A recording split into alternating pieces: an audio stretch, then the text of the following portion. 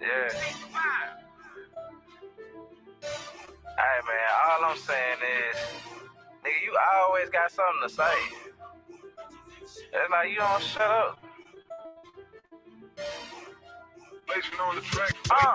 A lot of niggas died 1865. Took a Michael Flair, how I ain't gon' let it ride. Everybody hot and black was never on your side. They do maps to tell your apps where you sleep at night. They put that white man on. Got you begging them for answers like that white man know. Had you swearing you was African, that's that white man home. Had you proud to be a savage, that's that white man's zone. And I ain't talking shit, this my definition. If being savage was our nature, y'all be non-existent. We done took your ass out when we was in them bitches. Instead of showing you how to live and how to maintain business. White supremacy fake. Only way that shit real is if you do what they say. We the God to the gate. So when they say they fear God, now you know what they made. Shoot some, move some, shoot some, move some. Put us in the same room, he gon' go down. Hit a nigga with that boom, he gon' go down. Shoot some, move some, shoot some, move some. Put us in the same room, he gon' go down. Hit a nigga with that boom, he gon' go down. Every day my niggas dying, they don't know the truth. How the hell you close to God, we don't know it's you. Yo, how the hell you supposed to survive, we don't know the shoot. He should've died, you let him slide, cause he look just like you. I tried to tell him I'm scared, I can't. Everybody ain't your partner here, ain't your friend. I know they supposed to help, they want to put you in. That's how we struggle, that's how we live.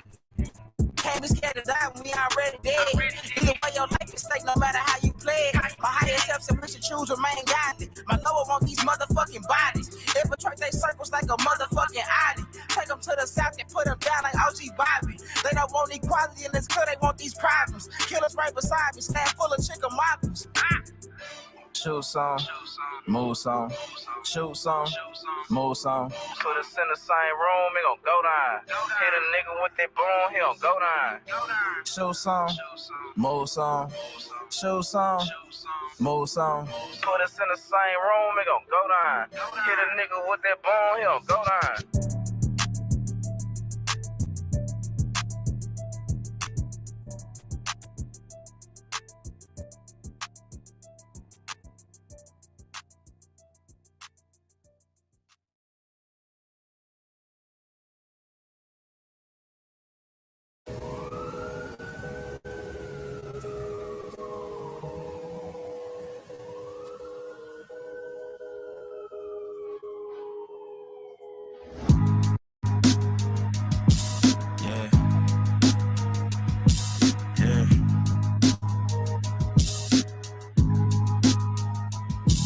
Yeah, rhyme so dope, my eyes low.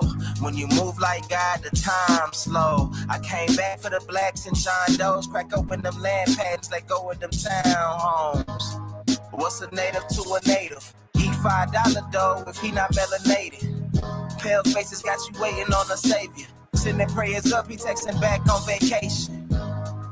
Yeah, God's children. Give all your praise to Jesus, but how God feeling? He say put no one before him in divine image. It's you with God and Christians. I got a vision, but niggas ain't gotta listen, so they don't. We came from the soil, wasn't fucking with no boats. Bible took our spirit, English potted on our homes. Tribal families turn on us, don't act like y'all don't know. But fuck them and they grudges. We was something turned to nothing. And now we nothing's turned to something. Reincarnation of ancients, fresh up out the oven. This the message to the black man.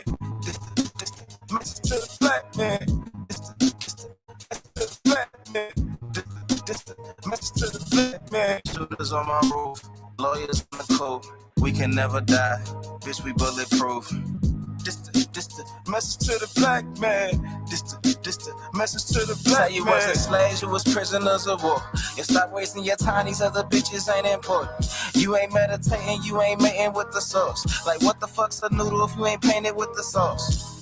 I find it hard to trust the pastor who rather side with the master who preaching we should submit while getting murdered and captured. About how we should wait on God is never our vernacular. They get paid and praised by the dollar long as they keeping us stagnant. And niggas think they woke, huh? Like you can change the whole world through a vote, huh? Like slave masters willing to let they slave go, huh? The slave master was probably no kinfolk, huh? history in reverse. A black king strategy, when blacks were your majesty. They always hide your pyramids, but point to where the castles be. Aristocracy, your last name patent accurately. Yeah.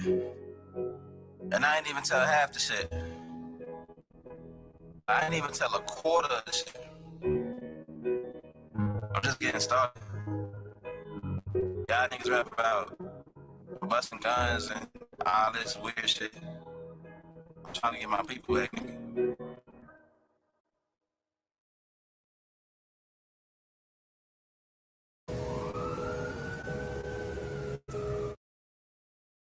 So you want to know where to invest $1,000 right now? Well, forget about stocks, real estate, or cryptocurrency. Stack that bitch up, Mike. Yeah, truth can't be told, it gotta be realized. The truth can't be told, it gotta be realized. Freedom ain't free, it ain't legalized. Can't be told, it gotta be realized. Freedom ain't free, it ain't realized. Freedom ain't free, it ain't realized. Freedom ain't, it ain't legalized. Realize. Freedom ain't free, it ain't legalized. Realize. Freedom ain't free, it ain't legalized. Realize. Yeah. Slavery was a long time ago. How? Same motherfuckers still here right now. Colonized on our land, they ahead of us. Changed our name so much they scared of us. Children of the sun, y'all don't compare to us. Pale-faced people, this ain't y'all area.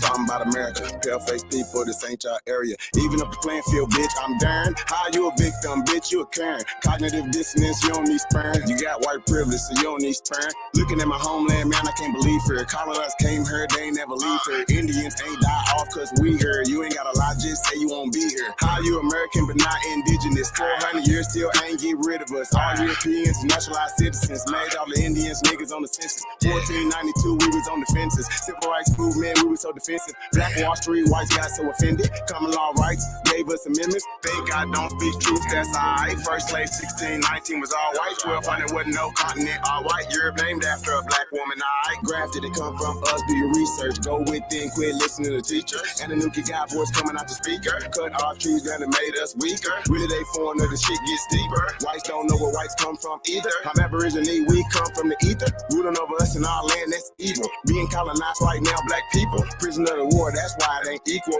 Wake up everybody, don't be no sheeple. Freedom ain't free, really freedom is illegal. And we can't get mad at this. Whites act like we can't see their advantages. Privilege is real, they working in management. Low down burgers at the calling us savages. Want you to think they above us. All white people are part-time judges. I ain't no racist, but I ain't no sucker. I ain't no African, but they my brothers. Been lied to, I got built up anger. You built everything, still waiting on the savior. Don't call yourself black, please do me that favor. Black tourmaline will protect you from a hater. Listening to your oppressors is dangerous. Gave us a Bible and stole our nation. Said we couldn't read, but we didn't know the language. Kept us on paper because we didn't see the danger. American Indian, keep the religion. Skin copper color, look just like a penny. Wanted our land and you called us stingy. Ain't no Democrats there to gotta pay attention. We got ancestors, but the papers is missing. Kings and queens, you can't remember. Remember who you are, just like Simba. Now they got our back, you don't want to hit us. Don't watch it, it's the next president, look it up. United States, only 10 square blocks, look it up. White people really the minorities, look it up. Courtrooms don't got authorities, look it up. You want me, say stop governing me. Gave me that trauma and it's really not me. Why you don't keep it 100 with me? Why Trayvon killer still walking around free? Made this song for the truth, don't hate it. History was told in reverse, I've stated. Kids still oppressed, somebody gotta say it. I'm taking out of school, that's the reason I made it. History is his story. History is his story. History is his story. History is his story. Ain't my story.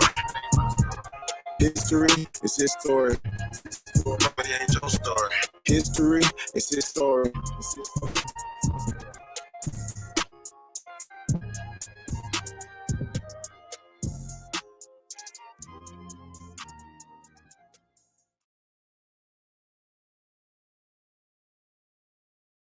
If you ever feel like this is it, like your life isn't going anywhere and all you want is to work on music every day, but instead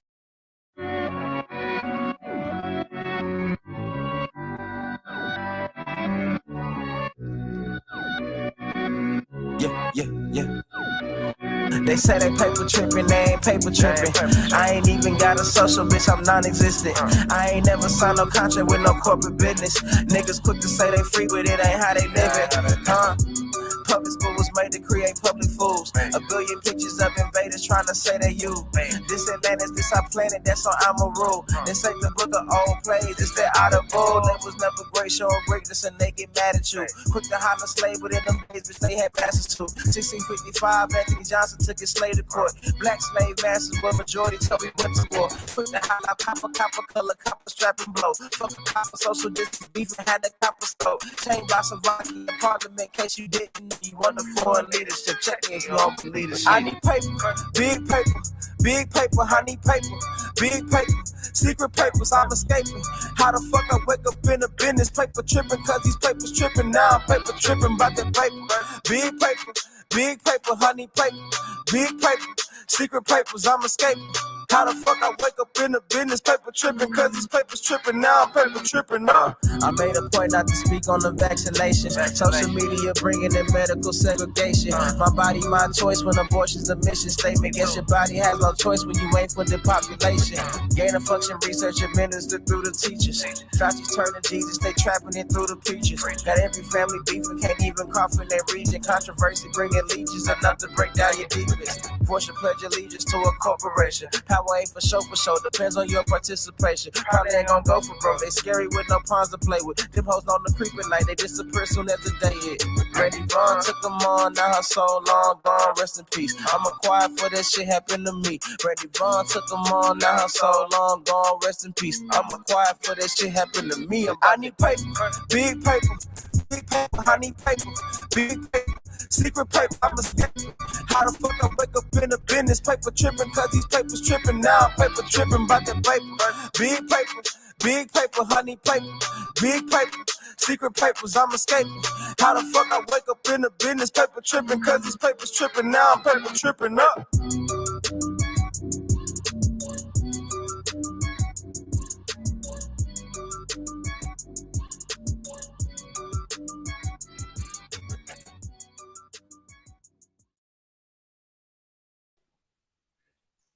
Peace and paradise to all American Aborigines.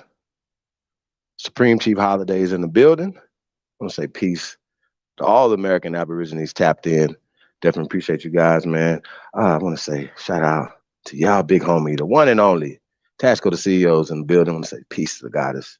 So shout out to everybody, man, tapped in. See old dude up in there. Shout out to old dude, Epic Studies, Juan Torres, Snake Guy. What's we got in here? Truth Master Dre, M. Stowers. I want to say peace to the guys, man. Freedom Feather is in the building. Oseo. What's we got in here? Divinity Brent. Welcome to all the newcomers, man. I definitely appreciate you guys, man. If this is your first time, man, press go. That's the thing we do over here, man. If you truly are descendants of the greatest people in world history, press go. So that's what we're doing over here, man. So shout out to all the goats out there, man. Who else we got in the building, man? Raina Leona is in the building. Peace, Empress. Say working and listening. That's what's up. East Side 1415 is in the building. Peace, relative.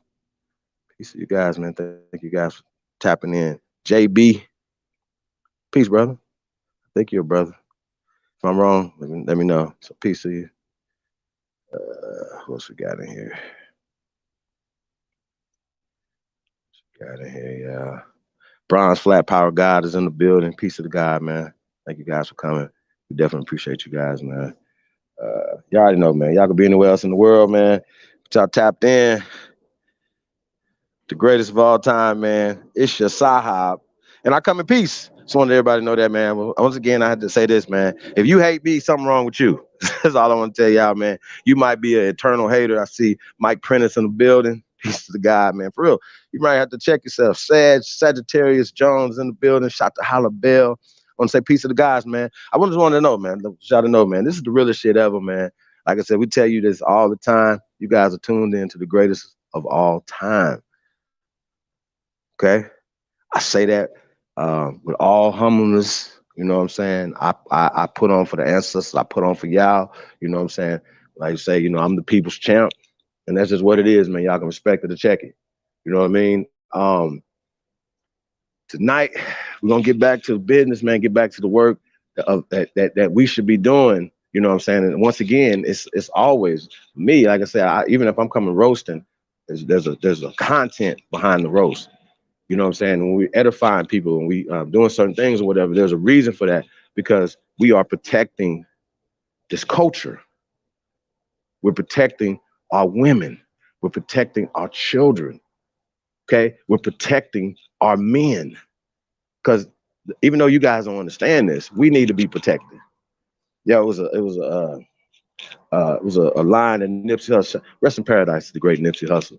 He was like, "Block for me, black man. You know they're trying to stretch us.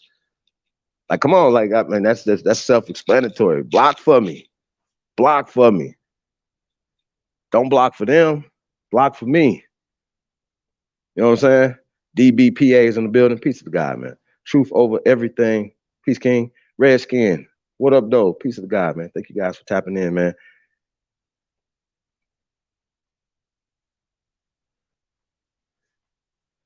Peace to everybody. Make sure I got everybody, man, tapping in. Yeah. So last night got kind of crazy, y'all, and I know a lot of times people, don't like to hear the back and forth with Pan Africans or anybody for that matter, especially when we can't understand. We hear a bunch of yelling and a lot of emotions going on, a lot of passion. I try not to censor people, y'all. I try to allow people, even if you disagree with me, to give you the floor so we can talk. Because some people might have these same objections, and they might not just be saying certain things. So I just wanted to point that out. I want to say peace to everybody. I want to get right into this thing. Oh, by the way, tonight, this is Doc Holiday tonight. Mr. I don't give a fuck. So I just want to let y'all know that. So y'all might hear some different shit tonight, coming from your sahab. But I just want to let y'all know it's all coming from a place of love. Like I said, man, love who love you, man. Stop hating. I get too much goddamn hate out here. Like I said, if you hate me, something is wrong with you, okay? Because I've been showing love on and off the court or off air for years. I'm super consistent with that. So when you see a motherfucker hating on me, 9 times out of 10, something wrong. Something is definitely wrong. So I just want to point that out, y'all. So peace to everybody. I don't come on here to tear people that look like us down, even though they're lost, or even to the point where they're working against the culture and they're actually being enemies of progression.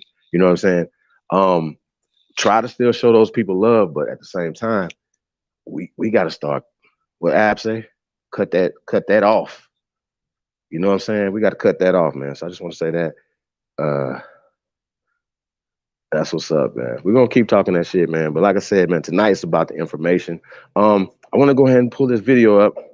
We're gonna play this last night. Now I want to give some background on it. This is from 1993, right? Donald Trump was at a hearing, I guess to get gaming license. You know what I'm saying? To get a gaming license in Connecticut. If you guys know, famous quote, "They don't look like Indians to me. And they don't look like Indians to Indians," right? And I think this is really weird conversation for him, because once again, he was talking about the Aborigines. I think they were Pequots, right? Who actually ultimately ended up winning that, right? So winning the case, getting the land, and being able to build their casino on there. You know what I'm saying? Now, I don't want to spoil it. We're gonna play the video and then we're gonna get into some of the conversations and stuff. But once again, we played the video tonight. We might have to play that video. Matter of fact, let's do this. Let's don't pull that video up yet. Let's pull the other one up from the other night. I might have to resend it to you. We had played it late. It was showing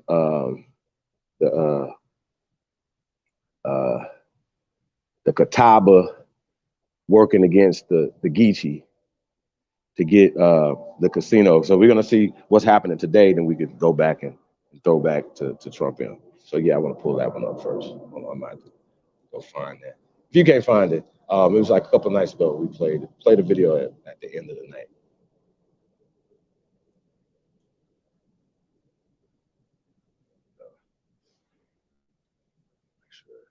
I just came in the building.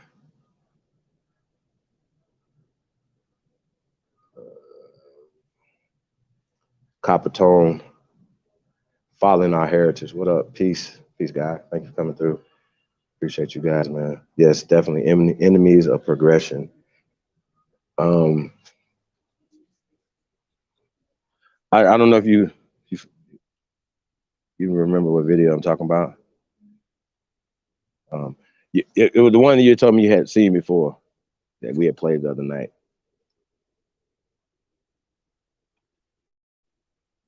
I don't know if I have to resend it to you. Let me know if I have to. Peace. See Christina in the building. Peace, Empress. Thank you guys for tapping in, man. And shout out to everybody, man, tapped in, man. Like I said, man, you mad at me, man, something wrong with you. So I gotta say, and a lot of times when you see these guys that are actually have objections to what we're doing, what we're saying, you know, once again, it's an identity crisis, right? You guys see the goddamn thumbnail, right? Now I get trolled. I mean, I'm getting trolled right now.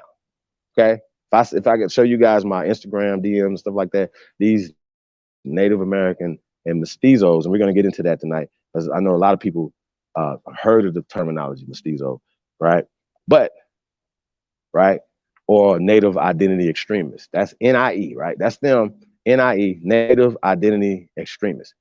Now, for me, seeing that thumbnail, those guys don't look like Indians to me, right? And they don't look like Indians to y'all, the real Indians, right? Once again, Indian is a descriptive term of dark skin, Indus, dark. Don't tell me what somebody else told you as, oh, you know what I'm saying? Yeah, so once again, Indian is a descriptive term. I do understand that. Once again, it's interchangeable. There's classifications, misclassifications, okay? So lots of times, you know, what they're doing is they're writing classifications and terminology and they're putting them back in time. So I want to set this up with this right here first, you know, something that's happening right now, and then we can get into other situation. And see, basically, this has been happening for a long time, you guys, that outside entities are working against the original people through the amalgamated or the mestizos, right?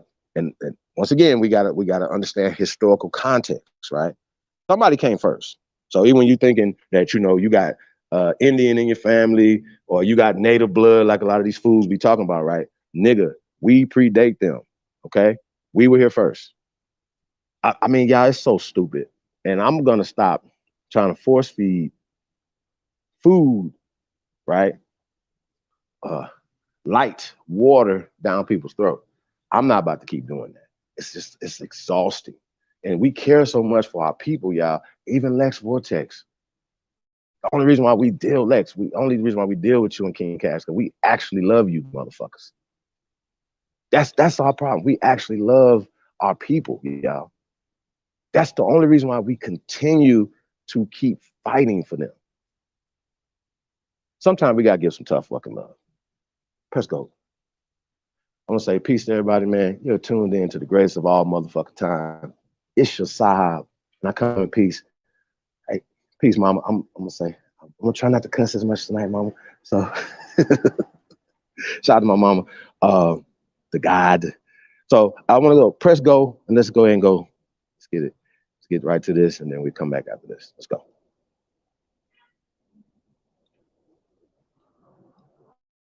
There are several other accounts of Catawba tribe members catching fugitive slaves, and many of these point out the blacks' fears of the Catawba. One account tells of runaways surrendering to whites rather than being caught by the Catawba. I'm going to repeat that again. One account tells of runaways surrendering to whites rather than being caught by the Catawba.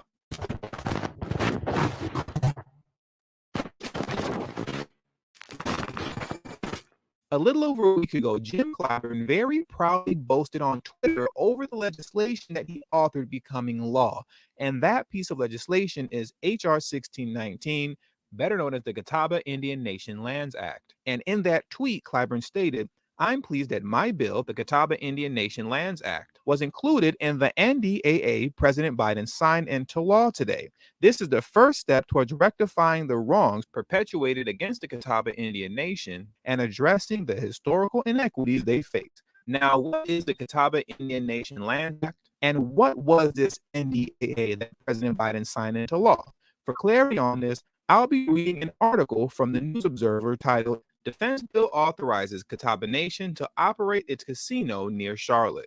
A federal bill passed in Congress last week to settle a North Carolina land dispute between two Native American tribes and allow North Carolina's newest casino to keep operating. The Eastern Band of Cherokee Indians and the Catawba Nation both claim that 17 acres of land in Kings Mountain originally belonged to their tribe. But last week, Congress gave the force of law to Catawba ownership of the land. Now, here's the important part right here.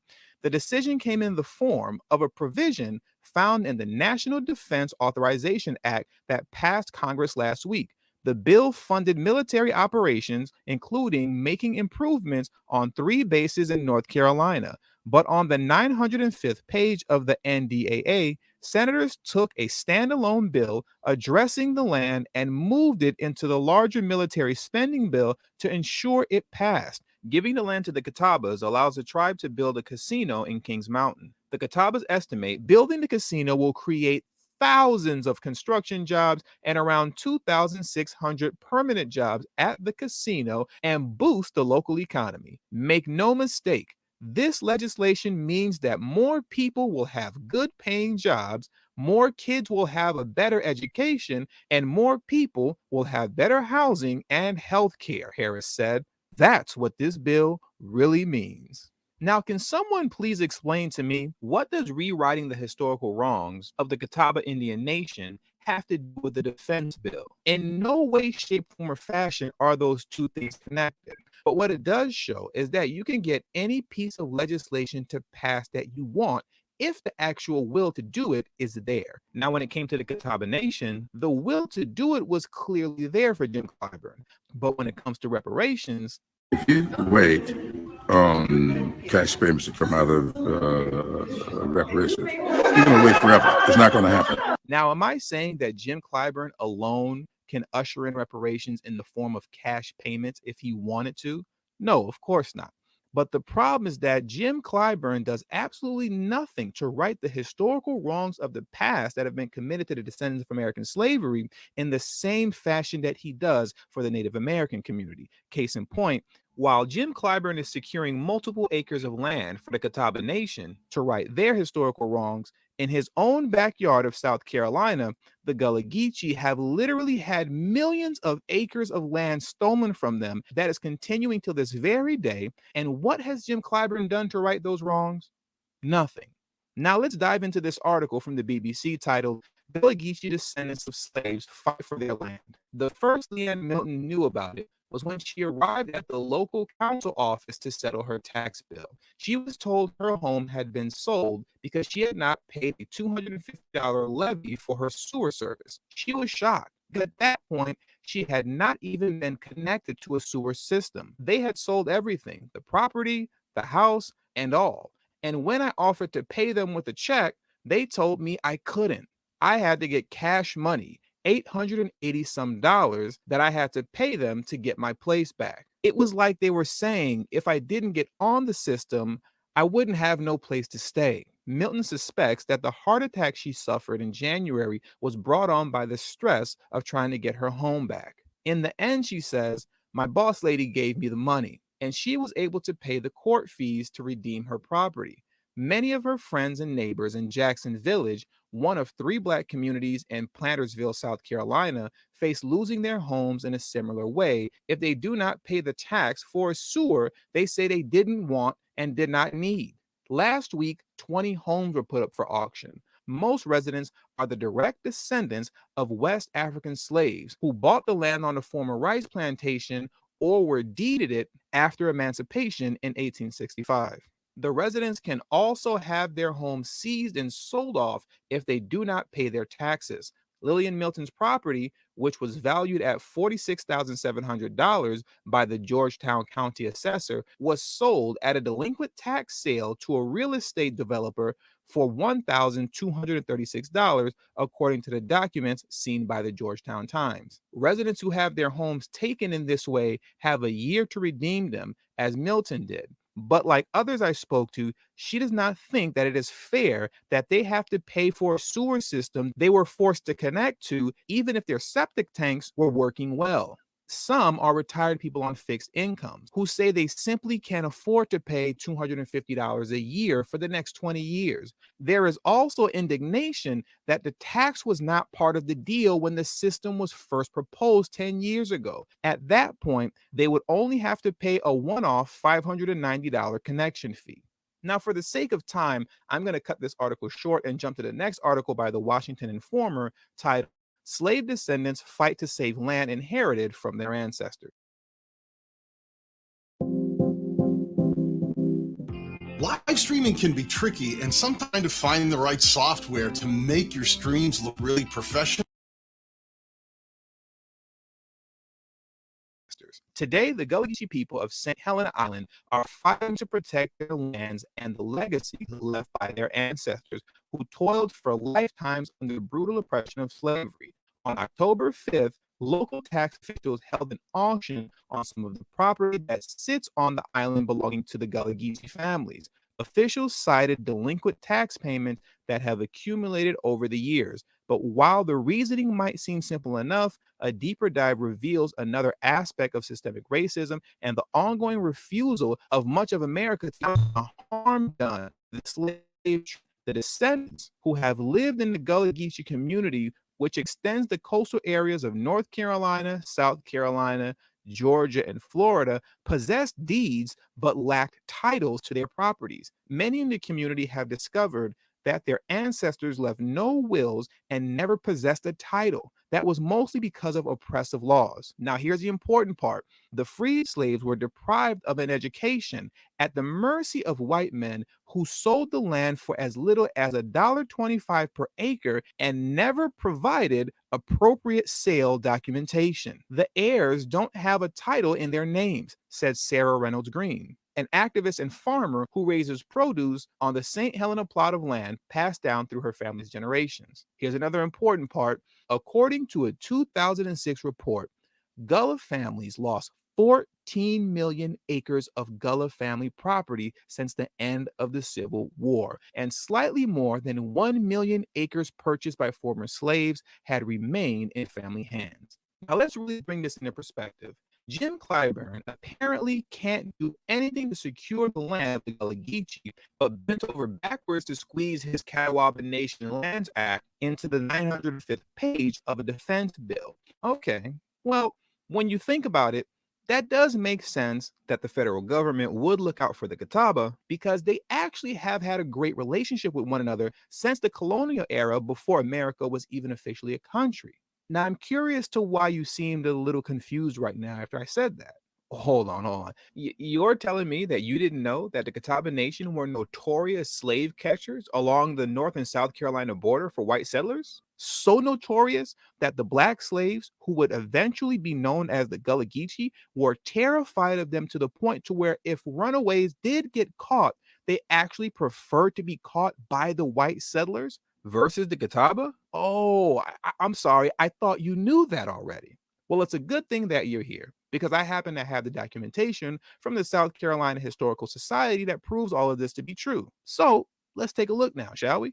Given this history, it may be surprising that the Catawba, in the late years of the antebellum period, adopted the white practice of owning black slaves. Although this practice was not widespread, the percentage of slave owning Catawba was roughly comparable to that of Southern whites. Now, before we carry on, as we go through this, what you'll notice all through this article is that the author makes up excuse after excuse for the Catawba's participation in slavery by constantly blaming it on their encounter with white settlers, as if the white settlers forced them to participate in the enslavement of Black Americans, when in fact, they actually chose to participate apparently for their own survival, meaning you, Black Americans, were their sacrificial lamb. Don't believe me? Well, let's carry on and you'll see that's true for yourself. The Catawba Indians seem to have adopted black slavery as an attempt at survival in an increasingly white-dominated world. It was part of their attempt to adopt the ways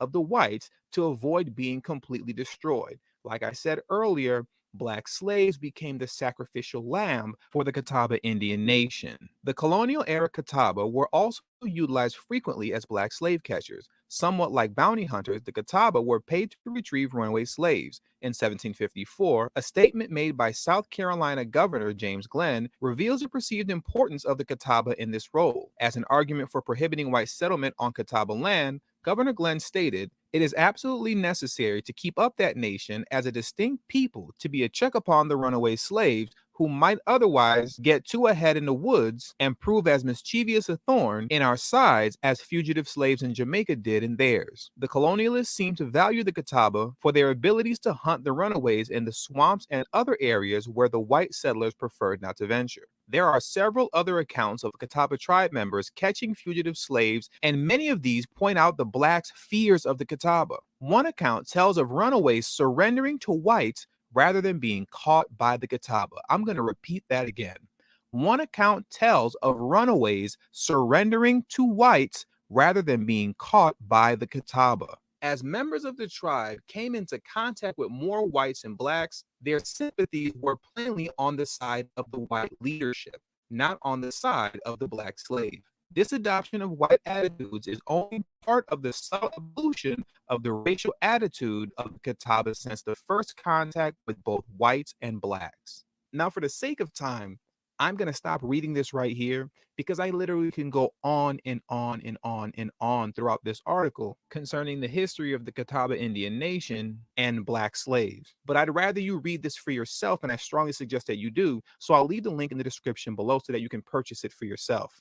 And once again, I strongly suggest that you do. But at the moment, what I want you to walk away with is the understanding that this relationship between the Catawba Nation and the white settlers who would eventually go on to form the United States federal government has existed for centuries. So it's no wonder that Clyburn would make it his business to do the bidding of the federal government to continue to look out for the Catawba while completely ignoring the plight of his own people in South Carolina. This is the kind of wickedness that takes place within your government that people like Jim Clyburn are upholding for their own personal gain. And this is exactly why people like him and the entire Congressional Black Caucus need to be removed, because they are only in office to do the bidding of a system that has always made it its point to sabotage you and ruin you over and over and over again. And with all that being said, that does it for today's video. Please make sure you hit the subscribe button as well as the bell notification next to the subscribe button so you'll be notified whenever I release a new video. All social media links will be pinned in the comment section below. Please make sure you text TD Hip Hop to number 33222. That's TD Hip Hop to number 33222. That way you'll get a direct text notification whenever I release a new video, but it also serves as a protection plan for myself. And YouTube gives the channel the axe, I'll be able to send you a direct link to where you can find me next. And last but not least, for those of you who have a love and appreciation for the work that I put in on this channel, the number way you can show your support is through Patreon for only $3 a month. That will help put me in position to take TD Hip Hop Media off of YouTube. Remember, the goal is not to grow big on YouTube, but to grow independent of YouTube. And for those who have issues with joining Patreon, you could also hit the join button that's next to the subscribe button. And that way you can become an official channel member for as little as $3 a month as well. And lastly, if you have not already, please make sure you join the emailing list. There is no way that I can go independent of YouTube if I cannot take the audience with me. And the link to that will be pinned in the comment section as well. Thank you for your time. And until the next video, peace.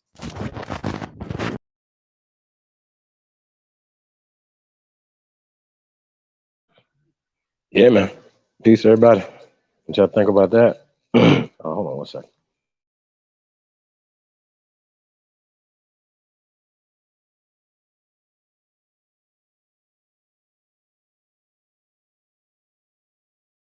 See, I think the problem is, right, it's the terminologies, you know, that's the real problem.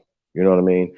But in this situation, right, once again, the behind the scenes stuff is that you guys seen the Catawba. You guys seen what they look like, right? Super pale skin. Hey, I want to pull up the the Wikipedia for mestizo while we had this conversation, right? And I'm gonna go over mestizo while we have this conversation. I need you guys to understand that mestizos aren't the original people. You're mixed, okay?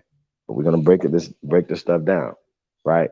You're mixed, and it's not a 50-50 mix, because you could be mixed 50-50, you could be mixed 75-25, you could be mixed different mixtures or admixtures, right? But if you're not the original stock, right? You're a mestizo, you're mixed. And that means middle generations. You have the original, and you have Johnny come latelys, right? Who got together to make a middle, right? A middle, a middle generations. Okay. But we're gonna pull this up so you guys can see this. But I wanted to break down what they were talking about. You know, we talk about taxation, right? Once again, it's legal. Okay, how about this? You get a 30-year mortgage, right? And you pay it off in 15 years. Okay? House paid off, right? You own the house. It's your house, right? Boom, there you go. It's your house, right? You cut the yard every Saturday. You have little evenings, right? And let's say you retire from the job, right? You retire from the job, you're done. It's your piece of pie, right? And you're living on a fixed income, and stuff's coming in, right? Fixed income. Now the city starts making changes with this and that and the third. Now your fixed income cannot take any more, because you were living off of less than what customer living off of, right? But you went ahead and invested in this house. Double the payments to pay it off early. So the 30-year mortgage, you paid it off in 15, okay? Now, you own this house, right? Well, you don't, because you don't own the land that the house is on. You have to pay taxes for the land that is on. I'll give you guys a perfect example, right? McDonald's is the largest land-owning corporation in the world. You'd be like, what do you mean, Chief? Okay, everybody that gets a McDonald's franchise, you might own the franchise, right? But you don't own the land that is owned. So you will always be paying a tax to McDonald's. That's part of it, right? Same way with a house, right? You own the house, you pay for the house, but you don't own the land that the house is on. So they're taxing you, right? So say you paying the property tax, whatever, that's a part of your fixed income, right?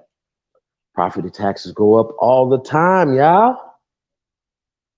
Property taxes go up all the time, y'all. If they build a new stadium in your city, your property tax is going to go up. If more people come moving into your state, moving into your city, the property taxes are going to go up. Things are going to go up. It's called gentrification, right? So older people that live there that's been on fixed incomes will not be able to pay those property taxes. Y'all understand what I'm saying? That's illegal. That's not the American way. That's some colonized ass shit, and it needs to stop in America. It needs to stop, y'all.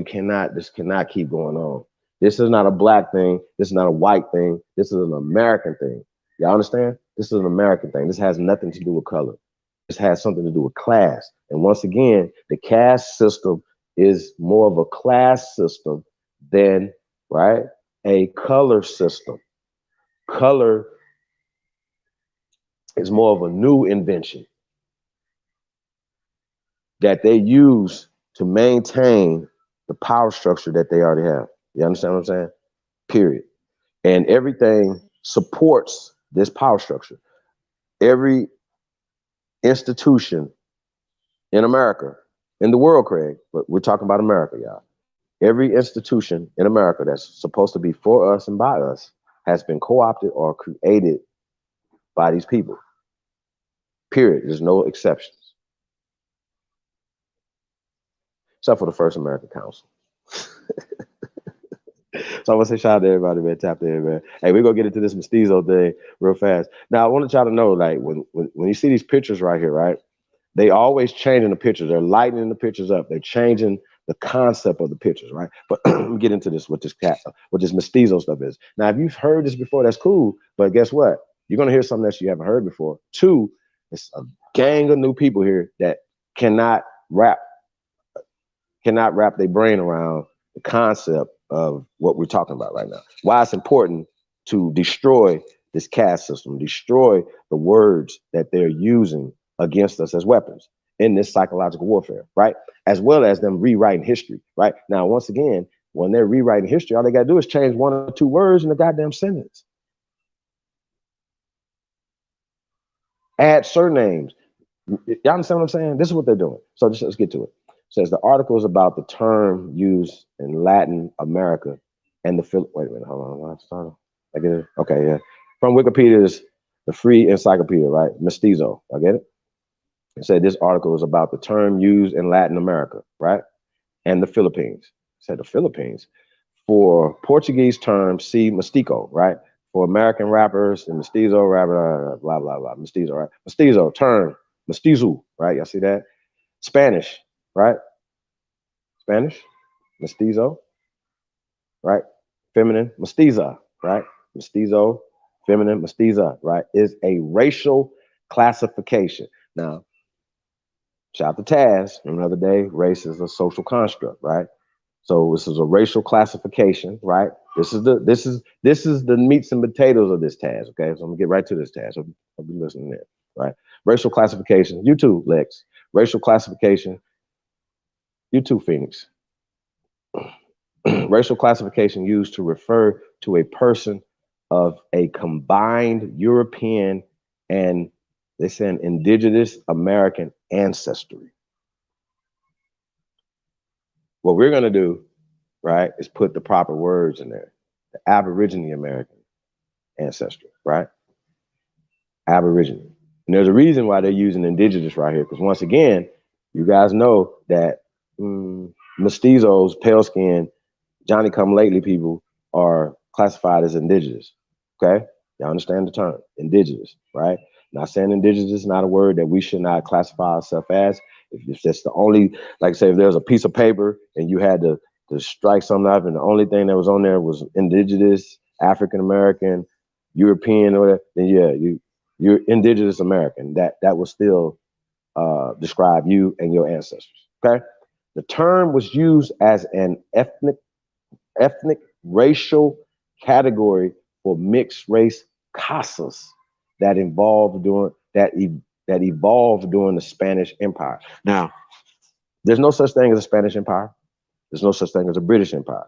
Now, I understand a lot of people we got these stories, the Great British Empire with their great navy, right? The great Spanish Empire that fought back against them and all this other shit. It's a story. Okay, let's keep going. It's just a made up story. Made up story. Once again, it's like if you get the power of the pen, right?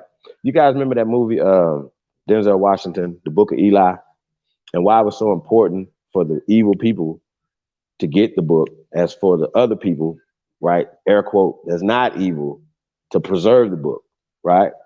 Why it was important that you had these people who were ignorant, who were illiterate, right? And for somebody to get something that they were passed down, they were taught that this book, this Bible, right, was the gospel, was the end all be all. It's the word of God, right? Now they still believe in this God, but they don't know how to read, they don't know how to write, and they've never seen this book called the Bible, right? But the quest of the movie was for him to get this away from the evil people who would get it, right? What would the evil people do with it? They will manipulate the people, right? They will hold information away from the people, right? This is what they doing with this book, right? So the non-evil people, this is air quotes, the non-evil people, right, got the book, right?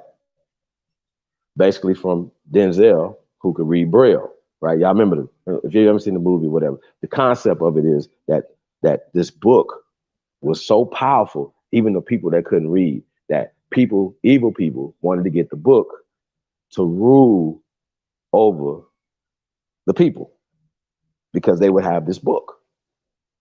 And then they can manipulate the people however they wanted to manipulate the people. They could change things in this book, however they wanted to change it to fit their narrative, right? That's Wikipedia, that's King James, that's They Came Before Columbus, that's The Art of War, that's any 1984, any book, Machiavelli. I can go on and on and on and on and on. There's nothing that has been written that hasn't been tampered with, okay? Because we have been tampered with. Our brains have been tampered with. Editors change stuff, do things or whatever to fit narratives, okay? Now, a lot of times we're going back and forth with a lot of these clowns. We're telling them stuff like, hey, bro, that word didn't exist. Like India didn't exist in 1492, right? Spain didn't exist in 1492. But they continue to push this narrative because of stuff like this right here evolved during the Spanish Empire. You know what I'm saying? Hey, let's keep going down.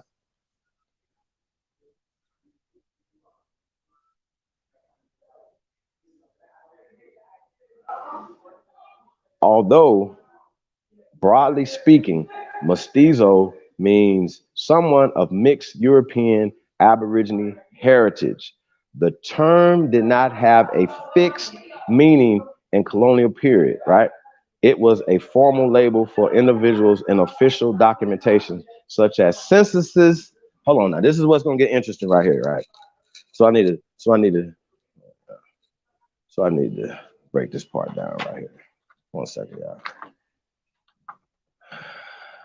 So check this out. It was a formal label for individuals in official documentation.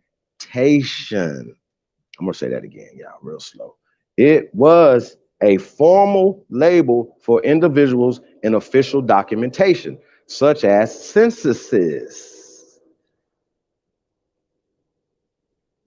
parish registers, Inquisition trials, and other matters.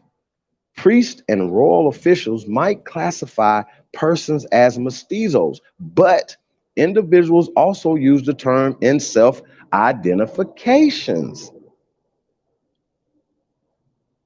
All right, so real quick, right? So remember we talked about 1790 census, right? Supposed to be the first census of the United States, right?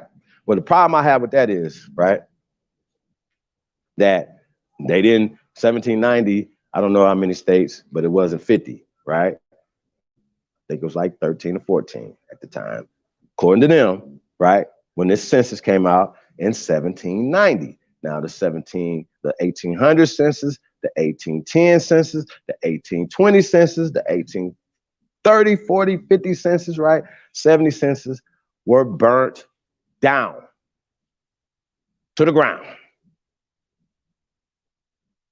Okay? The census documentation that you can read today, has been recreated. The numbers, the names, the classifications, everything have been changed, okay? They have changed for the empowerment of the people, the evil people who are using this still to this day for their power, okay? The noun miscegenate, derived from the adjective mestizo, is a term for racial mixing that did not come into usage until the 20th century.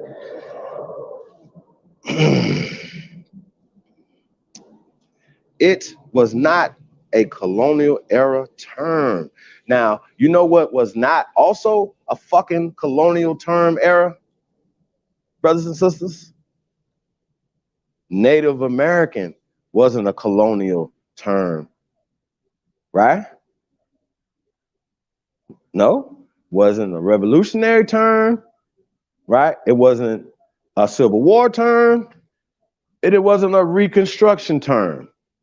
It was a late 20th century term that was created. We might have to get back into that too tonight, okay? But I just wanted to break that down real fast, y'all. I didn't want you guys to get, we building over here, right? We building amongst people, right? We building, okay? In the modern era, misogyny is used by scholars such as Gloria, I'm not going to even try, Anzaldua,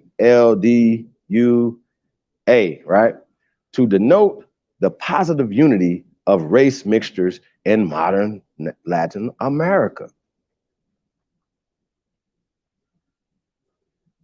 This ideological stance is in contrast to the term miscegenation, which usually has negative connotation. Now, what is interesting about this right here, right? Miscegenation, right, is just English. It's just translated from misogyny. I can't make this up. I'm not about to play with these people. Okay. Did y'all hear what I just said? That miscegenation is English. It's not Spanish, right? It says, which usually has a negative connotation, right? Now, I think it's interesting that misogyny, which is right, what they say, 20th century term, right? It's not a colonial term, right? Right? Is that a word? See how they play games, and that's why you need, like, your sahab is here, decipher this shit, right? Hey, man, like, share, subscribe, man. Support the real. You already know, man. We got the dollar challenge going on out here, man. So I want to say shout out to everybody that tap in with the Only Builders, man. We got one coming tomorrow, y'all. So pop up tomorrow. Y'all stay tuned. Y'all already know Sunday, man, the 23rd. Founding Fathers. We're gonna be dropping some shit they never seen before, man. Like I said, man, if you're a builder, man, you got access to all the pay-per-views, everything that we've already done. You got access to the things that come out first. See things before anybody else see it, music, all these other things. You're part of the membership club, part of the special forces. I just want to say that. In the modern era, particularly in Latin America, mestizo has become more of a cultural term, right? More of a cultural term. Hey, I do want to go and read through that box right there. That's up top. So kind of want to go back to that. Let's go back up real fast. I want to go over that real fast because I want to skip over that. Okay, let's go back up to the picture real fast. Now this picture, right? If you see the original, right? Like, and we can go and show you some other paintings, right? But it'll show it's a casa painting of a Spanish man, right? And an indigenous woman with a mestizo child, right? Now, as you see, the woman is a mestizo too, right? They have lightened her up, right? So once again, it's all part of the whitewashing of the mind and of history. So you have people of mestizo, right? There's mestizos that are listening in who believe that they are the original people based off of the indoctrination, right? Movies like Apocalypto and some other bullshit, right? Those guys that's on the thumbnail, that's from Apocalypto. Those guys are European. They're mestizos, right? You're not the original. You have Kirimeo. You have European ancestors, okay? But that baby is mixed, and it's a part of a casa system, right? Now,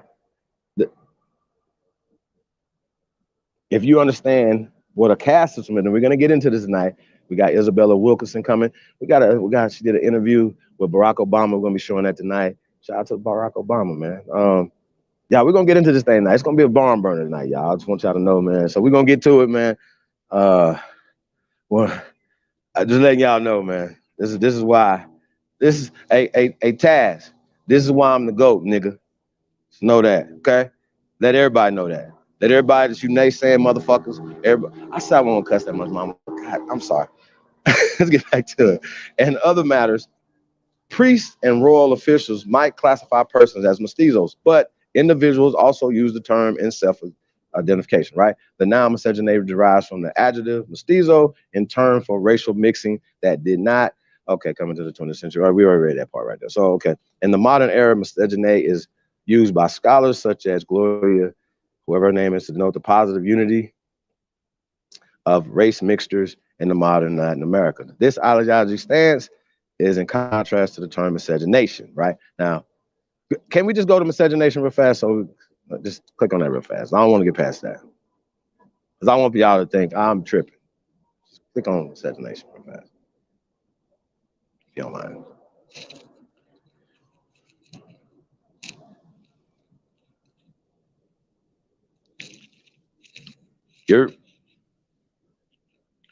Can you click on miscegenation real fast? Okay, there you go.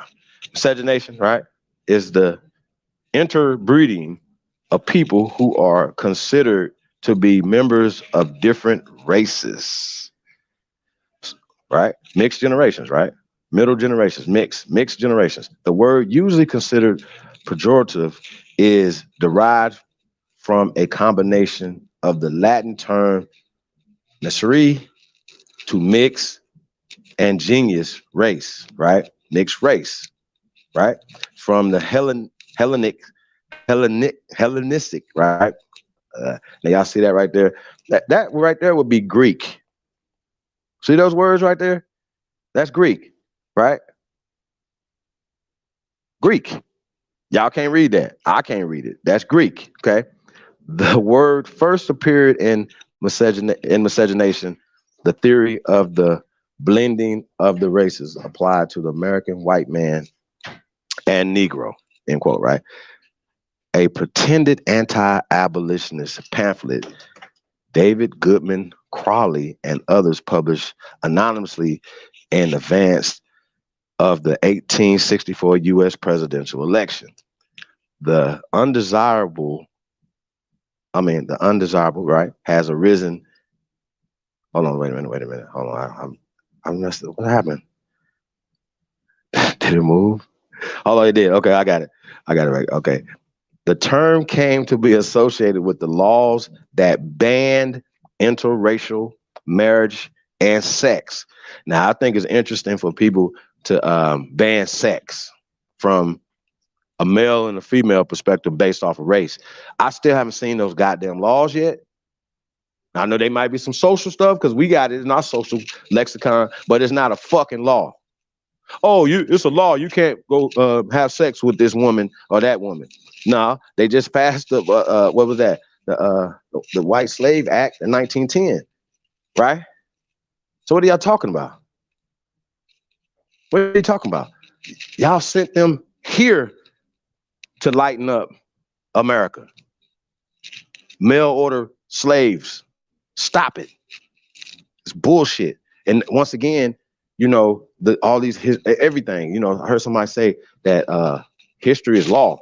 Facts. And if the history has been changed and rearranged, right, then law has been changed and rearranged. Do you understand? That's why we have to go to the original words of law, Latin, okay? Not the bullshit that they got coming in here now. All right, so let's get to this. Says opposition to miscegenation framed as preserving so-called racial purity is a typical theme of racial supremacist movements. Although the notion that racial mixing is undesirable has arisen at different points in history, it gained popular prominence among white communities in America during the colonial period, right? Although the term miscegenation was formed from the Latin miscegere, to mix, plus genius race of or kind, and it could therefore be perceived as being value neutral. It is almost always a pejorative term which is used by people who believe in racial superiority and purity. Now, what is interesting about that is, once again, a scientific law says that dominant genes, right? Dark eyes, dark skin, kinky, coily hair predates pale skin, recessive hair, blue eyes,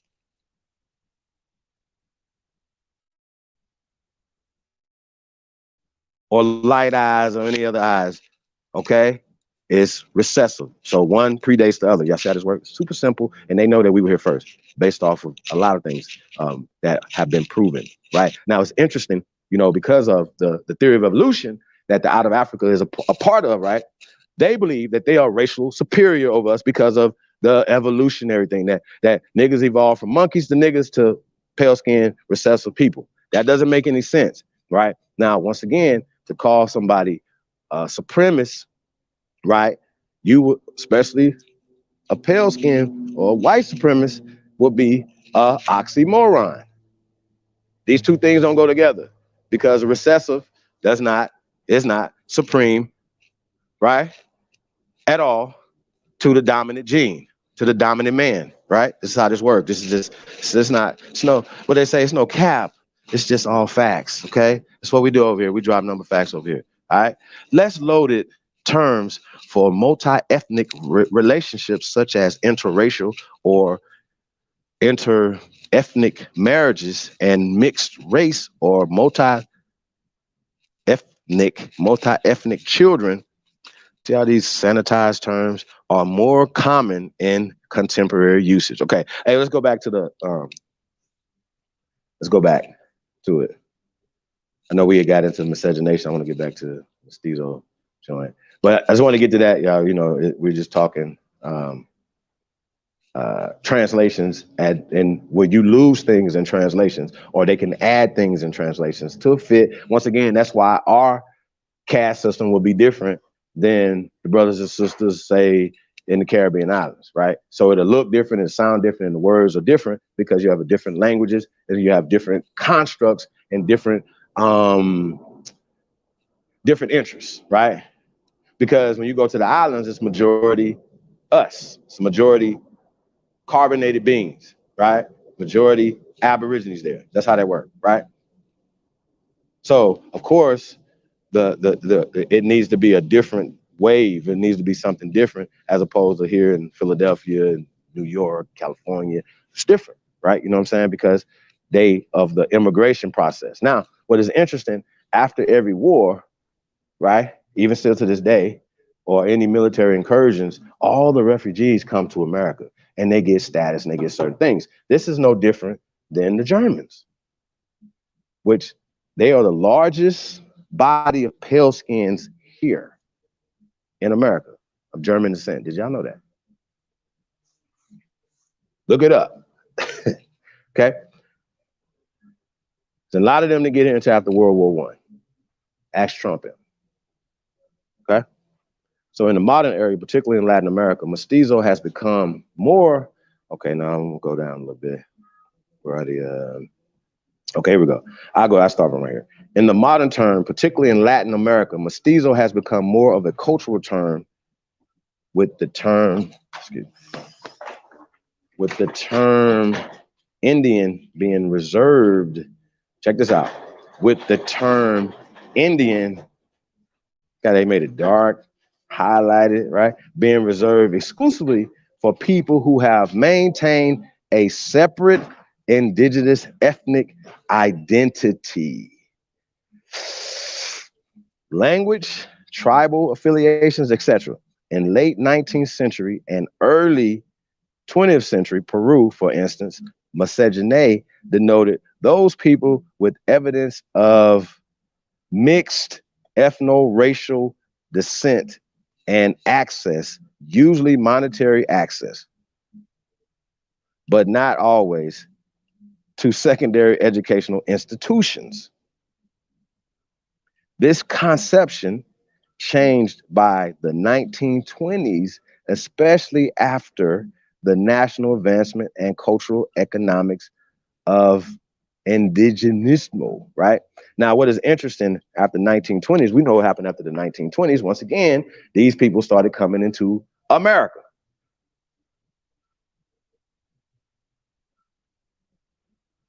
And also bringing in racial integrity acts and certain things. So this happened after the 1920s, right? So to avoid confusion with the original usage of the term mestizo, mixed people started to be referred to collectively as casas. which means that you are in this, you are in a caste system. You're a casa. So they would call you a half caste, right?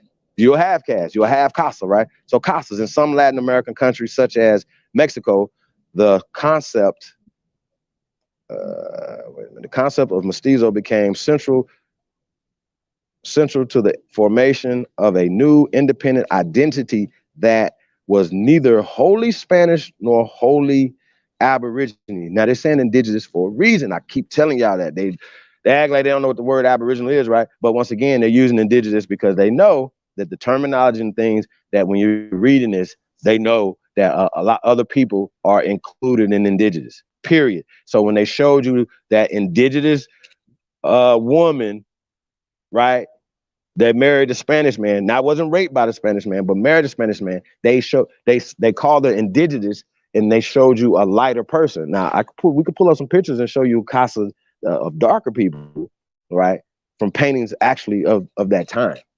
That's showing the casa system. It's showing the darker Aborigines marrying the lighter Spanish people to create the mix, the half caste. Okay, this is what's happening. I don't give a fuck what y'all saying, and understand this: these people are minority here. So they wasn't here crossing over land bridges, doing all this stuff that you guys have been misclassified and told that they're doing. Okay, so just what it is, man. Perspective check. The word mestizo acquired its current meaning, being used by the government to refer to all Mexicans who do not speak indigenous languages.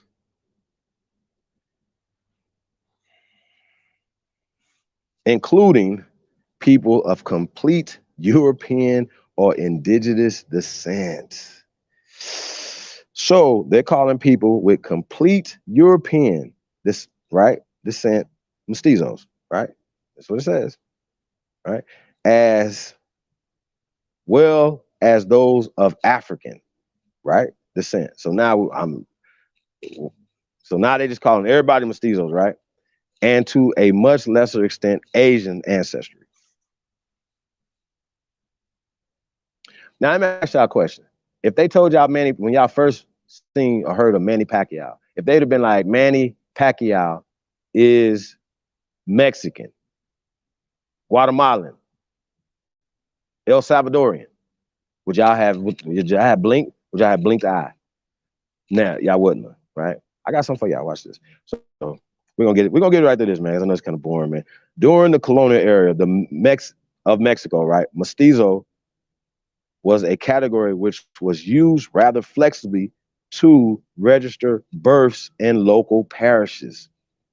Although it's used now, why are they categorizing people, right? Why are they doing this? These are acts of war, numerating people, counting, registering babies and all these other things, birth certificates and all this other stuff. And I know a lot of you guys be like, oh, we got to go get all our records and all this other stuff. Well, those records were acts of war.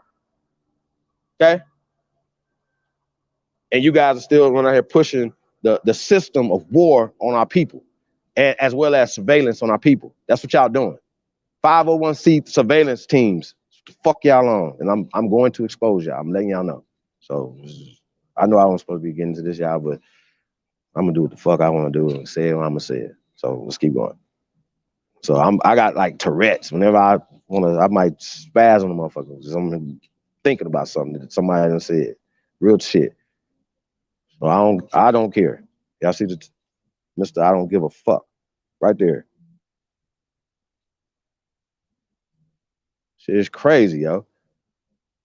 Register births in local parishes. Okay, although its use did not follow any pattern or strict genealogy. Oh, I'm sure it didn't, right? With Mexican independence, right, in academic circles created by the miscegenate or cosmic. Wait a minute, did I? No, I'm good. Or cosmic race, right? Cosmic race, right? Ideology. Yo, we got to see what cosmic race is real fast. Let's check this out.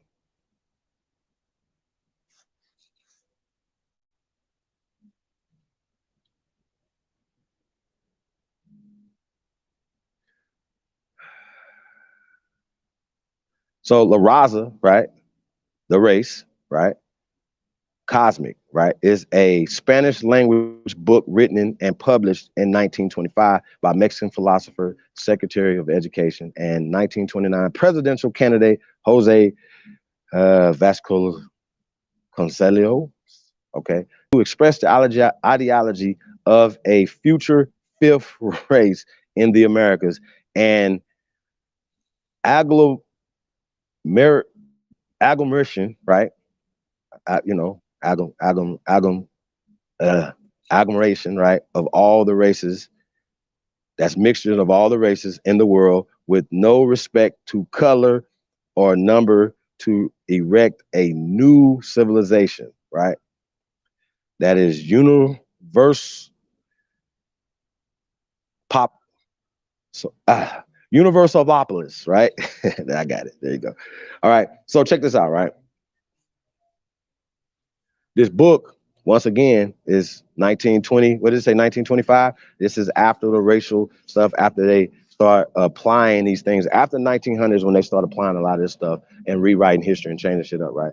All right. So that's just what it is, right? Claiming that social Darwinism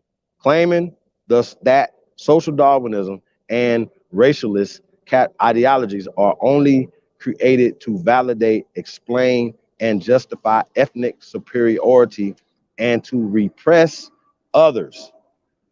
Vasconcelos, attempts to refute these theories and goes on to recognize his words as being an ideological effort to improve the cultural morale of a depressed race by offering his optimistic theory of the future development of a cosmic race. So this nigga's like, man, it's okay, y'all. Let's just all mix and make one great people, right? And it's all great people, right? Hey, let's get back to the thing. Let's go back. I think I'm done with him. Yeah. So y'all already know what social Darwinism is, and once again, this is what I said. You know, there's a lot of these books and a lot of these things go into the university concepts. They go into the once again the Bible, right? Like it's going through Latin America. It's written in Spanish. It's written in Portuguese. It's written in, right? It's not written in English. They don't speak it. But Darwinism is in it. Okay, so if you believe, like a lot of people are really religious nutcases, right? And so they believe in these curses. They believe in these things, right? They believe in the curses of Deuteronomy, and it acts out every day. And so even people of dark skin, they believe it. A lot of y'all listening right now, y'all believe the shit. And you know it. That's why a motherfucker could come up here and be like, get you a mixed girl. You understand what I'm saying? They're better than they mamas. Make this shit make sense. It does, because the psychological warfare that's happening to our people is this is explaining it right here.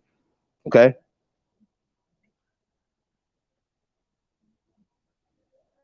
This is crazy, y'all.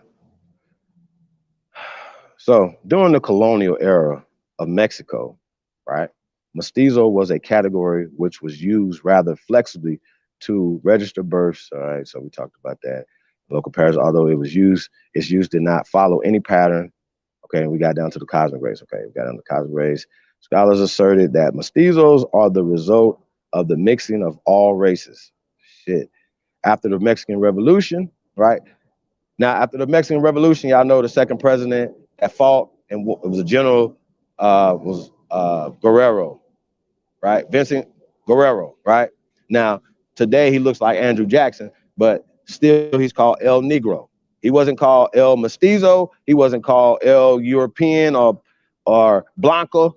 You know what I'm saying? He wasn't called that. He's still called El Negro, but he looks like Andrew Jackson, which is kind of interesting, right? So Mexican Revolution, the government, in its attempts to create an unified Mexican identity with no racial distinctions, adopted and actively promoted miscegenate ideologies. Okay, let's keep going. All right. I'm gonna go just a little bit longer, y'all, on this right here. The Portuguese cognate mestizo is right now, once again, the Portuguese, right, historically referred to any mixture of Portuguese, right, and local populations in Portuguese colonies. In the colonial Brazil, most of the non-enslaved population was initially mestiço de Indio,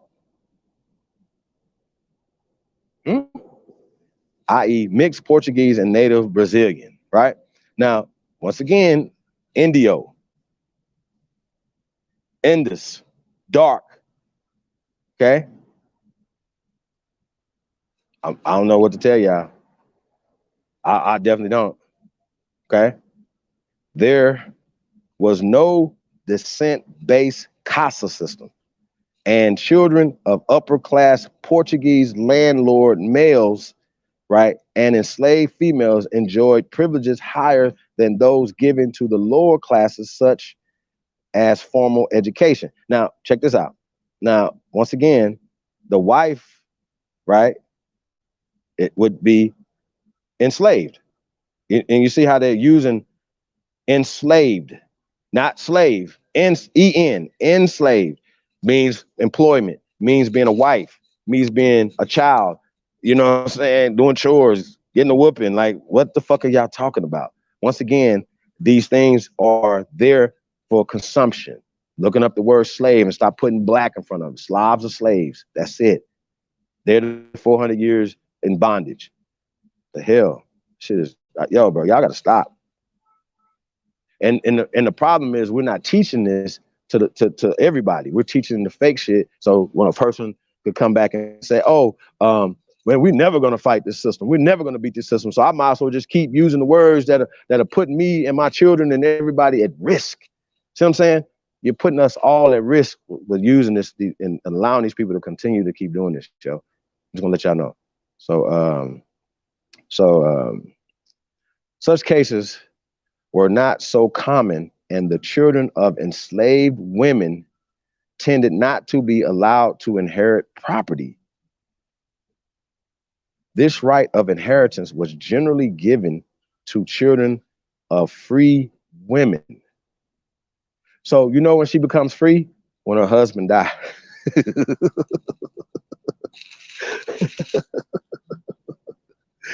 Who tended to be legitimate offspring in cases of concubinage. Okay. This was a common practice in both Amerindian, right, American niggas, and African customs. See how they do? So you'd be like Amerindians mixed with African customs, and that's why they think it's African customs and shit here, right? When we took shit from here, customs and things from here, like what they're calling voodoo, and we call it root work, roots, right? This is ancient. This is not from the 1800s and a mixture of Catholicism and all that. That's a later Johnny come lately stuff. Okay. So once again, you guys are getting a late story, a Johnny come lately story. That's what they're doing to us. Okay. It says in Canada, the Métis people, right? They hold term is mixed people, right? They done made a tribe for them, mixed people, right? That's just like the Seminole. Brown people. Seminole means brown. It don't mean motherfucking runaway. Cimarron, maroon, brown people. They changed. Yeah, the brown people that ran away, the brown people that fought against them, the wild brown people, right? That's all it was. And once again, that we start internalizing the colonizers. I want to say their pen. We validate their pens. We validate because they didn't bring no swords and do shit to us. Imagine that they get out the motherfucking boat with no guns, nothing. 10, 15, 20 of them. They tell us a story like Cortez was just walking around millions of people and just grabbing one motherfucker and then enslave all these people because y'all done snuck up like some ninjas with all Stop the bullshit. This is a Harry Potter story. Okay? It is. It says the Métis people are a distinct ethnic community composed of descendants of European, usually French, sometimes Scottish or English, right? Involved in the fur trade and Canadian First Nations people, right? Especially Cree and Anishinaabe. something like that. For nations, they developed a separate culture of hunters and trappers and were concentrated in the Red River Valley, right? And speak, I guess that's called the Mischief language, right? Metis does not include people of mixed European and Inuit ancestry, right? Because they probably had them fighting against each other. You understand that? In the Philippines, which was a captaincy general, right? We got to see what that is. Click on that, please.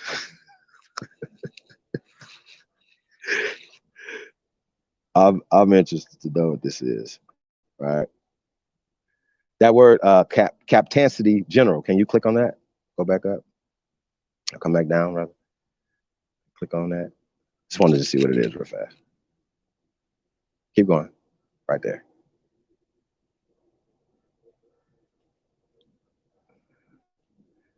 Okay.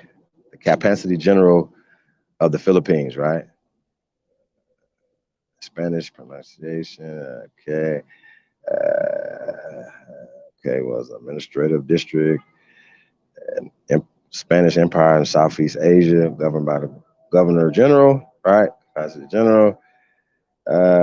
Encompassed the Spanish East Indies, right? Which included, among others, the Philippine Islands and the Caroline Islands. It was founded in 1565, right? With the first permanent Spanish settlements. Okay, for centuries. Okay, we can go out of that. I just want to know what it was, what they had going on. So, hey, y'all, like I said, a lot of these terminologies, like Spanish Empire, didn't exist because Spain didn't exist, right? In the 1500s. I know y'all. I see, once again, we believe it is because we're going to read this shit right here and be like, oh, yeah. No, but it didn't exist. Okay? It did not exist. So what they're doing is they're writing this system back in the 1500s in the Philippines, which, right, wasn't called the Philippines in the 1500s. Okay? So I just wanted to point that out. The term, hold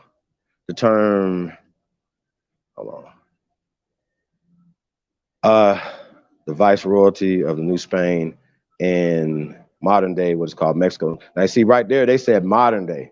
They'd be like, oh, the modern day, what is called Philippines now, right? Or the modern day, what's called Mexico. The term mestizo was used to refer to a Filipino with any foreign ancestry and usually shorten it as Tizo. Okay. Now, hey, I wanna get back. I wanna pull up this video that I just found today. And there's a guy we played before, right? He's a mestizo, right? And he had talked about the last time we played the video on this guy, right? He was talking about or Mexicans, Native Americans, right? But no, they live in Mexico. This is America, Jack, right? And once again, we know Native American is a social construct that has been created, just like a lot of social constructs that have been created that a lot of people, even if they're derogatory, will attach themselves to, right? Now, a lot of times people will detach themselves away from things like Aborigine because these people will put something like Aborigine water fountain, right? Or colored water fountain, right? Right next to a white water fountain. So you come up there, you say, here's a water fountain that looks just like this water fountain, right? But they got white on the top of this water fountain, right? And they got colored or Aborigine on this water fountain, right? Right? Same water fountains coming out the same pipes. But because they, right? So now they start maintaining the white side, right? Lines are let long, you feel me? The water's colder, right? So you over here and you like, damn, this water hot. You know what I'm saying? It ain't coming out good. It's little. You know what I mean? Feel me? They didn't service this, right? So now you start thinking, wait a minute, Aborigine, it's not a good term. Color, it's not a good term. And so then you go to black, or you go to Indian. You go to a term that has been given to you, right? That given to you for weakness, given to you for war, given to you for conquest, right? They didn't come and slap you up. They wrote your name down on a ledger and said, right here, we put a pencil in your hair, right? The pencil stood up in your shit or whatever, you are this, okay? You're that. Remember, kinky, dark, predates, is dominant. We are the majority. Okay, it doesn't make sense for these people to be here first and be a minority here, right? That doesn't make any sense. It's really dumb, and they are not in nobody's burial grounds nowhere. Okay, these are our ancestors here. Okay, this is our land.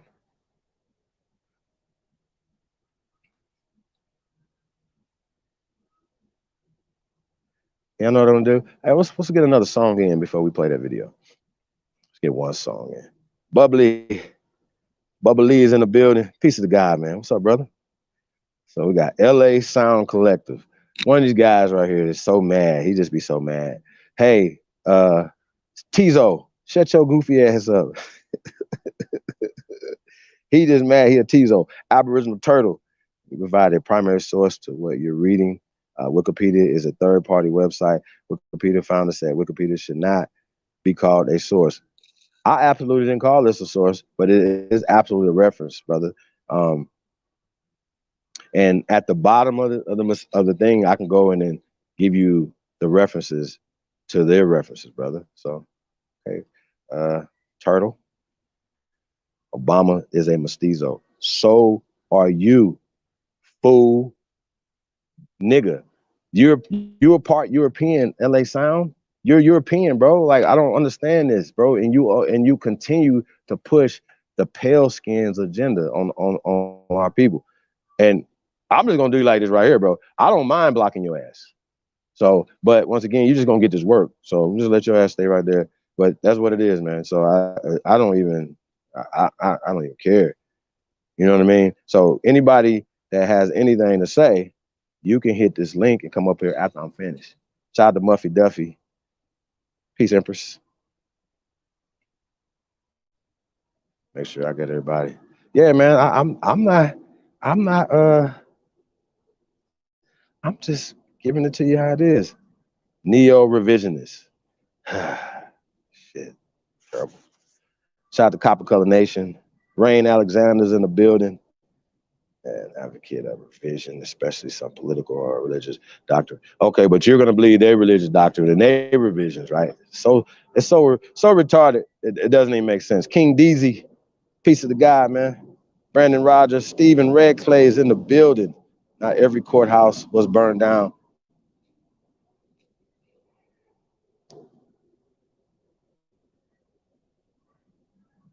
Make sure I got everybody.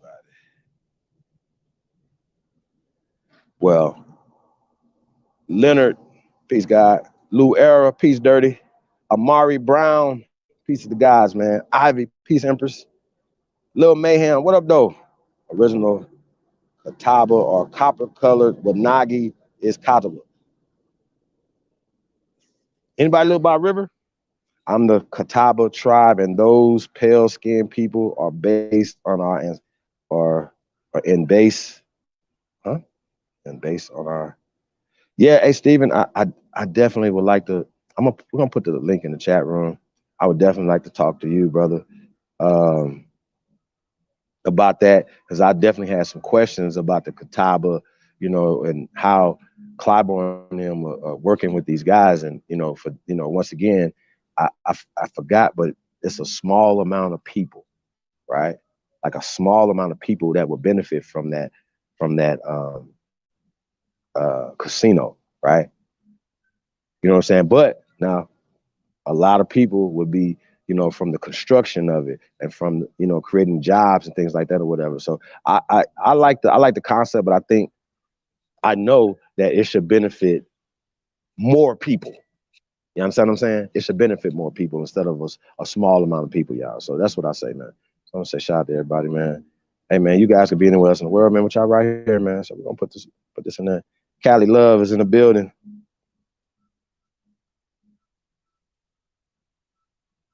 No, they're not coming on the panel. I want to talk to Stephen Redclay. He definitely can give some clarity to a lot of stuff that I'm saying right now.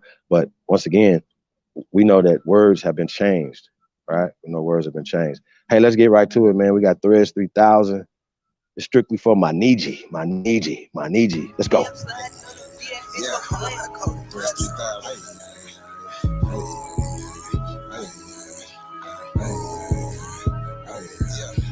Enemy of my tribe, of mine, so what's happening? Government and all y'all cross the line, so what's happening? My ancestors wouldn't like you cross the line, so what's happening? We original, y'all GMO, y'all lying. I do this for my N.I.E. I do this for my N.I.E. My N.I.E. My N.I.E. My N.I.E. I do this for my N.I.E. I do this for my N.I.E. My N.I.E. I do this for my N.I.E. Should've left me where I was, cause I ain't never scared. Took that little ice off my neck for this arrowhead. My nation, my N.I.E. someone thorough said. Real Americans, still pure blood, we thoroughbred. I'm like, let my people go and just take me instead. When it's red or blue pill, I'm only choosing red. I'ma always choose my people, you can keep that bread.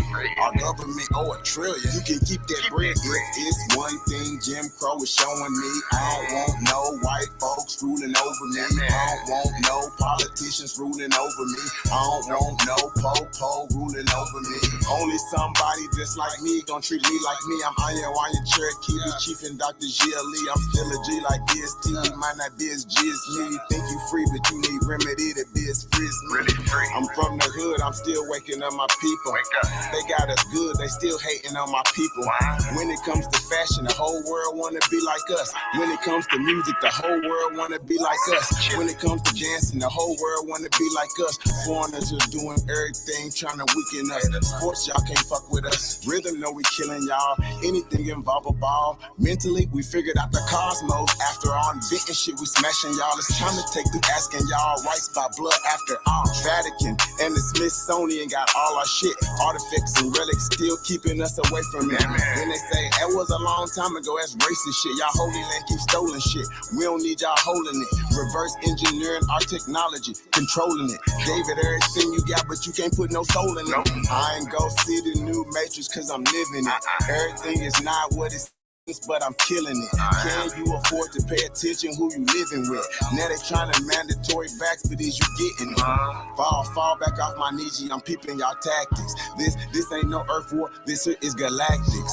Goddesses and gods warming up like practice. We gon' put arrows on your chest like patches. Mongolos can't style like us, them fake natives ain't wild like us. They ain't got a soul, destiny as a child like us. Nobody power like us, nobody peace pipe like us. Boxing, y'all can't fight like us, nobody lost they right like us. Wake them up, I'm in the way. Say too much, I'm in the way. They tryna kill us anyway, so listen what I'm finna say. Everybody, our kids, we raised y'all anyway. What that sense is finna say. Everybody ain't here to stay.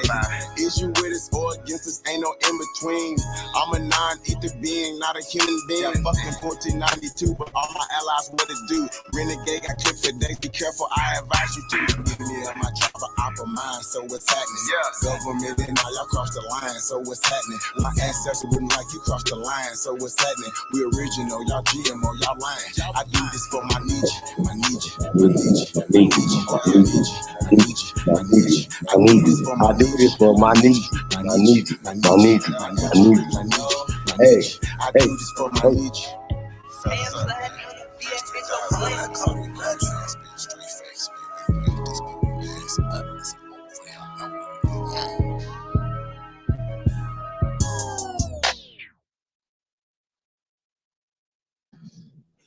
Hey, strictly for my N.I.E. My N.I.E. My N.I.E. Shout out to Threads 3000. Peace of the God, man.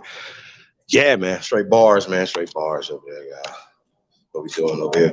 Hey, man. Shout out to Cali Love, man. Building. Hey, strictly for my N.I.E. Yeah. Hey, who got in the building? Peace, family. What's good with y'all? Bubba, what's up, brother? Nothing, man. Shit. You know I had to catch you tonight. The other night I had fell asleep on y'all by accident. So shit, I'm up tonight, so I'm with the business tonight. Yeah, we having some stuff. Shout out to Rashad Harris is in the building. I want to say shout out to Freedom Feather, Empress Freedom Feather.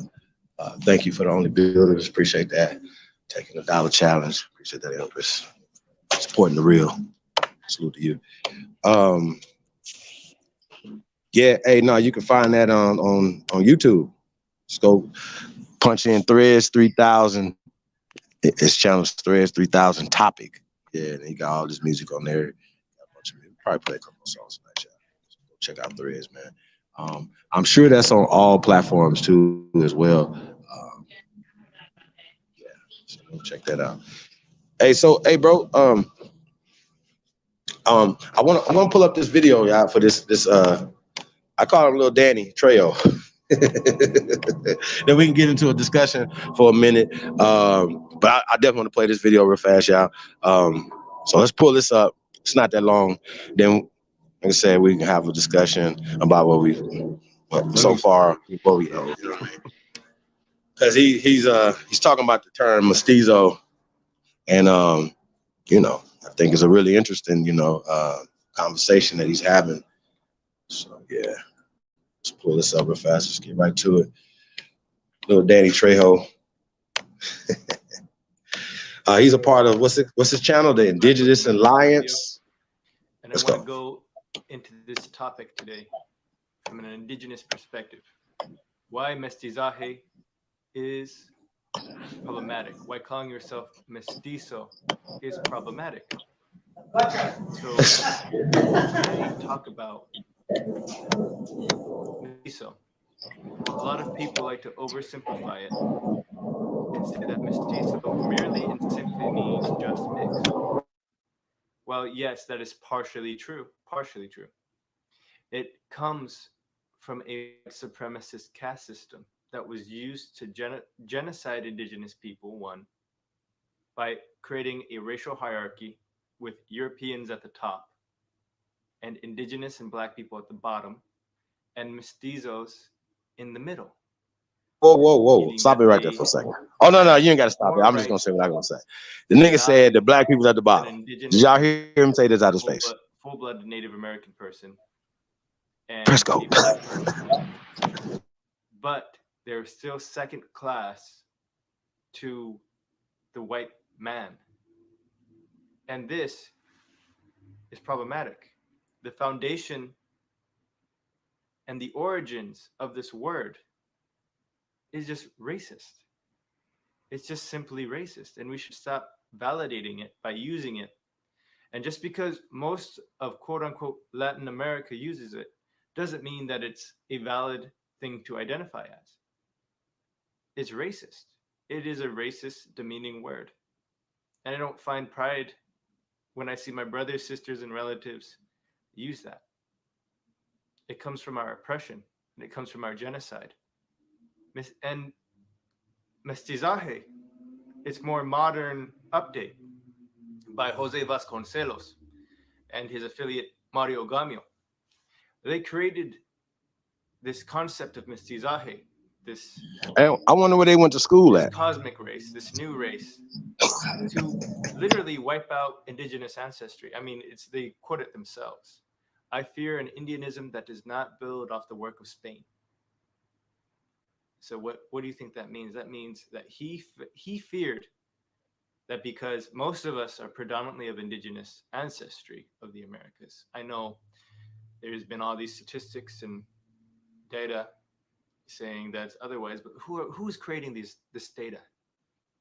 It's the criollos. It's the white elite. And it makes you think, if you're going to critically think here, they are still oppressing our people, native indigenous people. So when we get into this, I always think to myself, my radical self always thinks that we just need to eradicate the entire structure of this racism, because it's still going on today. A lot of people like to think that this is something in the past. Oh, mestizaje, mestizo, all that whole narrative of us being second class and us being above other people is in the past, but it's not. It's not in the past. You can see this in telenovelas all across quote unquote Latin America. I say Latin because that's not what us as indigenous people refer it as. We have many names for it. Some of us consider part of it Turtle Island, Anahuac, Abya Yala. There's a bunch of different, that's just a few nations that call it that. There's a bunch of different names for it, titles for it. But again, these are poisonous labels because they're used for the destruction of our indigenous identity, literally. Even Latinidad. That's I know facts. that a lot of people think that what I'm saying is opinion, but I don't deal in opinion. My brothers, sisters, and relatives who are in this fight with me don't deal in opinion. This is a fact, a historical fact. And if you don't believe me, you can look it up yourself. I encourage everybody to do their own research. Do your own research. If you need to look at the resources that me and my affiliates have found, then go right ahead. I'll leave them in the description. But again, we need to eradicate this mestizaje, because this mestizaje was only put in place to destroy our Indianness, our indigenousness, our Native American ways, our Native American beliefs, and our systems. Why? Because it's easier to sever the connection of a people so that they can take our land. All this is for economic gain. Because if you have the land, you have economic stability. You have economic. But you guys didn't have no land. Control over land. Reservations is not no land, sir. Stuff right Allotments is not no land, sir. Yeah. You don't have no land. Verifying We and have validating land. these settler colonial ideas, because they're just made for the destruction of our people. If you need something to call yourself indigenous, call yourself native, because this is who we are. We're native people. You know, they have all these, you know, they say all this, like every single person in the Americas is mixed of white. Every single person is mixed with Spanish, and I just simply don't believe that, because who is telling you that, one? And two, the Spanish that came here. So he doesn't believe he's mixed. There were a couple migrations, yes, that came over here and stuff, but at the end of the day, even with all those white people that came over here, it's not even a blip compared to the amount of indigenous people that did survive. They want to, one, they tell us that we're all extinct. And two, they tell us that we're all mixed.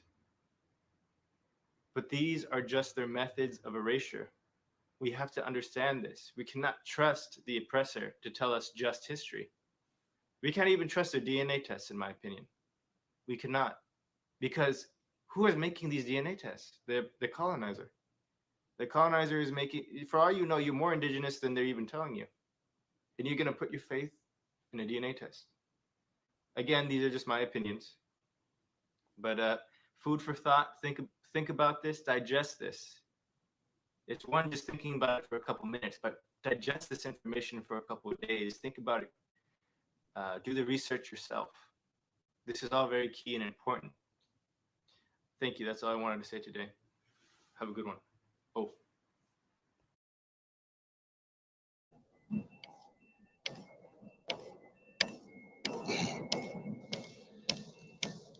So, bubbly.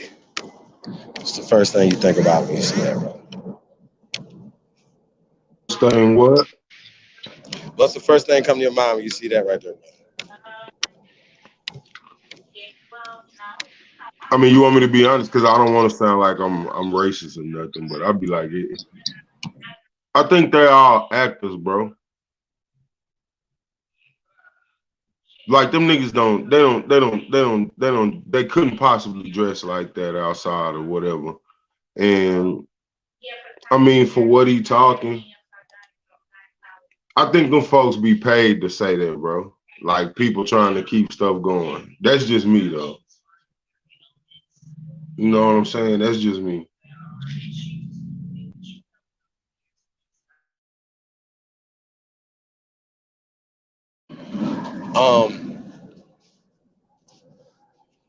You know, for me, man, like, you know, once again, you know, he has some things right.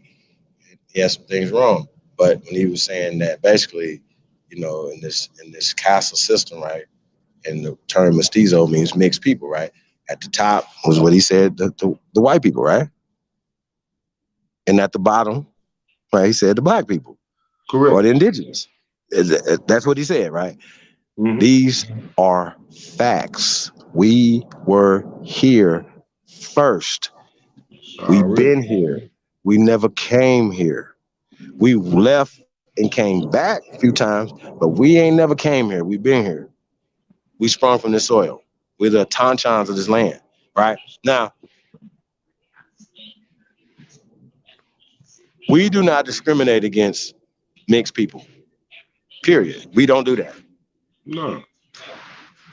Because your grandmother is not going to discriminate against her grandchild just because she, you know, whatever. Y'all know we some loving people, and I've seen it with my own two eyes.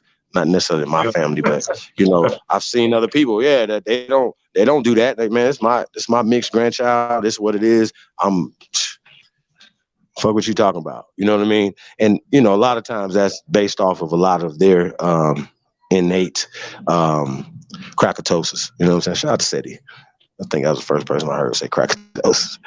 I say cracker influenza. You know what I mean? So I just want to say that, man. So this guy right here, once again, you know, even though he knows these concepts, and he's like, yo, we got to get away from it. And he wants to get away from it because he's absolutely right when he says that it's a system to destroy us, destroy our culture, destroy whoever we are, reclassify us, misclassify us, you know what I'm saying, and take our shit, right? Now, the beautiful part about this is, right, that the international as well as American courts have bear witness for us.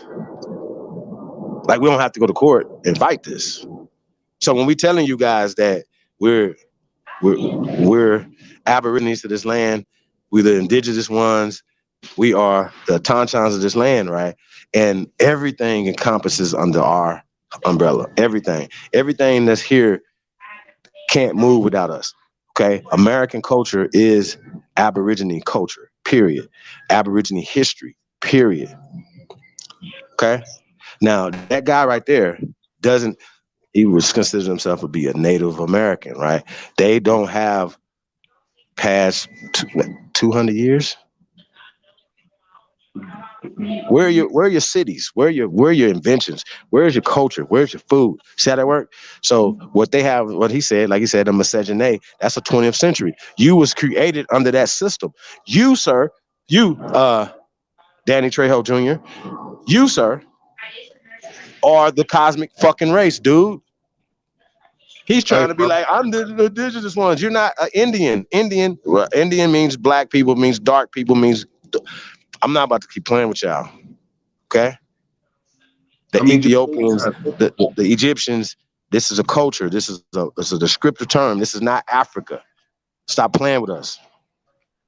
And if you don't agree with what I just said, stop being slow and look it up. Shot the threads. Look that shit up, man. So I'm on here talking about, no, it's not that. And I ask you what it is, and you be like, I don't know. I'm gonna cuss you the fuck out. Matter of fact, you ain't coming on this panel no more. We ain't about to be going back and forth with you fools, man. It's not even worth it. It's not worth it for me. I had the opportunity to sit back and just watch, man, and like it was just unnecessary. You know what I mean? So, but when it talks about this caste system, right, and the danger of it,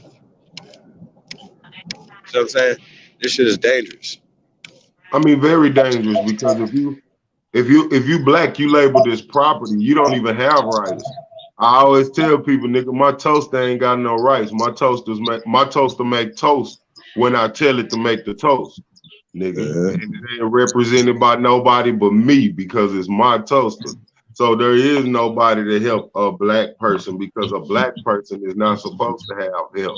It's a dead object, civility mortus. There's no action. You know what I'm saying? And them mestizos, they know that shit. I mean, they know they not from here any damn way. I mean, come on, you live on a reservation. Reservations are for guests. Nobody who from somewhere got reservations. You know what I mean? Right. And so we go back to that shit, man. That black, brown, white, all that stuff. It's just set up for them to be able to identify who get to reap the benefits. You know what I mean? Who enjoy the spoils of war. And it definitely won't be the lowest class on the totem pole, i.e. us.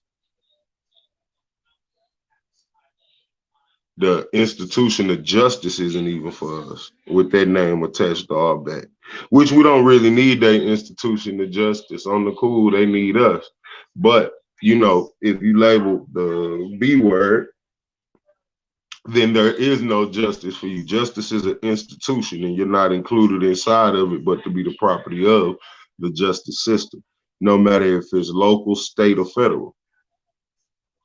That's the only way it works out for you.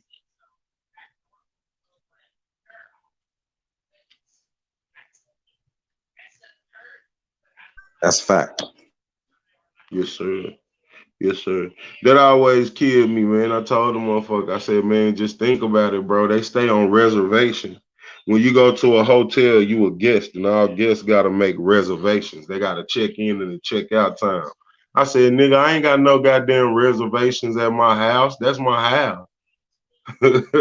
I live there, nigga. This is mine, nigga. What you mean? So, and that applies to people, period. If they go look up the reservations, it's a designated place for those individuals to exist while under contract. You know what I mean? So that and they don't, and apparently they don't have no ancestral lands to go back to, because once again, you were created.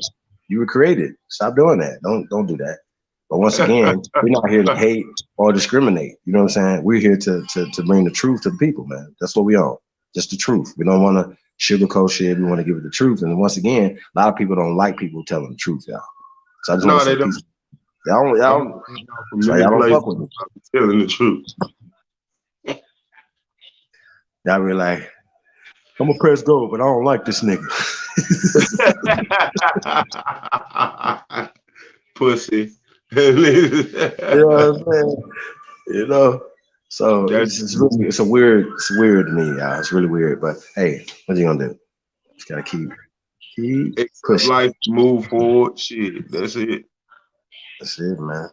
Lace your boots up and keep it pushing, man. God damn it, be ready for war at all times. Watch your 12 and 6. Yeah, man. But so, bro. Did you want to say anything about any mestizos, miscegenate, anything that we have, you know, then you want to say about anything so far? That floor. I don't see nobody else in the chat on either, by the way. Yeah. I got a better understanding of what they feel like a mestizo reigns as. You know what I mean? And if I'm correct, it's labeled as a derogatory term. I don't know why it would be derogatory except for it being the truth. You know, the truth is derogatory to many people. It offends them. But them motherfuckers, man. Oh man, just when I be paying attention to how they maneuver, it's like they know this, but they keeping up a charade. You know what I mean? Like they know, hey, we not really from here, but for these benefits, we gonna bust one. Cause anything that's mixed breed really don't have a homeland. Like, what's your homeland? Like you said earlier, them niggas ain't even from nowhere.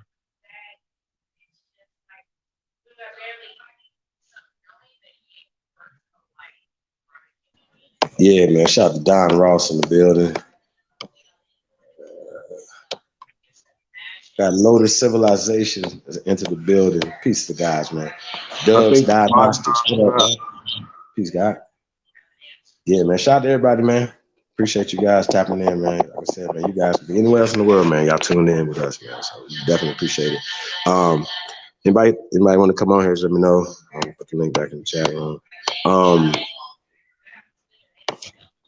Yeah, man. They definitely. Mr. Brooklyn, aka Aboriginal King, is in the building. Peace, God. Somebody said something. Doug said, "Why would they agree to a reservation if they are the real people of this land?" Super facts. Dumb diverses. Shit. Daddy Trejo Jr. needs to do deeper research. Facts. Look, man. Like I said, bro. We don't discriminate against nobody, man. We try to always bring the real information. Shannon Lorette is in the building. Peace, Empress. Shout out to everybody, man. Tap in, man. Y'all, I'm telling y'all this Isabella, what's her name? Lady that wrote the Cash book. You know what I'm saying? We had played an interview that she did a couple months ago, maybe. You know what I'm saying? This right here, she did a interview with Barack Obama about 7 to 9 months ago, whatever. Super interesting. And the subject is about the caste system. I only watched like 2 minutes of it. And so I was like, nah. So you guys are gonna get a real reaction to this video, yeah, I mean, so it's just really crazy. I actually, so tell Taz to press go too. Yeah. Also, why agree to tribal federal recognition? I mean, that goes back to everybody that likes to be recognized by some crackers. You know what I'm saying? Like, I think it's really interesting. I don't care about nothing that they talking about. There's not a treaty. There's not a piece of paper, anything that they, you know how they say that the black man, there's nothing that the black man says that the white man has to respect or something to the Dred Scott decision. Y'all remember that concept or whatever? I know I kind of butchered up a little bit, but y'all, no. That's us. There's nothing that they can produce in antiquity or yesterday or today or tomorrow that we are gonna ever be like, oh yeah, we honor that. They got a piece of paper. It's called the Dumb Diverses. Oh no. They got the Doctrine of Discovery or the Discovery Doctrines, right? What the fuck? We don't. Who cares? What does that have to do with us? And tell me today if that shit still apply. Why? How does the Pope have any legal authority here in America? How, why, and why is it happening that the so-called Queen of England or any hidden hand is taxing us? Somebody gonna have to pay for this. This is why we had the fucking Revolutionary War, because we didn't want to be taxed, right? Well, the Revolutionary War wouldn't have had anything to do with my people in Mississippi, for instance, right? Right? They wasn't taxing us, but we wasn't doing business with them. So, and people act like the Revolutionary War and all these wars back in those days was like countries. They were sending armadas here. No, these were companies hiring missionaries and just having little fights and stuff like that. So they didn't even have the manpower. That's why they had to go get Hessian soldiers, which were dark soldiers, right, from Germany, Hessians, right. And when you think about it, right, if you trying to get ethnic cleanse people, draft their ass and put them in wars and send them out somewhere to get killed. See what I'm saying? That's how that happens. So we didn't agree to none of this shit. That's a fact. We didn't. We won't have nothing to do with it. And so don't just tell me that they have some type of doctrine or some type of stuff that we have to respect. Why should we have to respect it? Y'all gonna have to explain to me, why can somebody read something to you or pull out a piece of paper and then all you do is prostrate to it? Makes a lot to it. You know what I'm saying? No, it's not happening over here. Real talk. It's not happening over here. Once again, we are the landlords. We are the rightful heirs to this land. That's how that works. Real spit, y'all. I do want to get right into this this Barack Obama video. So just pull this up whenever you get a chance. Yeah, let's just get right to it. Like I said, I talk over it and kind of get into some of the stuff that they were talking about. Old Barry Soetoro. Old Barry Soetoro. Yeah. Old Barry Soetoro. One second, y'all.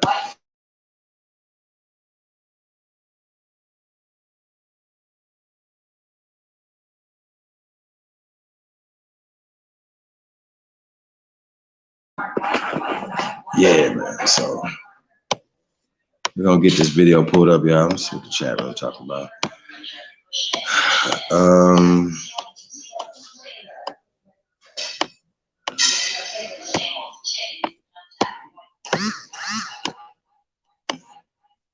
Let's see what we got here. Yeah, I absolutely agree with that. My niggas still subscribe to these fraudulent documents. That's a damn fact right there, Smoke Signal. And that's a point. And you know what they do? They'll be literally telling you that they're fighting the power and they're doing all this, but they be like, but they got this piece of paper, they have this system, and we can't do nothing but bend over. You know what I'm saying? I think y'all suck. I really do. I think you guys really suck and shouldn't even be involved in any conversations of manhood ever. Ever. You should never have that conversation of being a man, and should never be able to speak to children or little boys ever. You know what I'm saying? With that mentality. You know what I mean? So I think it sucks. Yeah, real talk. Get this video up, y'all. Hold on 1 second, y'all.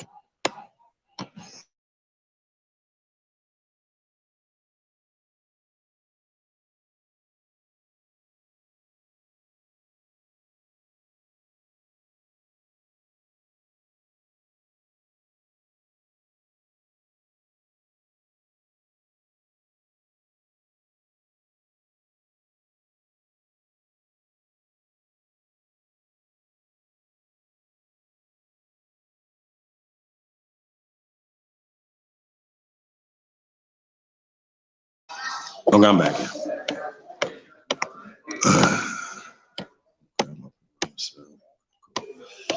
Yeah, we about to get this started, y'all. On 1 second.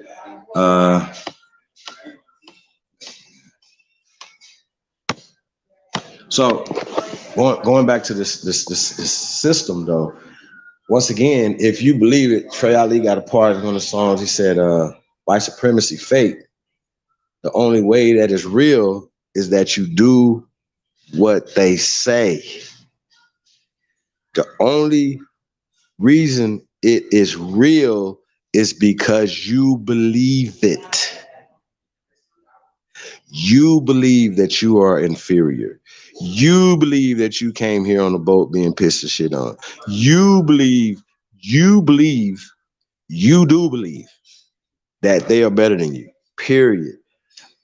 I can give you 1,000 examples, right? But I don't do that because once again, I'm here to uplift the culture, uplift our people, and never, ever try to talk down to our people, right? But so when you guys see me attacking people that supposedly look like us, those have our same interests, they are the enemies of progression. They're the enemies of the people that continually to push this system on our people from the bottom. They're pushing the black card. They're pushing these things. And once again, our irony of it is that once again, when we hear white, we hear racism, right? Whites only, white this, white power, blah, blah, white this, white that, right? You your little butts hurt, you get upset, right? If you see white only water fountain, your ass will pass the fuck out, right? Right? Pass the fuck out. Y'all be doing everything in y'all power to drink out that water fountain. Matter of fact, y'all dumbasses probably pay to drink out the water fountain that says whites only, right? You'll pay to drink out that water fountain, and it's just a good water fountain right next to it that says black. You'll pay for that one. See what they just did to you right there? See what they just did to you? Same water receptors, everything. They just labeled this right here white, and you believe that white is better than black. That's the fucking experiment. That's the socialization of our people. You know what I'm saying? People believe that people 2,000 years ago in a region of that's called Africa right now, people in their minds believe that these people are pale skinned because of the indoctrination, because of the movies, because of the paintings and all the things that they have indoctrinated us with. You know what I'm saying? Hold on a second. Sure. Hey, let's just get right to it. Let's go. My name is James Daunt. I'm the CEO at Barnes & Noble, and it is my immense pleasure and honor to introduce President Barack Obama in conversation with Isabel Wilkerson. This is a real treat for all of us. President Obama needs no introduction from me, other than to provide another affirmation of the extraordinary writing ability that he has. The two earlier books before the presidency, Dreams from My Father and The Audacity of Hope, should be read by everybody, frankly, down from the oldest and most gray-haired of us down to teenagers. And now we have A Promised Land, the first volume of his autobiography, in office. In conversation, and really nobody could be better at that than Isabel Wilkerson, Pulitzer Prize winner in journalism, many other awards, including the National Humanities Medal. The author 10 years ago or so ago of The Warmth of Other Suns, which I strongly recommend and commend to you all, and now Cast, The Origins of Our Discontent. These are important books, and I speak as a bookseller. We are people who join a vocational trade, and it is for books such as these, books that really change our way of thinking, that most of us become booksellers. It is an honor to have with us today President Barack Obama and Isabel Wilkerson. Thank you. Hello. Hi. Oh gosh, it is such an honor, privilege to be here with you today. I have to say that it's been such a joy to be on multiple lists with you throughout the months that our books have been out. So it's just such a thrill. Thank you for making the time. I want to say that, you know, you've talked extensively about your book, the contents of the book, the intricacies of the politics.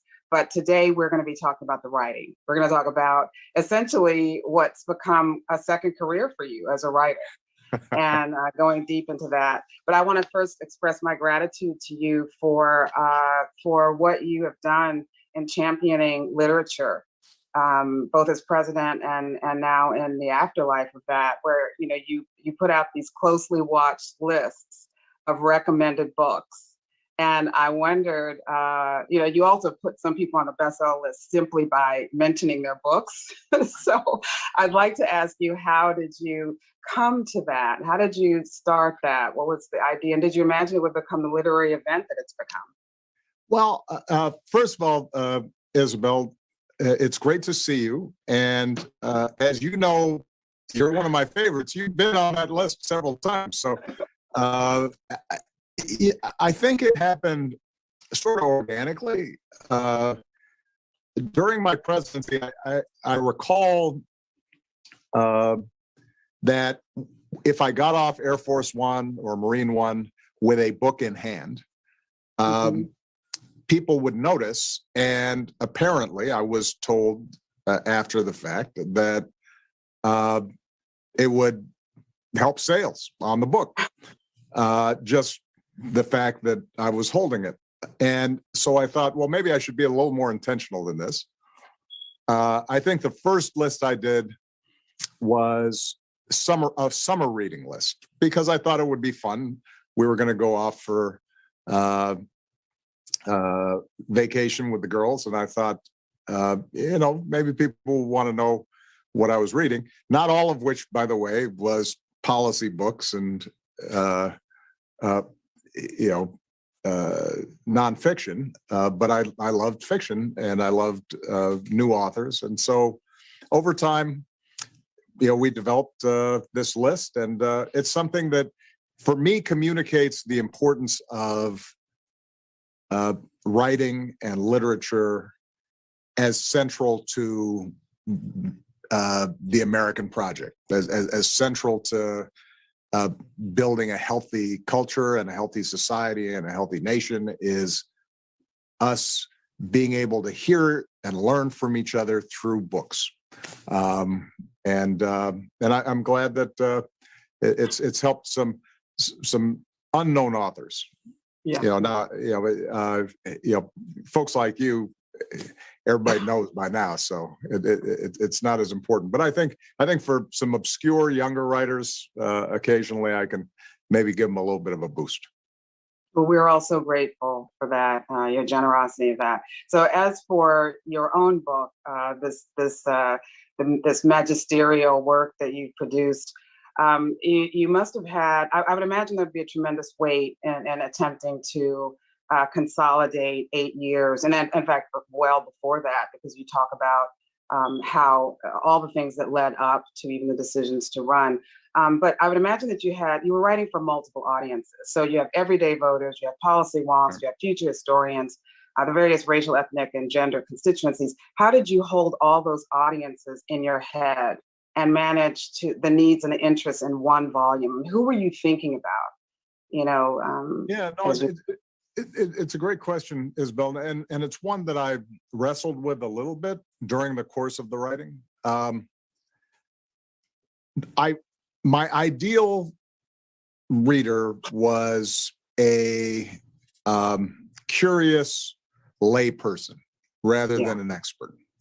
I wanted somebody who cared about the world, cared about the country, was interested in issues like race or the environment, or how power works in a society. But I wasn't writing for somebody who was a Washington expert and well versed in everything, and who would automatically know what a filibuster was, or the history of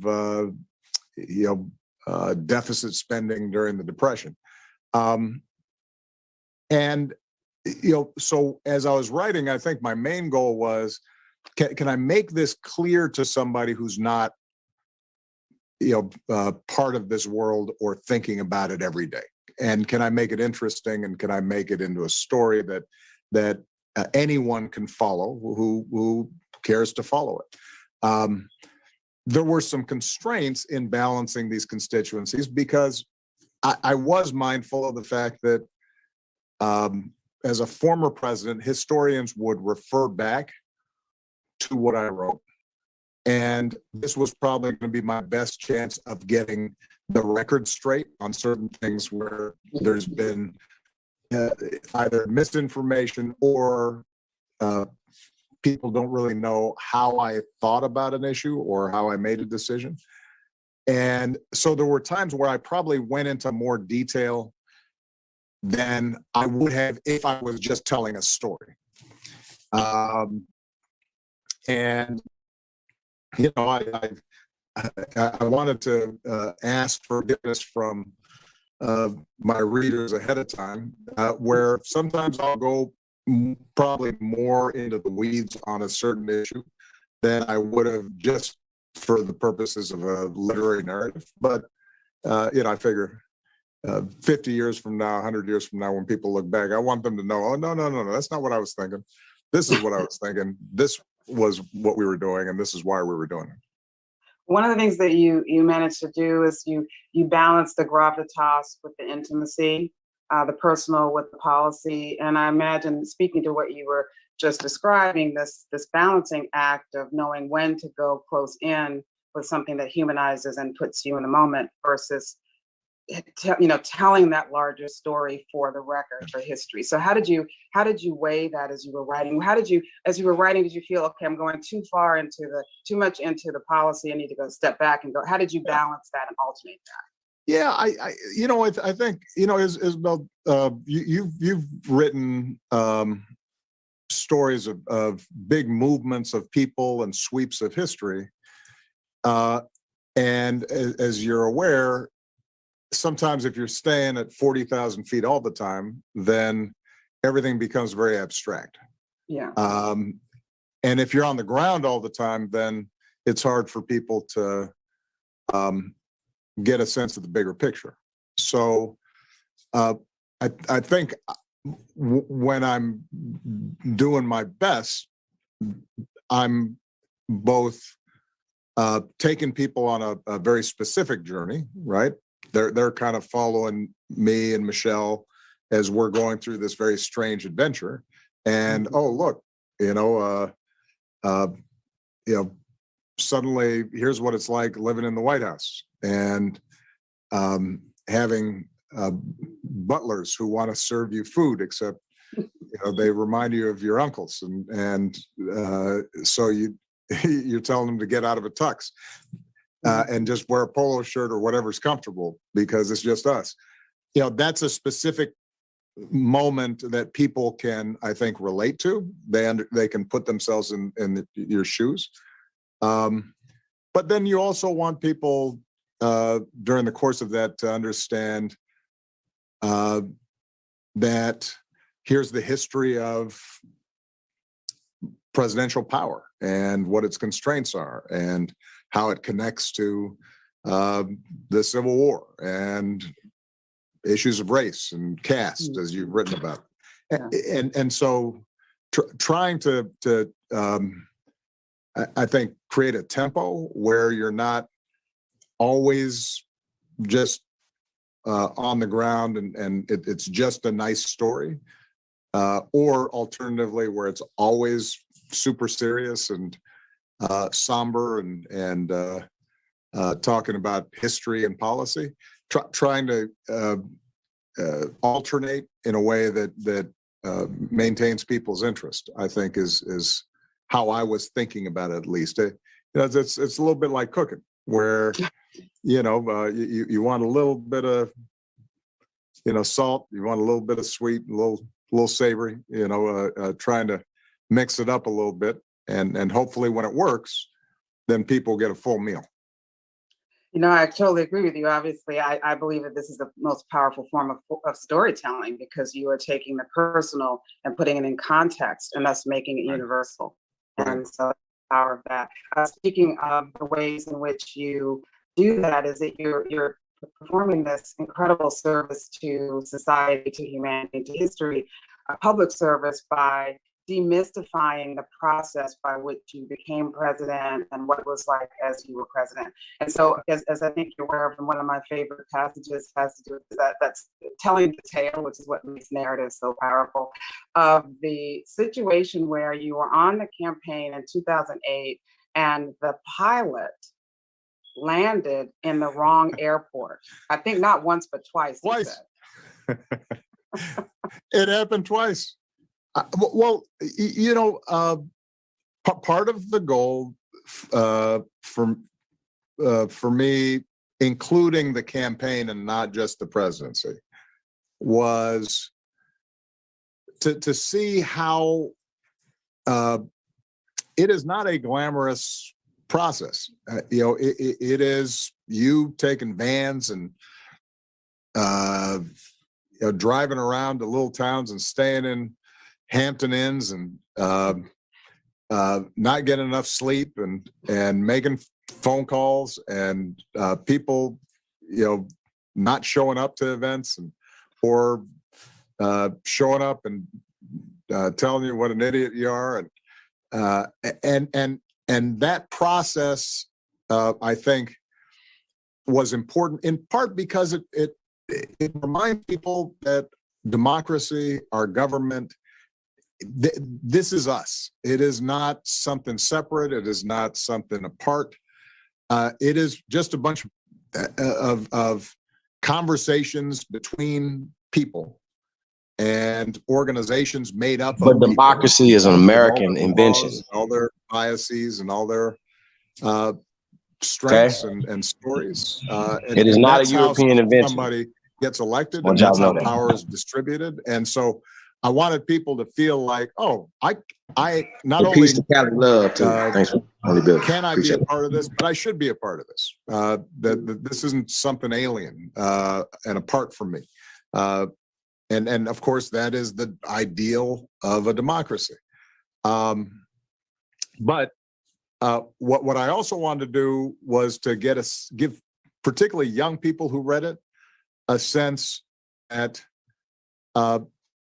even someone who ends up winning the presidency is going through a growth process. Even somebody who, by that time, I was 43 years old when I was first elected to the Senate, 47, and when I'm elected to the presidency, I'm making mistakes, and I'm not all that good in debates early on, and I'm stumbling in delivering my message, and I feel doubts, and I am tired and missing my wife and my girls, because I also wanted people to get a sense that if they pursued a large project, an ambitious project like running for president, it doesn't go smoothly, and you're going to make mistakes, and you're going to learn from it, and there's a resilience that you can find in yourself that can be valuable. And I thought that would be useful, because part of my goal in writing a book like this is for some 17-year-old or 25-year-old version of me or Michelle to be able to read that and say, okay, well, maybe I can imagine myself on a similar path and a similar journey. Well, one of the ways that you've written it is that you suspend what we know is inevitable, what we know will happen. And you, in the writing, allow us to be in the moment, so that even though we know how it turns out, it's a reminder that to see that one's life and one's trajectory they're not necessarily inevitable. No. That all kinds of things could go wrong, and that you're the one that you have to make it so. And that's, I think, one of the messages there. Yeah, I actually start one of the chapters in the book writing about how later, after I'd been elected, people would come up to me and, I knew you were going to be president. It was inevitable. God, laid his hands on you. And you'd say, well, as I write, I would tell, these sweet little old ladies, I said, well, I wish you'd told me, because it sure didn't seem inevitable at the time.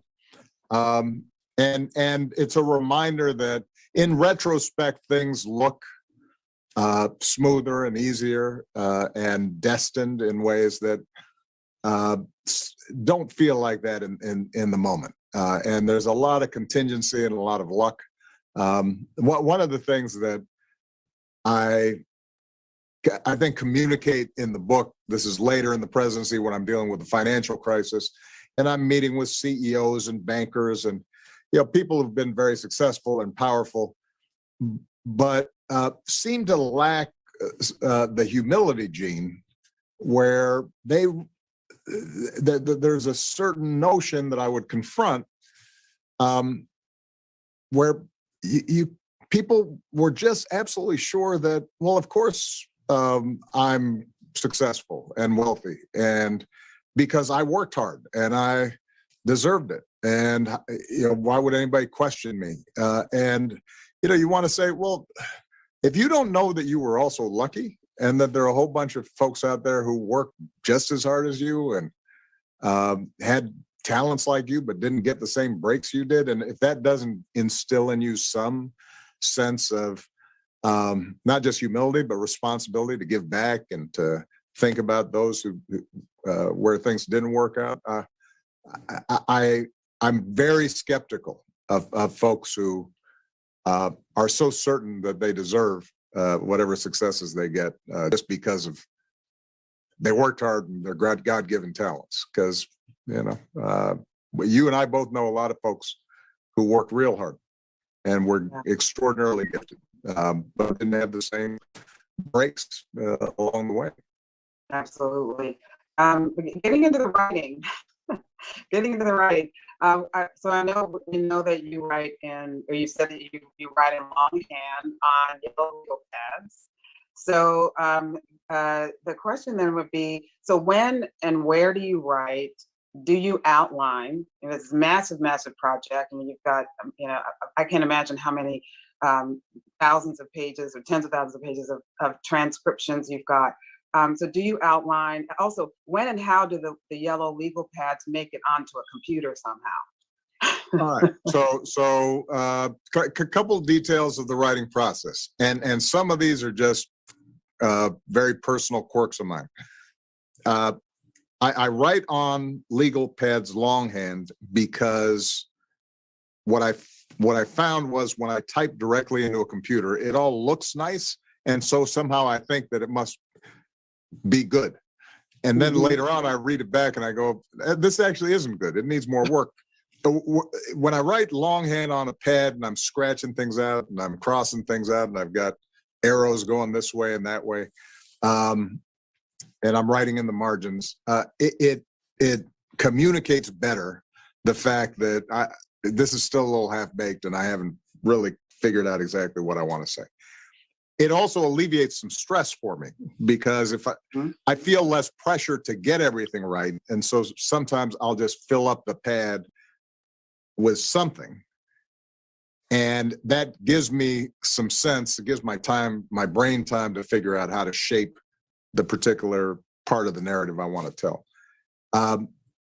At that point, depending on how well that part of the writing's gone, then I might just start typing into the computer and essentially editing what I've written onto the computer. And that becomes a pretty polished first draft by the time it gets on the computer. And so that's part of the reason why by the time I'm finished with the first draft, I've actually done a lot of work, and it's usually in better shape than some other folks' first drafts might be. I write at night because I'm a night owl. I am not good in the morning. My brain does not function well. Mine neither. And Michelle's different. She's a morning person. She's all chipper and alert. I don't really want to do anything mentally too strenuous until about 10 o'clock in the morning. And so my best writing time probably is, my absolute best writing time is probably about 10 o'clock until 1 o'clock in the morning, 10 o'clock at night till 1 o'clock in the morning. Partly because the girls are asleep. I don't have a lot of distractions. And I can really focus. The world kind of zooms in on that page. And I can get into a real rhythm. So, some people ask me, like, do I listen to music when I'm writing? I can't listen to music. I can listen sometimes to jazz, Coltrane or Miles or something, instrumental. But most of the time, then I'll start kind of bopping and, tapping my foot, and I'm not that focused on the page. So usually I'm operating on some silence when I'm writing my best. So I have to say that for most of my writing career, I was like that, where I didn't want music. I didn't want to hear music. I wanted silence. But with this last book, I found that I needed to have music. And I want to thank you for introducing me to Philip Glass, because his music was perfect. It had meditative quality, but also propulsive. It's just absolutely perfect, and that's what helped get me through. Well, I'm glad that that was helpful. I can see that. Philip Glass's music would be something I could see writing to. As I said, jazz I can occasionally write to. I can sometimes write to certain kinds of classical music, like Yo-Yo Ma's cello suites, because it has that just kind of very meditative quality to it. Something that's not intrusive. I also found that I turned to Tibetan singing bowls. I mean, at a certain point, this last book was quite intense, and so I had to do a whole lot of things to get through it. So I was just wondering. Sounds like you were trying all kinds of stuff. I was. Whatever you were doing worked. Whatever works. What about writer's block? I mean, how do you deal with that? All the time. Yeah. Look, I was talking to a friend of mine who I think Elizabeth Alexander, who's a wonderful poet and writer, and and I think she's the first one who said this to me, but other people have said it. So it's not original to me. But when people ask, do you enjoy writing? I say, I enjoy having written.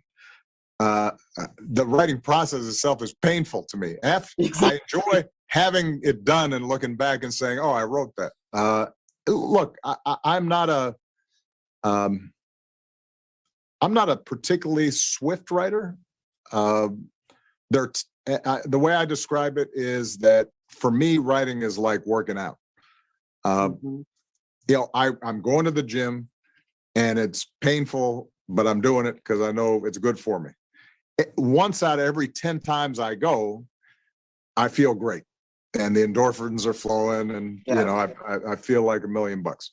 And that's how it feels with me with writing. Most of the time, I would sit there. I don't even know what writer's block means, because most of the time, I'm sitting there, and I'm dragging this thing out.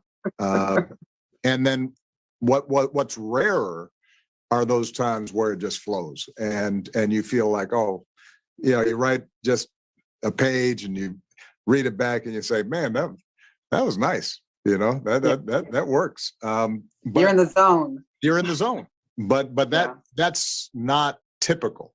For me, most of it was, you know, you're laying bricks and just building. There were times where you would get just stuck. Some people I know, when they get stuck writing, find it easy to set it aside, just move on to something else, and then come back to it.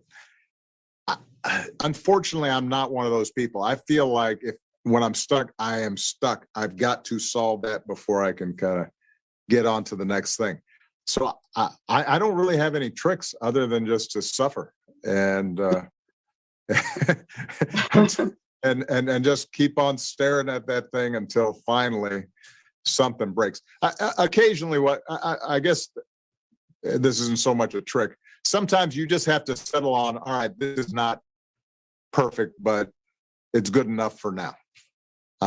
You kind of get to that point where you say, all right, I know, let me put an asterisk here. I'm not happy with this transition, or I'm not happy with this scene, but it's there. It's staring at me, reminding me of my lack of talent. Let's move on.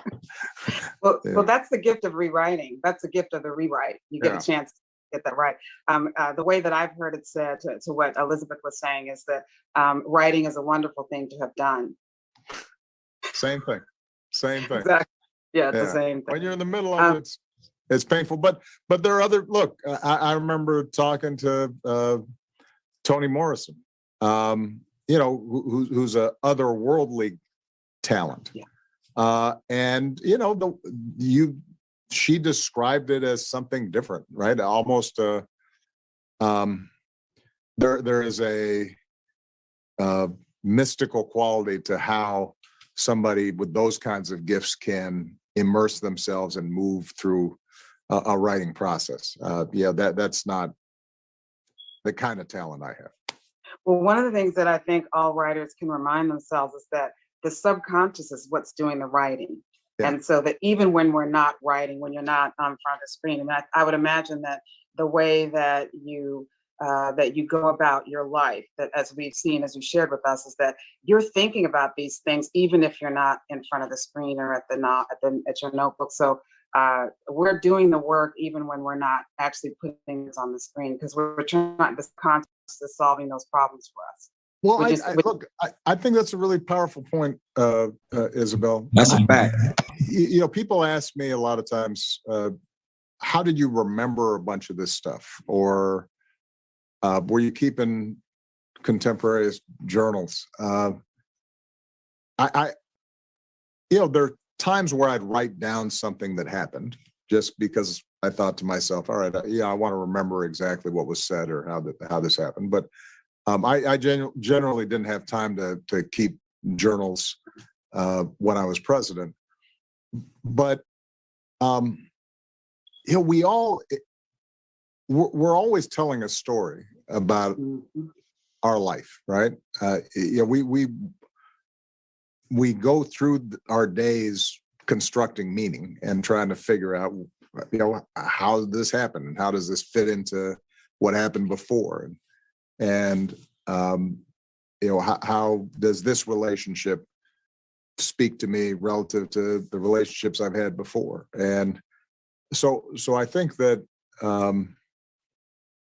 this idea that we are always telling a story in our head, and the difference in writing a book is just trying to be a little more precise in that process and organize it and use the words so that other people feel it the way we feel it. But it's not so different than in the same way that a painter is communicating, but the experience of sight and seeing something beautiful. And I can't paint Starry Night, but I can see the stars up in the sky. So yeah, it's always working. It is always. It doesn't always feel that way when you're staring at that blank page. When it comes to writing and art, there's a saying that all art is abandoned, never completed. So yeah, I wanted to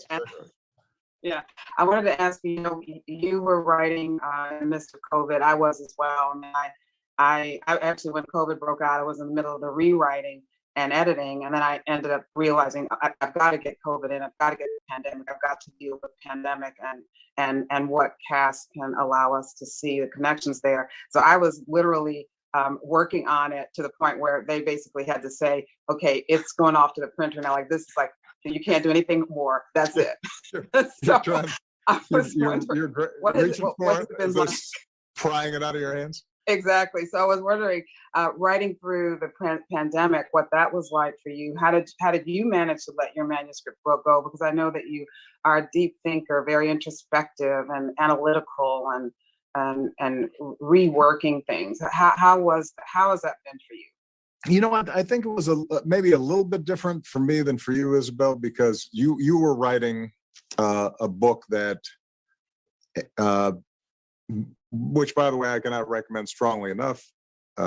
Cast is a powerful and timely description of some long-term trends in America, and so you had to encapsulate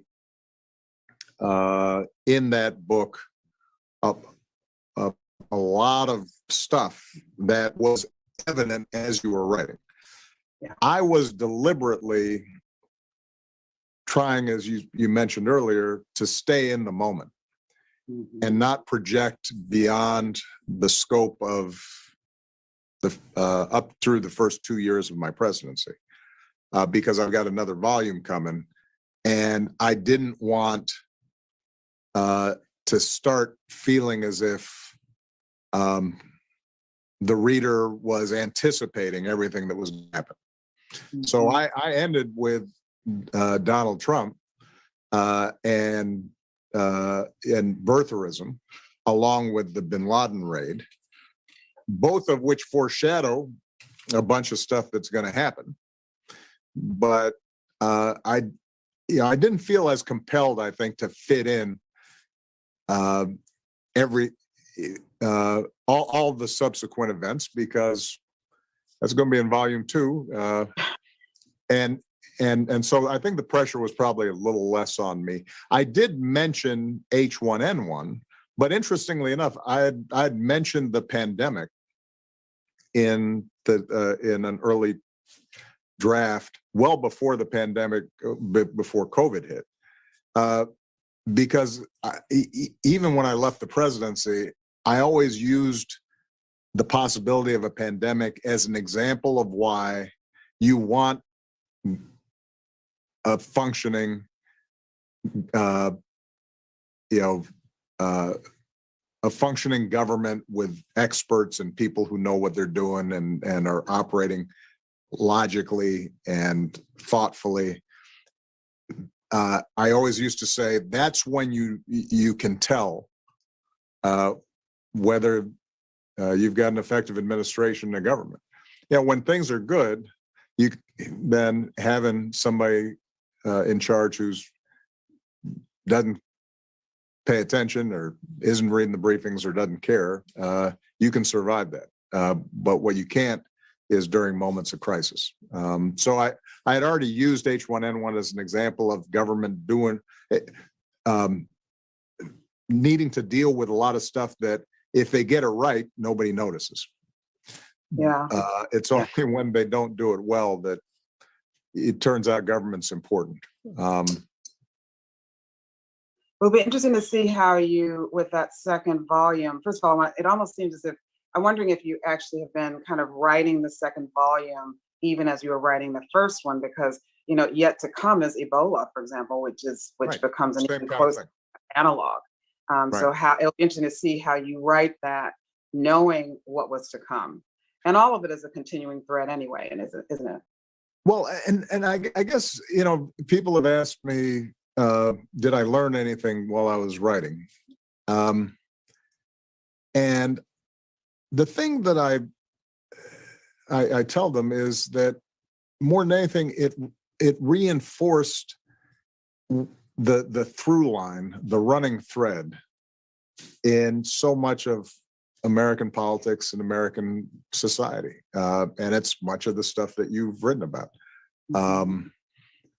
You know, there is a direct line between, you know, the reactions to the civil rights movement through the Reagan era, through Sarah Palin, through Donald Trump, and this notion that somehow all that we end up seeing happen after both during my presidency, after my presidency, kind of popped up because of, you know, one particular reality TV star who became president. You know, that's not accurate. You know, he ended up embodying and maybe accelerating all these deeper trends, but you know, a lot of what we saw coming, you know, was there pretty early on, both in terms of issues of race and demographics, but also issues of social media and misinformation and how that was changing. And so, you know, I think that one of the values of writing during COVID was at least me being able to see more clearly the consequences of some of these trends, and hopefully be able to anticipate the reader as they're reading, they're going to go be able to make those connections and go, aha, yeah, I can see why, you know, when birtherism is catching fire, how that's going to relate to QAnon and why, you know, that was a problem. And I don't really have to draw that line for them. It's, you know, the connections end up being, I think, pretty obvious. Well, I would say it goes back 400 years, but that's exactly. No, that's exactly right. Right. Yeah. So getting back to you are clearly, I think, hands down, our best read president. You're best read president. So, and many books have been written about you. I'm wondering, have you read so much of you? How do you experience others' rendition of you, especially given that you are deeply immersed, clearly, in a 2-volume account from your own perspective? Do you not pay attention to those other books? Do you check them out? I mean, what's your relationship with the books written about you?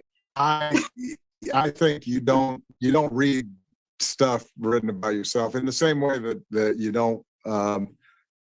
Michelle and I stopped watching TV news pretty early on in the campaign. Yeah. Partly because it'll paralyze you if you're constantly worrying about the daily churn in the media. You realize fairly early on that there is a projection of you that becomes more and more skewed as the media becomes more polarized, right? And that is related to you, but it's not you completely. There's a character called Barack Obama who people are seeing on the screen, and then there's you. And so you don't want to get caught up in that, because I think it'll for me at least, I found that I would lose focus, and I would end up not listening to my best judgment, and then start getting buffeted by the winds of opinion. But when I do come across passages, let's say I'm reading a book that I'm interested in and it refers to me, you can't help but kind of get a glimpse of how sometimes your public image is and how you're perceived, and you draw a few conclusions. For example, I'm much funnier than people portray me on the page. I take myself much less seriously, I think, than. But Michelle's told me that before. My kids tell me that as well. They're like, Dad, you're kind of goofy. I don't know why people always talk about you being so serious and professorial. I said, I know. I don't know why either. I think maybe it's because I got a deep voice and I talk slow, so it sounds like I'm always being serious about stuff. That's why I love the flashes of the humor in the book. Yeah, no, I'm a pretty funny guy. Michelle's funnier, as she will remind me. And I at the dinner table, I'm the brunt of Michelle and my daughter's humor. So I'm like more the straight man, and they are teasing me constantly. But part of that is because if I tease them, they get mad, and they've told me, look, this is not a fair fight here. There are different rules for you than for us. Let me ask you, given that you have such an expansive reading repository in your head at any given time, and you clearly you've now obviously more than mastered nonfiction. Would you consider another genre? I mean, another president has co-written a thriller, for example. You certainly love fiction. I do, but Isabella, I don't think I have that talent. When I was young, I think I wrote some short stories that were fiction, and they were okay. But I mentioned Toni Morrison earlier. I know a number of other fiction writers who become friends, like Marilyn Robinson, who wrote Gilead and some of those books. And they have a capacity to breathe life into fictional characters and make them real and true. My daughters are gifted writers, and I actually see that gift in them sometimes. I'm able to describe and write about what I know and what I've seen, but creating an imaginary world, I'm not as capable of doing. And so I enjoy the gift that authors like that can give me. But I'm staying in my lane. Well, speaking of reality and the era that we're currently in, I mean, we've see, in recent months, the fragility of our democracy. We've seen what happened on January 6th. I mean, an insurrection that almost is unimaginable. I was wondering if you could share with us, where you feel we happen to be right now, in light of that attack on the citadel of democracy. If in our lifetime, and we will have to be telling succeeding generations somehow make sense of this for succeeding generations. This is history in the making. in which we have to find analogs in other centuries in order to understand it. So I was just wondering if you might just, let us share with us how you're thinking about it and what it might take to rebuild from this.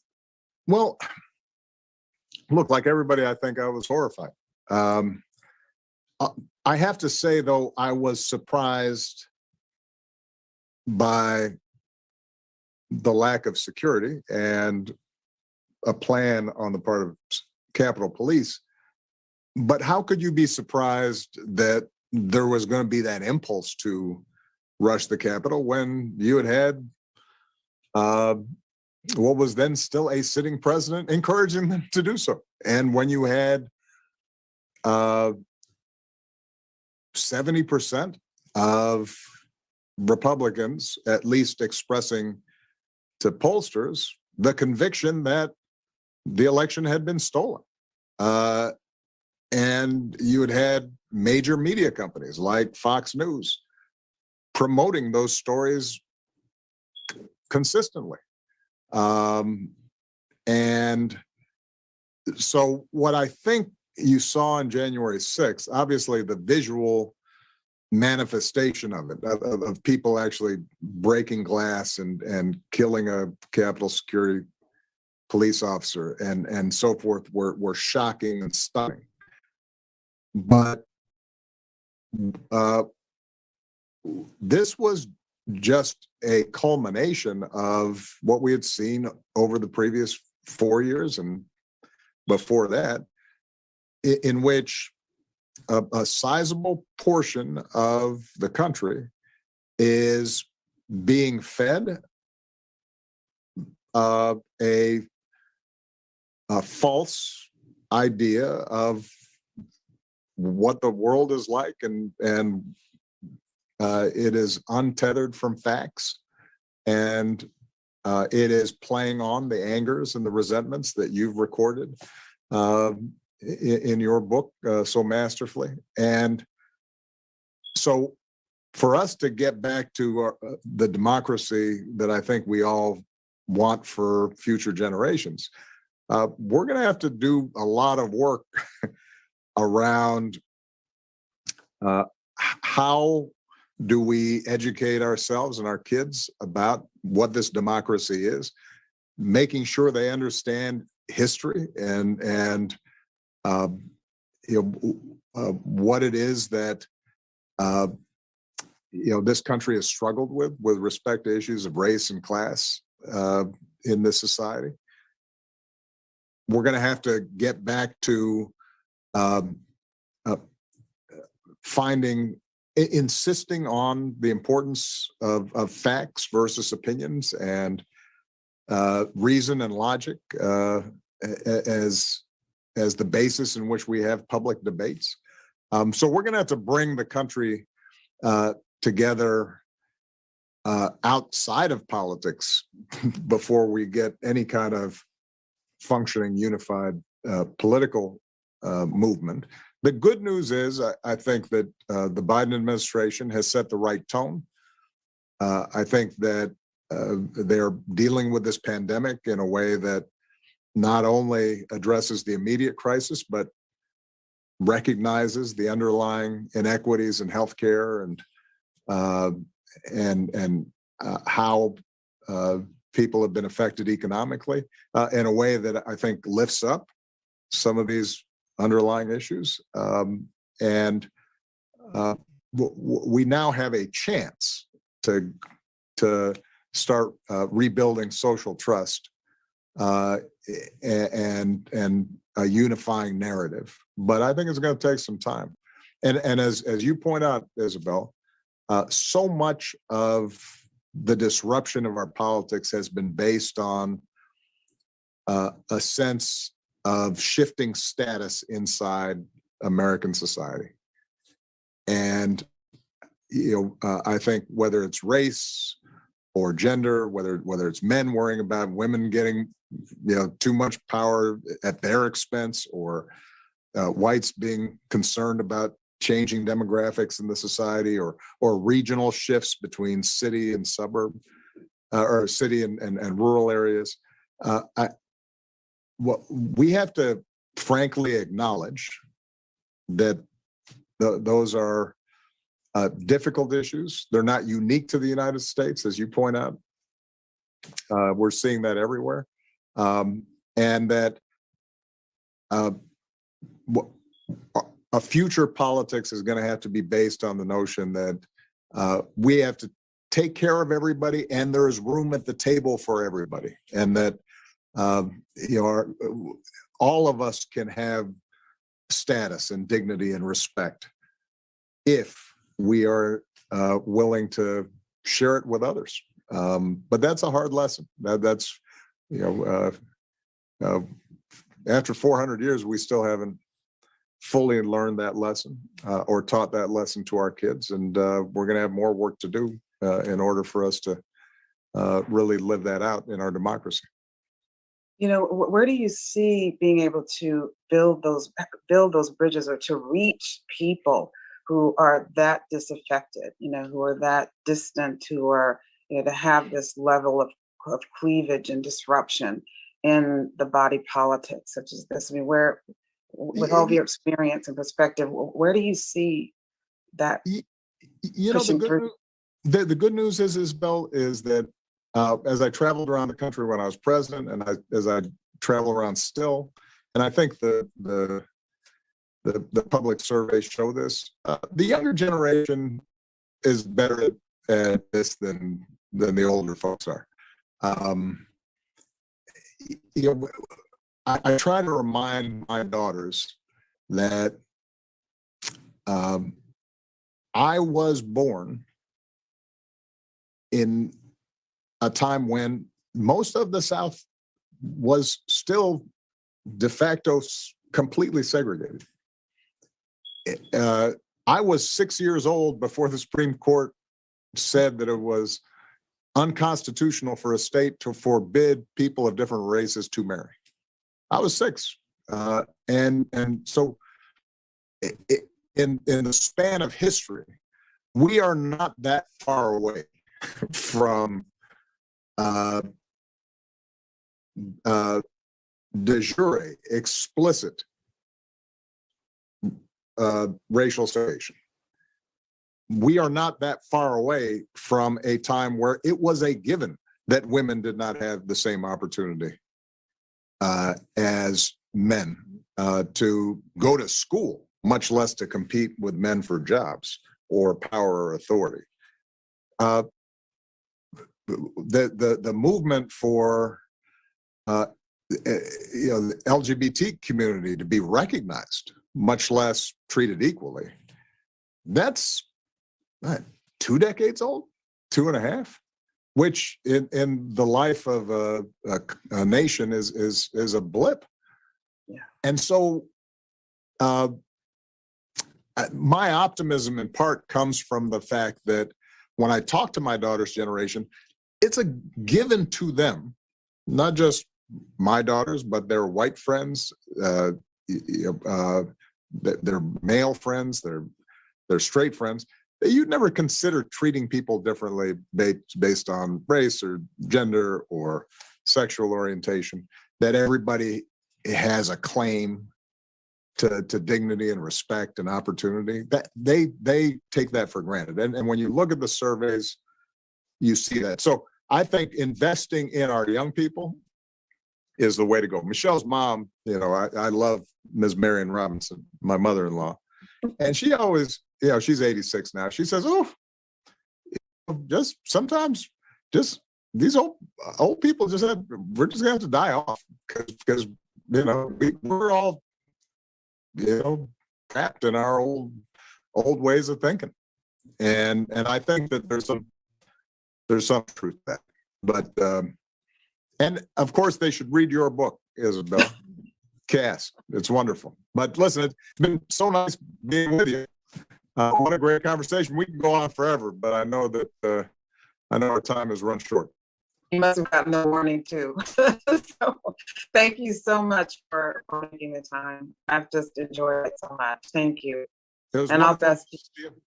And I look forward to seeing you in person. Yes. Once the COVID threat has lessened. And I think we're all looking forward to being back in bookstores. And I do miss just interacting with people who are reading the book in person rather than by Zoom. Absolutely. Be safe and be well. You too. Thank you. Bye-bye.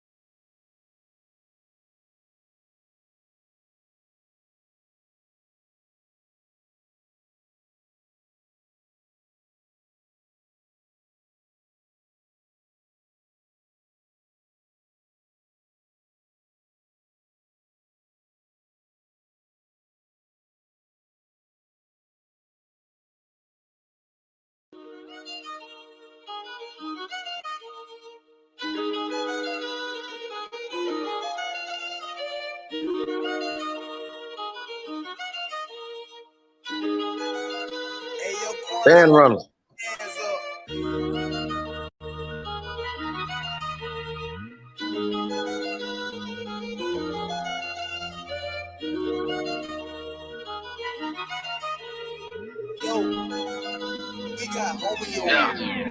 Nigga flow so sick, hit rewind. Little bit, call my phone, hit decline. Nigga want me to phone, but keep trying. Been ballin' on niggas, I done retired. Yeah, one time, turn the beat down. Let a nigga go crazy, see now. Fell off, got it back, had to retry. Bitch out when shit, had to remind. Excuse me, it's big dope, straight drop. Yeah. I'll wait, lay up.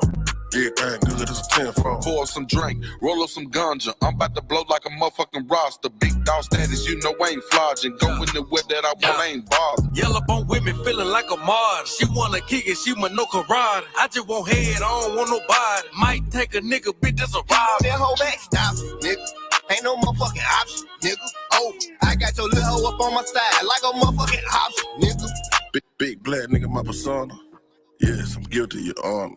Of killing these niggas and fucking these bitches. Yes, I admit to the charges. ABR be the mafia. Tell them ain't nobody stopping us. A lot of sucker niggas wanna copy us. Still dripping on the food, you can Let me pop my shit. Niggas be killing me. Gotta swap my shit. Niggas watch my shit. You niggas still let me lock my shit. Let me stop my shit. Yeah, I'm from the bottom, but that don't stop not shit. Bitch, I'm an underdog. I mean, underhog. Still, nothing top my shit. Bitch, I'm the truth. And I showed you over and over again. This shit ain't no fluke. This is the proof. I set the bar in this bitch, and I'ma raise it like the roof. They counting me out. Yeah, they gotta be tripping. I don't know shit about a dish. Subtracting myself from anything bullshitting. I move forward into position. Since I do music, now I gotta move different. Be damn, I move without a tools. And rappers is dangerous, and I just can't be caught slipping. Be damn, I let a nigga do me. I ain't no killer, but I ain't never scared to shoot it. Don't run up on me like a groupie. We got some beef, nigga shells come included. This won't be a Taco Tuesday.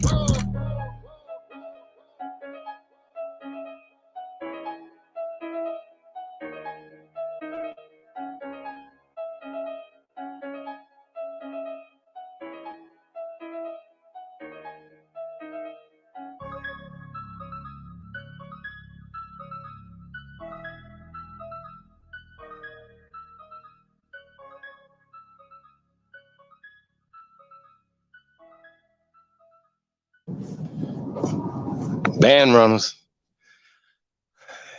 Shout out to Arkansas. And put the link in the chat room again too. I want to say shout out to everybody, man. Yeah, I see a lot of people, you know, saying some stuff. You know what's so crazy, right? If you was that was your first time ever hearing Barack Obama, right? You would say, damn, he don't sound like a great orator. It was you know, a lot of that, right? Like you'd be like, wait a minute, because I know my mom used to be like, don't say you know, and all these things, right? Like that doesn't sound like a very educated Harvard professor, a professor of law. Definitely now he got to be a professor of history if he's a professor of law. Law and history have to go hand in hand. And if they change the history, then that means they had to change the fucking laws to suit them and their agendas. That's just what this is. Y'all can respect it to check it. Shout out to Ghetto Child Clinic in the building. K Bezel. Shout out to Khalil. Big Dog, Really Negro. Peace to the guys, man. Thank you guys for tapping in, man. Appreciate it. Make sure I got everybody. Shout out to Cali Love.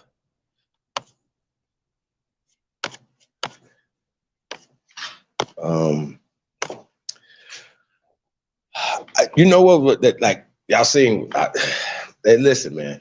I think you know what's really striking, right? Like once again, you know, like say for instance, y'all ever seen somebody interview somebody and they only ask soft questions, right?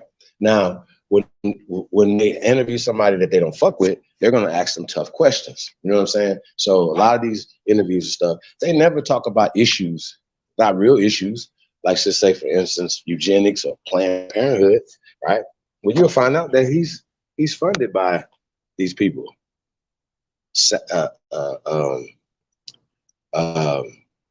What was the investment hedge fund group and all these other people that fund these guys? When we talk about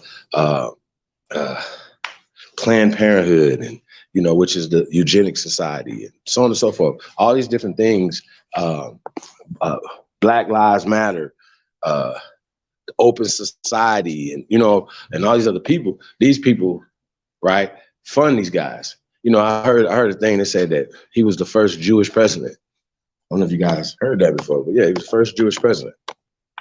I thought that was interesting. You know what I mean? So I think that's just interesting. Hold on a second. Everybody, man. Appreciate you guys for tapping in.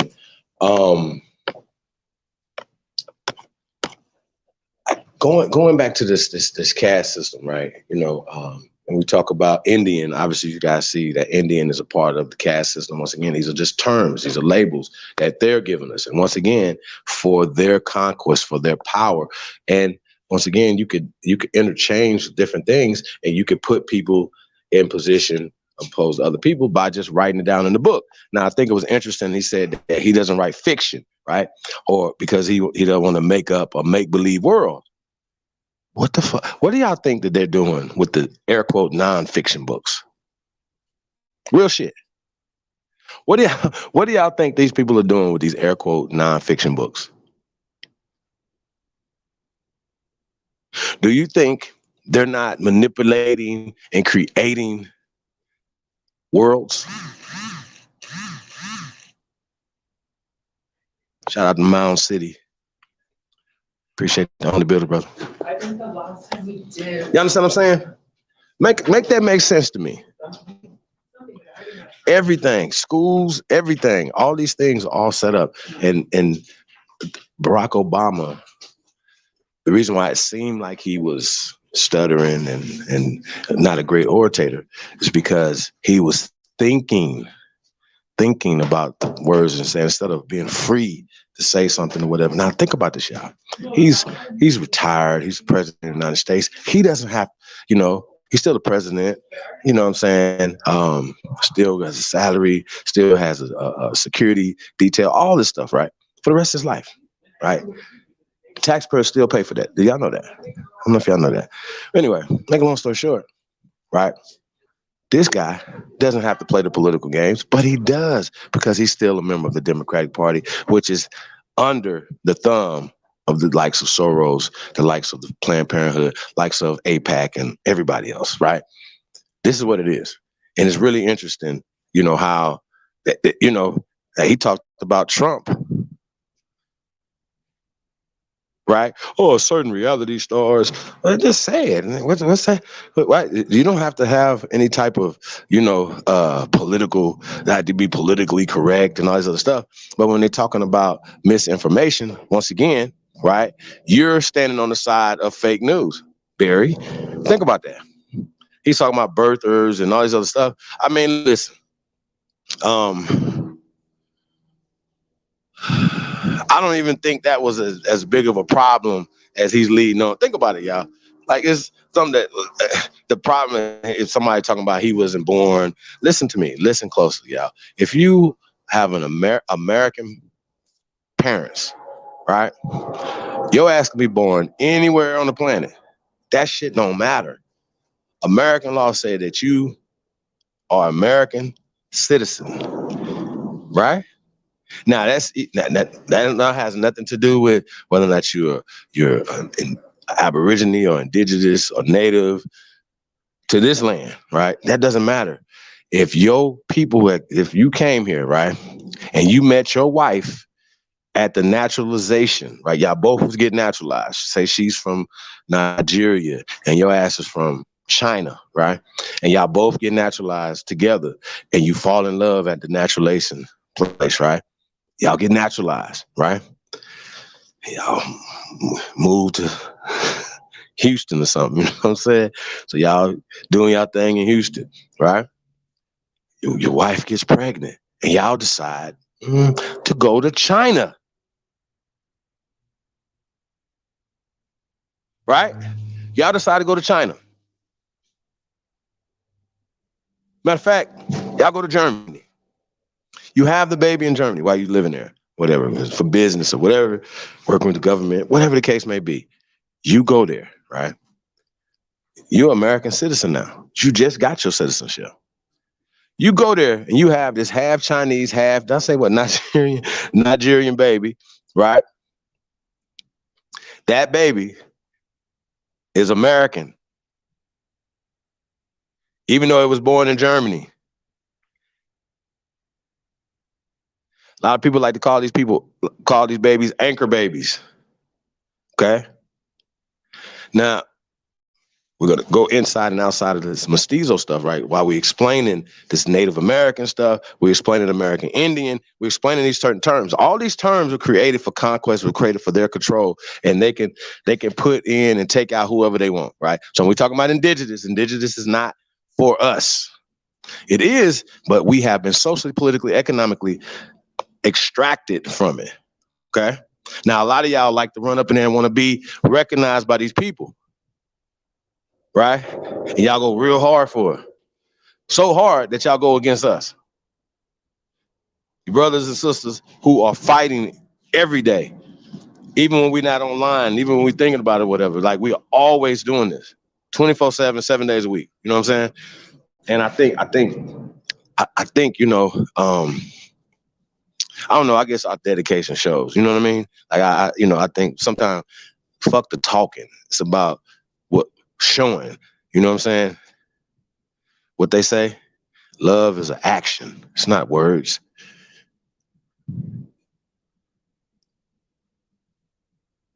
Real shit. And this system, right? Now, it's interesting that the first so-called air quote black president is a mestizo, as somebody pointed out earlier, right? He's a mestizo. He's mixed. It's from mixed generations, right? And one of his parents, right, is from Kenya. His father was from Kenya, right? Now, I think he was just a student. I don't think he was an American citizen. So he was just, right? So check this out. You don't have to have two American citizens as parents. You only have to have one. In this case, it's his mother, right, who was European descent. Okay? She's still an American citizen. Okay, so when we're talking about what's acceptable, right? Going back to the Danny Trejo Jr., right?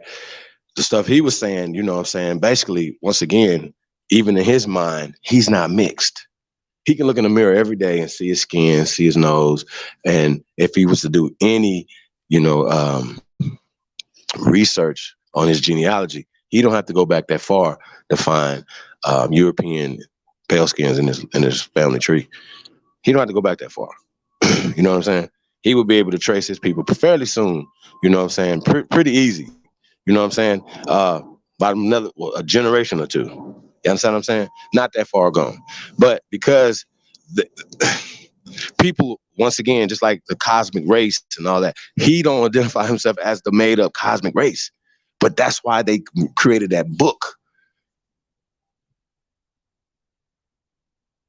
You understand what I'm saying? Once again, it's all about word spells and positioning, you know what I'm saying, and the things that they do to our minds. So once again, Barack Obama is not an ignorant person. He's a very great orator, right? But he had to think before he spoke. Yeah, I'm not gonna say that. I say this. Very calculating, very snakish. You know what I'm saying? Because once again, I want to see about the issues that really matter. I don't want to hear that bullshit that he was talking about. You know what I'm saying? Let's talk about that. If there's a caste system, how do we stop it? Barack Obama. And he's super smart. He understands what's going on, right? She understands what's going on. Real shit, y'all. They really understand what's going on. But once again, they try to play stupid. And once again, they want to vilify anybody, right, that do not, I'm gonna repeat this, that do not agree with their position, right? Now, just because I don't agree with their position and Biden's position and Kamala Harris' position, right, and the Eugenics Society and all of the people that they actually cape for, block for, right, tear us down for, right, kill us for, right? That's what they do. They have taken an oath to these people. He would never come on here and criticize nothing they do. And if he do, he's going to do a real, what I want to say, he'll do a real political sanitized version of it. If it was like, hey, what do you think about the Eugenics Society that formed into Planned Parenthood that have killed this many carbonated children, right? They said, according to them, that more of us have died on the abortion table than that's here right now today. I think that's interesting. And we still outnumber everybody. Even though we believe in killing our own, right? We still rise. Even though they make all these movies and negative shit about us and all this other stuff, we still the flies. We still the baddest. We still the swaggest. You know what I'm saying? We still got the baddest women on the planet Earth, no matter what they say. You can't name one that's I can just randomly pick, and we got the best. Okay? That's just what it is. Respect to check it. So when we say the Aboriginal woman is God, that's a fact. American Aboriginal woman is God. That's a fact. Because she birthed the greatest human beings in world history that gave the earth civilization, math, science, language, agriculture, architecture, music, fashion. You understand what I'm saying? The greatest modern inventions come from the American Aborigine who came from the womb of American Aborigine woman. That's how that works. And it's your fucking duty to protect that institution. That ain't nothing. If there's nothing the fuck else that we don't do, we protect that institution. We protect our mothers. We protect our ancestors. We protect the womb that we come from by all means necessary. Period. Hey, I want to say shout out and rest in paradise to the great Dr. Khalid Abdul Muhammad. And may he rest in paradise on his holy day, right? Y'all know how I say it. Every day's a holiday, right? Every day's a holiday. You should live like every day's Christmas Eve. You know what I'm saying? That's how that works. Could you imagine? Y'all remember y'all was kids and y'all believed in Christmas, even if you didn't believe in Santa, right? You know it's, but you know it was a special day. It's just like leading up to it. It's all special and everybody's happy, and you know what I mean. You know you're getting gifts, and it's just a special time, right? And I thought to myself, I said, "Self, shouldn't every day feel like this?" Think about it. Yeah, our mothers, our sisters, daughters, aunties, grandmothers, great grandmas, everybody. Yeah, that institution needs to be. We need to tighten up, fellas. We need to tighten up.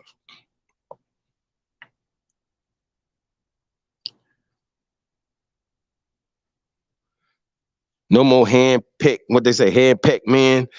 Like you niggas is like them little rat terriers. Like they be like your women just be carrying y'all around in the fucking little purse, little dog purse and shit. You niggas they fit in y'all women's purses and shit walking around this bitch, man. This is embarrassing. For men to see it, and it's embarrassing for these young men, these babies to see that. They need better examples of manhood. Okay. And it's not enough to say, it's not enough single fathers. It's too many single mothers. That's a myth. Not all of us are locked up in prison. Not all of us are walking away from our responsibilities. Okay, that's a myth. Now, which brings me to this conversation. Hey, you guys can hit that link anytime. Come on in and join the conversation, right? So I'm just gonna keep ramming till y'all do, right? So checking this out, we might have to find this. There's a couple things that just came across, my desk today. Probably gonna have to do some reaction videos to it, right? But I'll talk about it right now, right? Kanye West, right? We're talking about fatherhood, right?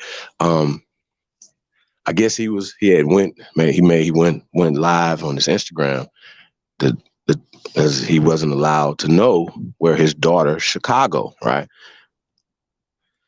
was having where the Kardashians were having her birthday party, right? So I guess Kim wasn't telling him and nobody else in the family was telling him. So he went upon himself, right? He was like Tristan Thompson. Nobody was going to tell him, right? Tristan, you hold for that. Just going to let you know, right? So anyway, so Kanye went to Instagram. He said, okay, I'm going to tell my narrative. He was very distraught. This man was like, man, I do everything. I center my life around my children. You know what I'm saying? He was really passionate about, being there for his daughter because he was like, hey, this is gonna be imprinted in her mind that he wasn't there for her. So he was really stressed out about being there for his daughter's birthday. Okay. Now, I don't know what happened between him and Kim. They got into that situation. Whatever they going through, whatever, has nothing to do with the child. Okay. Now, I know a lot of y'all don't believe that a child, boy or girl, right? Some of y'all believe that they don't need a father. That's bullshit. The Holy Trinity is the man, woman, or the woman, man, however you want it, and child. You can't have life without balance. I'm a pro-lifer. If you push death and deaf culture, right? What other than you mad about life, right? Other than you being mad about life, right? And preserving life and not only creating life and creating things, right? What you're an enemy to progression of only life, but progression of the human race, of people progressing, of your own ancestors. If you say, look, I'm gonna kill my tree, because like a lot of times for you to be here, imagine how many people suffered for you to be here. And you said, fuck them, fuck that bloodline, I'm gonna cut this bloodline off. Think about that. Then you turn your goofy ass around, right? They done gave these people so much power, right? That these people turn around now, and now being a pro-lifer, being about God's work, right? They make that evil, toxic. Being a man, being a heterosexual man, being a proud man. Ah, you lazy. You don't want to go to work for no. So you telling a man, right, to go be a slave. So y'all don't understand why we have the problems and the issues that we have psychologically with our people, man. And, you know, man, like, I don't know what to tell y'all, man. I want to say once again, man, rest in peace, and want to send well wishes to the brother Jay Freeway, rest in paradise, and his family. I want to send my condolences and love to them. If anybody have any information to contact for us, I know they were like going to raise some money for his family. I know they've had his service and stuff like that, whatever. But we still, you know, his family is our family, right? That's how that works. When a soldier go down in this war, we adopt his family. That's what we doing. Now I know they in the nation or whatever. I don't know how y'all what y'all got going on or whatever. You know what I mean? That you know, I don't focus on what the next man or nation is doing.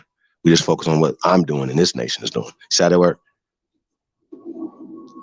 We have to look out for each other. I told y'all this time and time again. chiefholiday@gmail.com. If you in need of anything, please hit me up. I'm very accessible. I'm gonna always be accessible to the people. I don't give a fuck. A lot of times people be like they looking down on the culture because they got 20,000, 50,000, 100,000, 1,000,000 subscribers, or somebody comes to your fucking concert. What are you doing for the people? Really? Why aren't you using your celebrity status and the things that you have to better the lives of more people?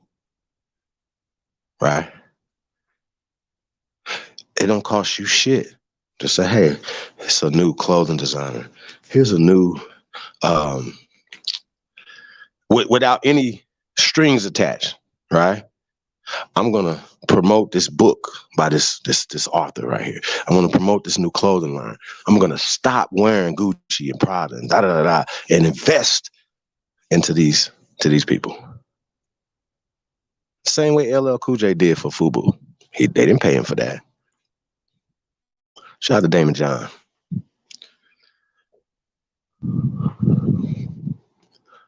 I mean, y'all, man, we gotta do better. That's all I'm saying. We gotta do better. You know what I mean? Yeah, we just gotta do better, y'all. We're gonna keep dropping this information, man. Shout out to Reagan X in the building. Peace, Empress. Yeah, we gotta do better, y'all. The links is in the chat room, man. Tap in. What else we got in here? Peace to everybody, man. Shout out to all the looky-loos out there. Peace to the haters, man. Like I said, man, you ain't got no haters, man. You ain't doing nothing. You're not relevant, man. So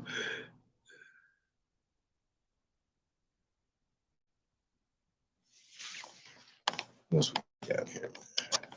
Yeah, man.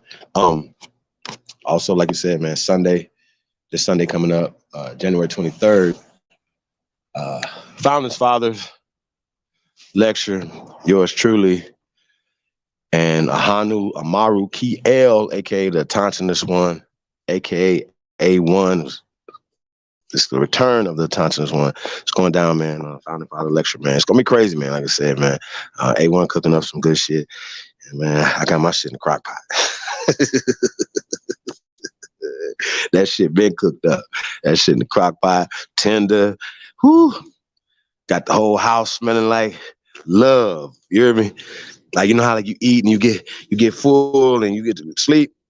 Mama Hester used to be like, that's that love hugging you. Nah, it's just tryptophan.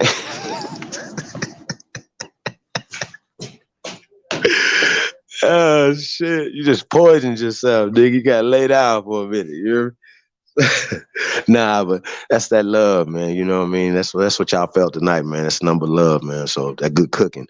So that's what we doing over here, man. We cooking this shit up and we getting out there, man. So shout out to everybody, man, that's cooking up that good food, good soul food.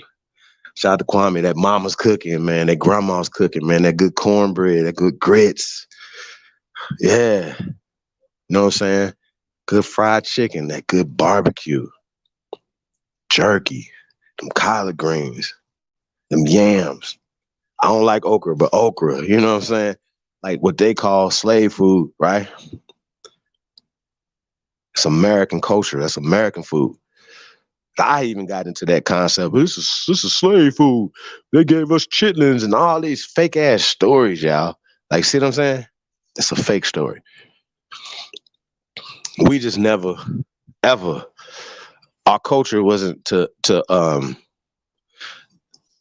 eliminating these animals, right? Was a spiritual thing. And so we didn't waste anything of these animals. Nothing. Not even the intestines. So don't be like, oh, they took the pig and left us the intestines. So slow. You know what I'm saying? Every story out there is designed to make you weak, designed to put you in a certain mind frame, man. So that's all I want to say about that, y'all. Say peace to everybody, man. Like, share, subscribe, man. Support the real. You already know, man. Onlybuilders2022@gmail.com, man. You guys want to tap into the membership, private membership, as well as upcoming pay-per-view coming up with me and A1, man. So it's gonna be crazy. Maybe we gotta tell people what we are doing, you know, with the funds, because a lot of motherfuckers is always like, always asking us what we doing with our dollars for this dollar challenge, right? But we are giving back more. Somebody $1, we give back $5. See how this work? And the money is going to the community, building an infrastructure. Now, when I say infrastructure, right, we got to get off this YouTube. Having on platforms that we're not censored on, that they can't come block stuff and do all the other things, right? We're going to have to create our own. We have to. Supporting our businesses who support other businesses in the community, support our families and support, right? You know what I'm saying? This is the cycle of love. This is the circle of love. And we should do everything in our power to keep the monies from never leaving our community. Shout out to Aboriginal TV, Digital Black Dollar. I'm just sitting back like a big brother, you know what I'm saying? Proud brother, watching your little brother do some great shit, you know what I'm saying? And see the tribe supporting it. It's just love, man, you know. And think about this from his perspective. Now, he's not just helping himself, he's helping everybody that's supporting him.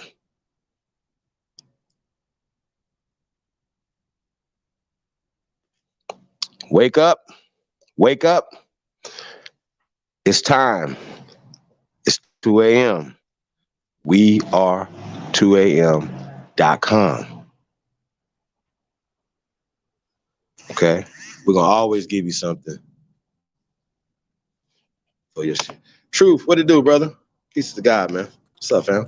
Man, peace to the God. You feel me, man? Just tapping in and shit, man.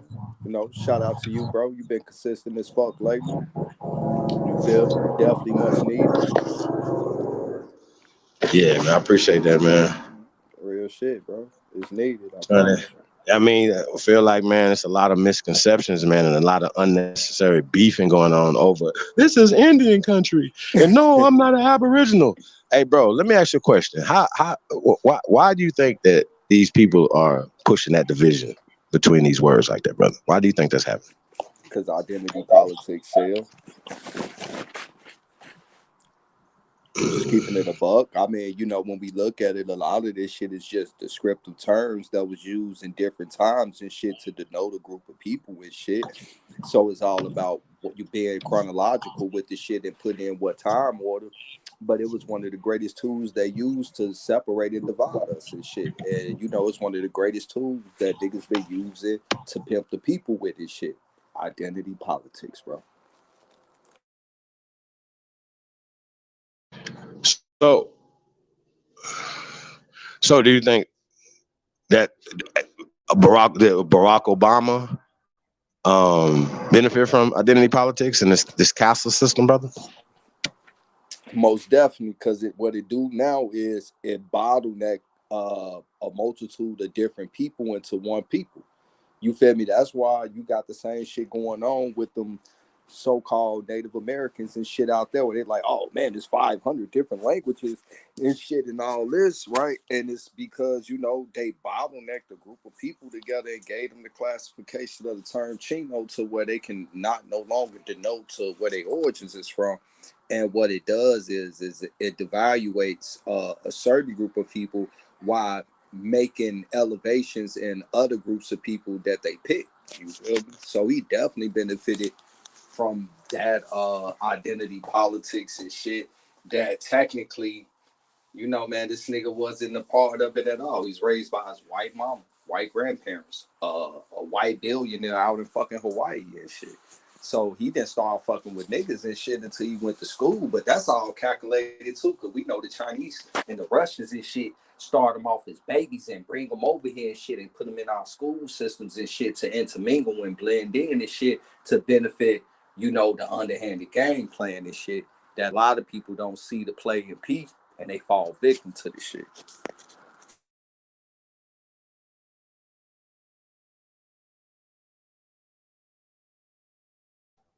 Definitely. So I don't know if you caught my conversation I had with Taz the other day, exclusive. Oh yeah, I saw that on all topics, goofy right? ass nigga.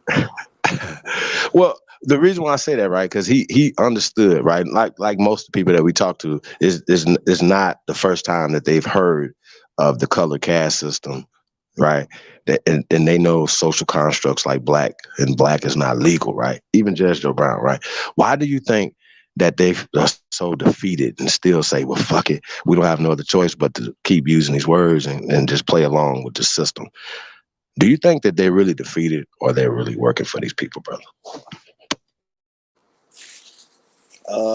No, I think a lot of niggas out here is unknowingly agents, that their behavior is so agent like, and they not even getting paid for it.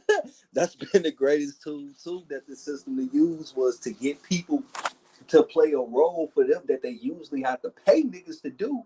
And now they ain't even got to pay them no more. It's almost like, you know how they put up the whole indentured servant and slave shit. It's like, why pay a nigga when I can get them to do it for free? So they mentally defeated because they've been so programmed and beat down with the shit that even when they see the light, they don't even want to wake the fuck up. You know, like a depressed person and shit. Nigga, it's sunny as fuck outside. They want to close all the blinds and just keep in that little ball corner and shit, even though they hear people outside playing this shit. You feel me? So mentally defeated, most definitely. I don't think they getting paid, but you would think they getting paid with the way that they pushing this shit. Man, it's crazy, yo. It's super crazy to me. Once again, though, you know, talking about mestizos, right?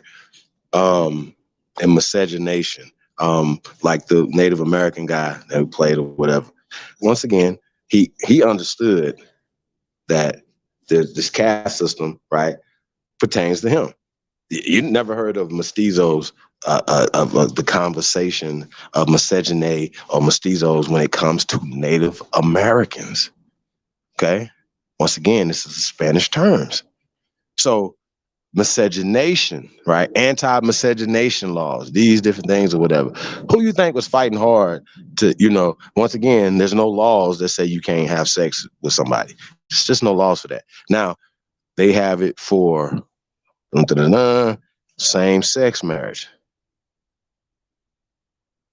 because that doesn't produce life, especially in a Christian society. Not saying that same gender loving people wasn't loving on each other, right? I'm not saying that. I'm saying the state coming together and saying that these people are business together, right? Because once again, two people, whether they're heterosexual or homosexual, right, do not have to consult these people for your union. You don't say, oh, well, we needed this for insurance purposes and we needed this for legal, for to get on a insurance. That's all I hear. What is the Sound other like reason why business you to do me. it? To get on, that's business, right? You can go find a lawyer somewhere and say, hey man, I really love this person, heterosexual, homosexual, whatever. And you say, hey man, I want to do X, Y, and Z. We want to put this documentation together. Some people call it prenuptials. After you have a prenup, you don't need to go to nobody's justice of peace or anything else to be regulated. Your business is her business and your business, or him business and him business, or her business and her business, right? Coming together. That's dumb. So it's an unnecessary conversation. We want to be recognized by the state. Why? Why? Why does it matter? To your love and your union, right? Now you just got an entity involved in your affairs. And 99.9% of the time, the reason why people have divorces and stuff is because they have this entity in their life. Think about it. And you guys can't settle your own business without having them arbitrating your business, right? So it doesn't make any sense to me. I never understood it. I'm like, well, why are y'all worried about it? Why y'all just go do that? You don't have to go fight this and fight for something that will make somebody recognize, right? It's like what Muhammad Ali said, he wasn't mad at them because they were only going by what they thought is right.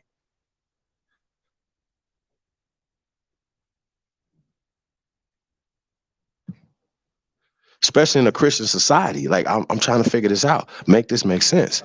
You know what I'm saying, bro? So that's all I'm saying, man. I don't want to get too philosophical about that, man. I don't fuck around with that.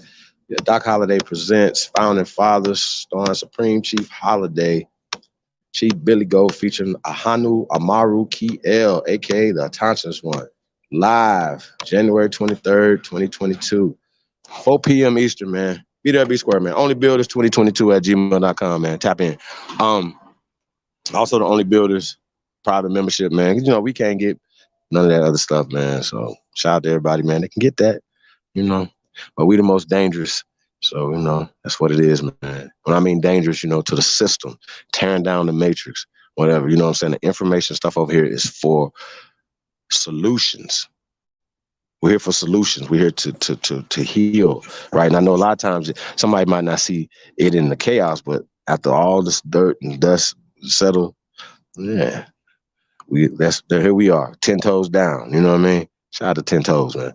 You know what I'm saying? We right here. We're gonna be here. So yeah, man. Shout out to Truth, man. Shout out to everybody, man, in the building, man. Appreciate you guys, man.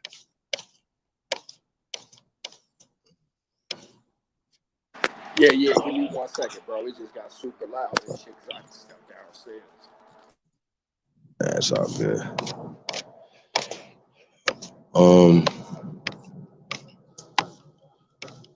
What's crazy? Yeah, that Barack Obama joint though was pretty interesting. Remember the time when he said he was his daughter's friends? He said they're white friends, right? Barack Obama and Isabel Wilkerson knows for a fact that there's no such thing as white friends, right? But just for this conversation I'm having with you guys, right? And she just sitting up there looking like, I don't know what she like. Yeah, I think, you know what? We're gonna have to play that Michael Eric Dyson one, because he said some weird shit in that. But here's the thing, right? They know that there's no such thing as white people, right? Barack Obama is a legal professor. That means he's more than a lawyer. He teaches lawyers, just like Dr. Tracy McCarthy, right? They teach lawyers, okay? So he knows the law, and he's a constitutional lawyer, okay? Barack Obama is. So Barack Obama knows a lot of things, right? So what is interesting that he said white friends. Now, just for this social, conversation or whatever, he says white friends. And you would have thought that next word would have came out his fucking mouth was their black friends. But he went to male friends, straight friends,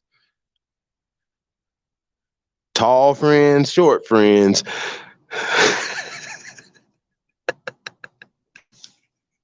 Bluefish. Yeah, I'm just playing. But y'all understand, y'all get the point, right? He never said black friends. Because they don't have no black friends. Yeah. Hey man, we kind of got a little down the road. I wanted to ask you something because you said something that was like crazy dead on earlier through your bill, right? When you was talking about the mestizos, right? Right. And you was breaking down the concept of mestizo, what the definition of mestizo, et cetera, et cetera. And we all know this, knew that. A lot of us knew that and shit. People that actually studying the shit. But I never ever took a step back until you brought it up to think like, well, according to this American history, shit, ain't none of us black. We all mestizos. Because they say we all is mixed the fuck down from buck rape and slave rape and breeding and all this other shit that we supposed to be attached to. So how the fuck we black? We mestizos. I mean, even though I'm not saying that to be true, you feel me? But just based on the concept and the definitions, it's like, nigga, you calling me a mestizo and then you calling me black, which both of them is derogatory as fuck and falsely given this shit. In my opinion, I don't think a lot of us is our people is mixed down like that, like they claim this shit. Just to keep it a buck, right?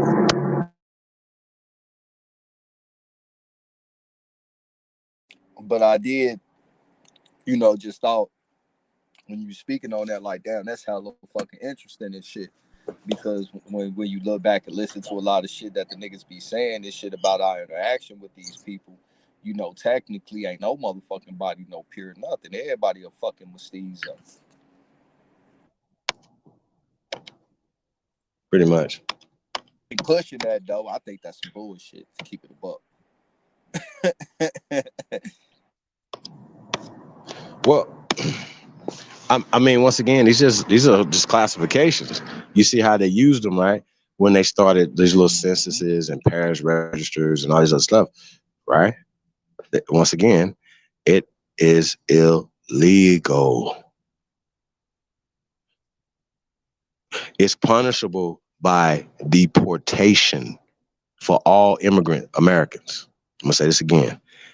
It's punishable by deportation for all immigrant Americans.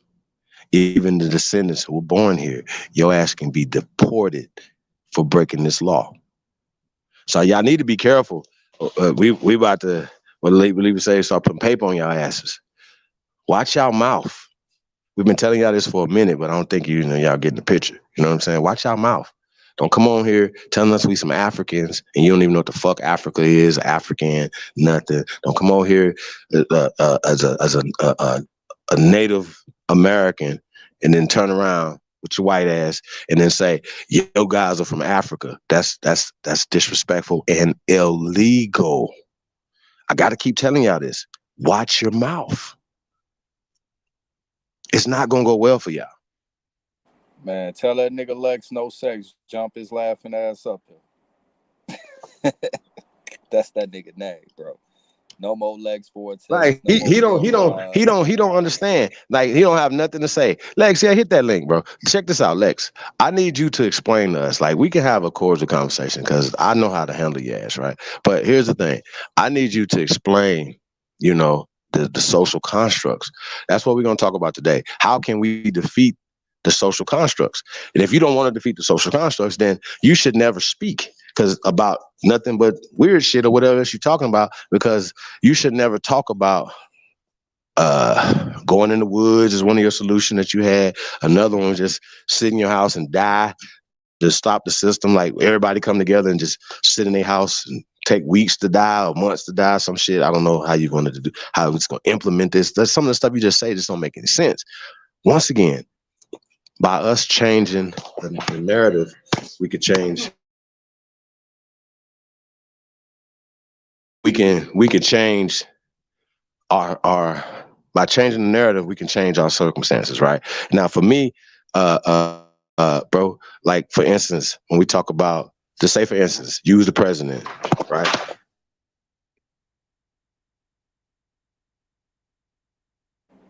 Hey, you the president, right?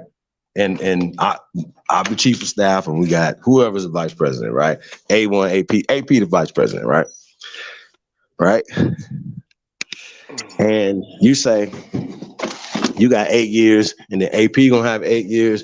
Then I might fuck around and come in 8 years after that, right? So that was what we got. 24 years, right?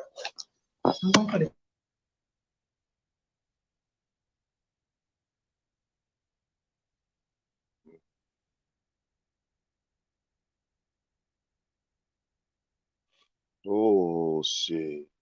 Lex, what's up, You nigga? see by the dawn's You mythological early believing ass nigga. light, what so proudly Nah, nigga, you singing the wrong national. You supposed to be talking about lift every voice and Yeah. sing, nigga. and You the supposed to be singing lift every voice and twilight's sing, Lex. last Nigga singing lift every gleam. voice. Right, Hell get that lift no. every voice and sing in here, I'm just Lex. singing Hell no. y'all's anthem. Nah, Damn, nigga, bro. lift Y'all every should voice and sing, nigga, to step what that up, shit go? man. To Pledge heaven and earth allegiance to ring. the flag of the United States of America USA. and to the USA. republic for which it USA. stands. USA. Hey, but look though, hey Lex, let me ask you a question, right? Wouldn't a part of the solution though, Lex? Imagine if you was the president of the United States. Now, hey, just for this experiment, Lex, right? You got 8 years, Truth got 8 years, and then Al Power got 8 years. At this point, we should never see any more pale skins. For the next 24 years, we got 3 straight brothers in the White House, right? And implementing policies and things that will benefit Americans, right? Do you see any pathway to a solution with us being the presidents and vice presidents, the governors, the senators, right, of this land, brother, in the next 24 years? Do you see us getting power with that, brother? Yeah, sure. If you become president, yeah, that'll be, a power move. The likelihood of that happening is, I could do the mathematics on it. It's probably unlikely. It's a nice vision. Could happen. Anything's possible, but I mean, why would you even bring up that imaginary scenario? Wait a minute. So we already have the largest voting block, right? In 2024, we're going to have the largest voting block, even more, because more people are going to turn 18 and be eligible to vote by 2024, right? So you're going to have the largest voting block ever. Okay? Ever. They just had one with Biden. 2020 was the biggest Are you voting. talking about the popular vote, sir? I mean, hey, bro. Once again, if there's gonna be Presidents are not a elected rigged from election like the popular award, like that end of the year award votes. show that Arism had, then have a fake ass electoral college. No. We talking about vote of the people, landslide vote, right? I'm just saying. You saying this? See, once again, that's a defeated mindset. I'm saying there's something that we can do. Put A people in defeated office, not mindset, just. because Hold you're on, brother. talking about the popular vote and I'm not even talking about understanding the solutions over here, brother. goddamn. I'm talking about solutions over here, brother. I'm talking about voting, brother. I'm talking about Man, you talked about building our me, communities. I'm talking you, about and Aboriginal nah. power Hey, it could be presidents of the United somebody else. States. Yeah, me, First of you, all, Truth. Nigga, AP. True for president, nigga. And none of Yeah, y'all, true for 2022. president, nigga. and the only person out of that group that could I be got not a president, coincidence and running even as though my it's vice unlikely, is president. me, because I'm the only one who understands international policy and what's happening on the world stage. But Okay, that's Lex unlikely to Vortex, happen. aka Nimrod, aka Nimrod for president. Okay, so Hey, listen, Lex. you the president, right? Is there anything, because since you know you international with this shit, right? But we talking about domestic, okay? Domestic policy, right? You the president, Lex. Now, Lex, check it out. You the president. Now, I don't know about y'all. I like the show called Designated Survivor, right?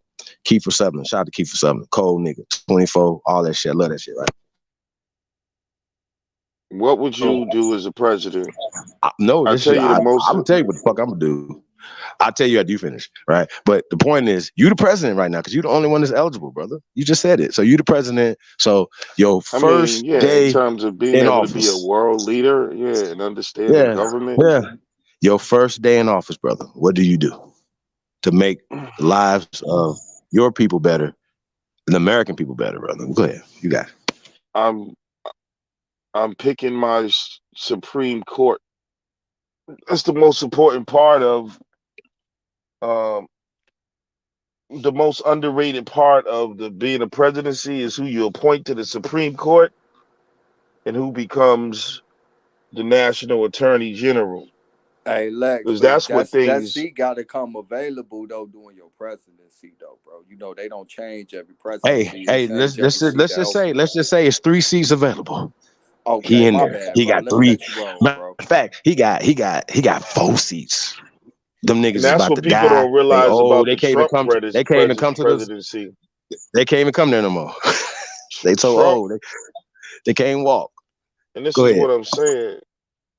Trump basically secured white supremacy for the next. I don't know if you look at who he appointed as on the Supreme Court.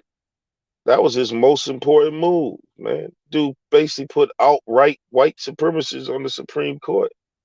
And when it comes to policy, even though he's not president no That's not more, true, brother. okay, I'm not even gonna argue, bro.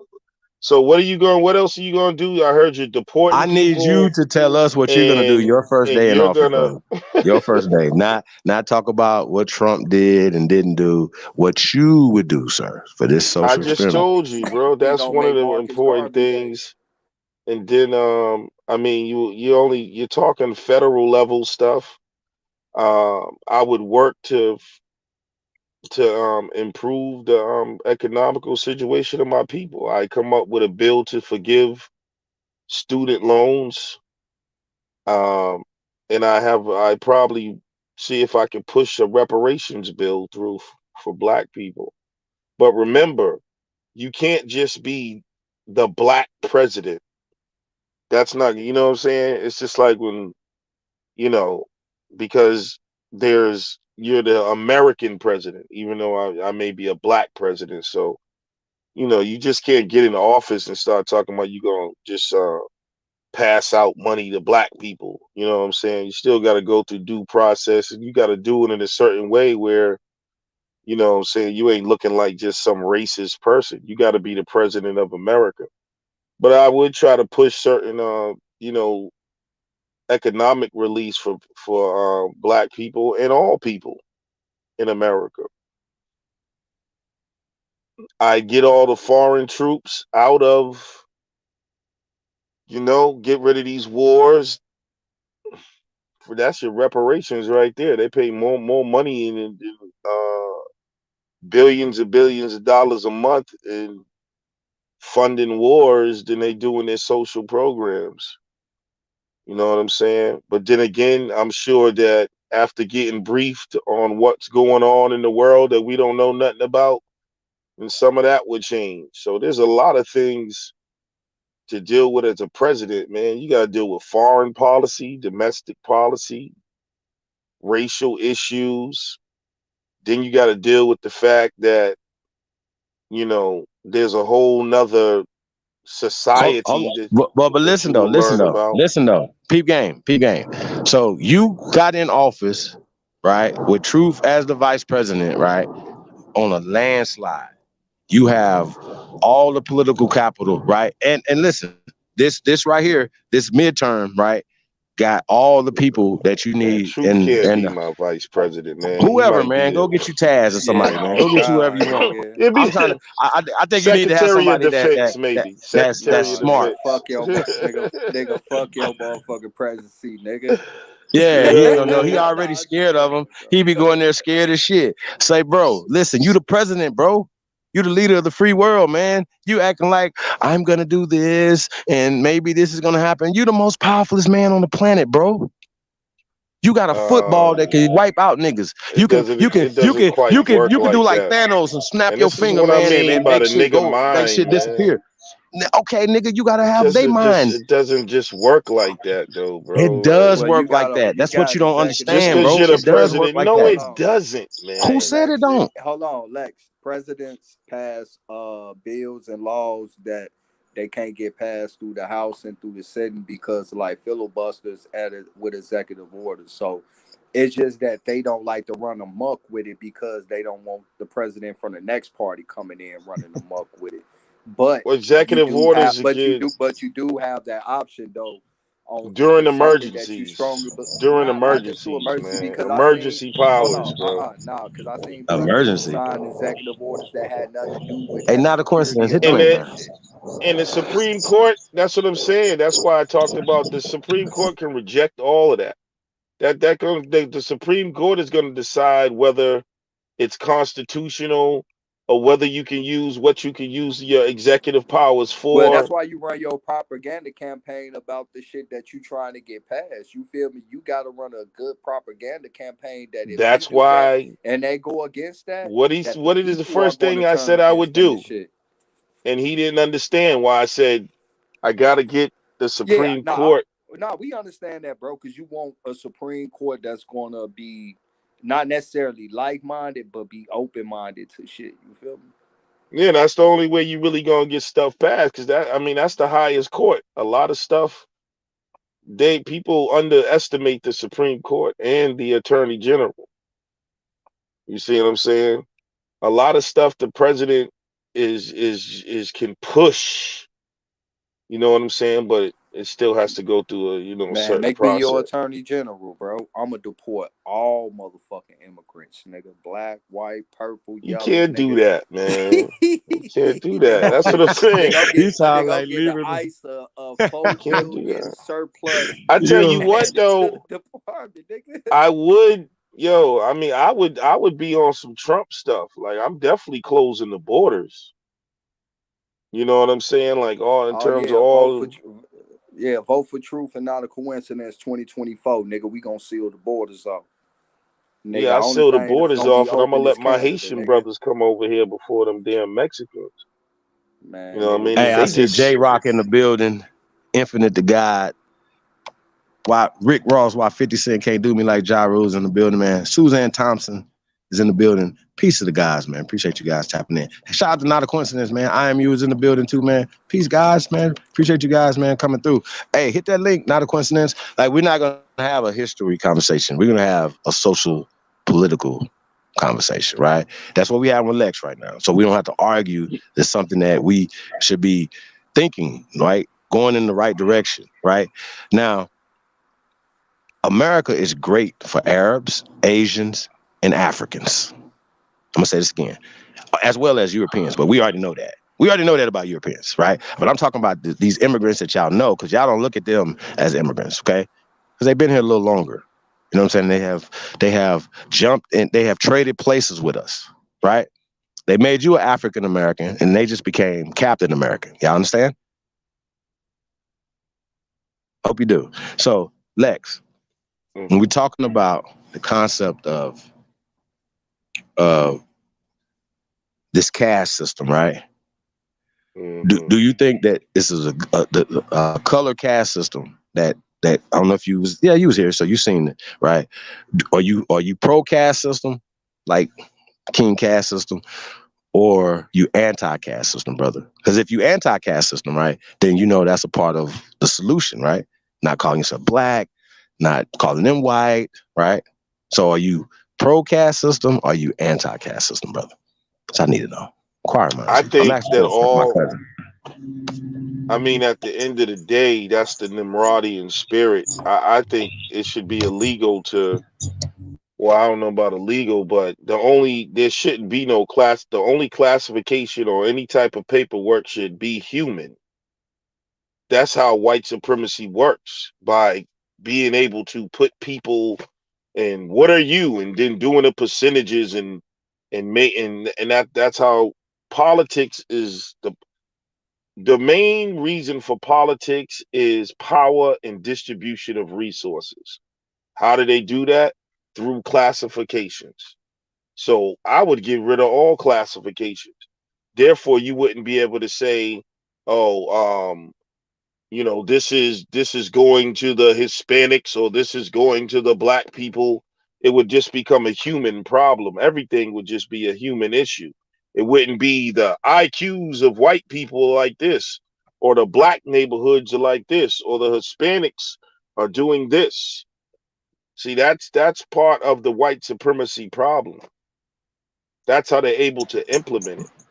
So let me ask you a question. So you're saying that they created these little systems or whatever, these different races and classifications for their power, right?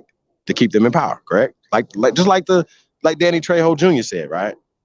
He said that they have this system. The black aborigines or the black indigenous at the bottom, and that the pale skinned European is at the top, right? That's what he said, right? So here's my point, right? If that's true, right, wouldn't destroying this social system, right? It's a social system. It's a psychological system. It is not real, right? And the only way it's real is because you do what they say. If you believe what they say. When you go to sleep, you can't even dream, Lex, Taz, any of y'all, right, of beating these people or beating the system, because it's not a people. It's a thing. It's a living, breathing entity that, once again, color is only an illusion that they use Yeah, you to beat got me us. all the way fucked up. That's all I deal. That's everything. That's all But you I. just said black man and white man, brother. That's a part of the psychological damage that you keep doing to And yourself, what did I man. just say before that about classifications? That you would throw them in the trash. All right, so then why would you Hey, come let's and get lie out the way. and Woo. make a? USA, But the USA, problem is, USA, though, USA, you have USA. you have the Huh? right. You still talking? You have the right.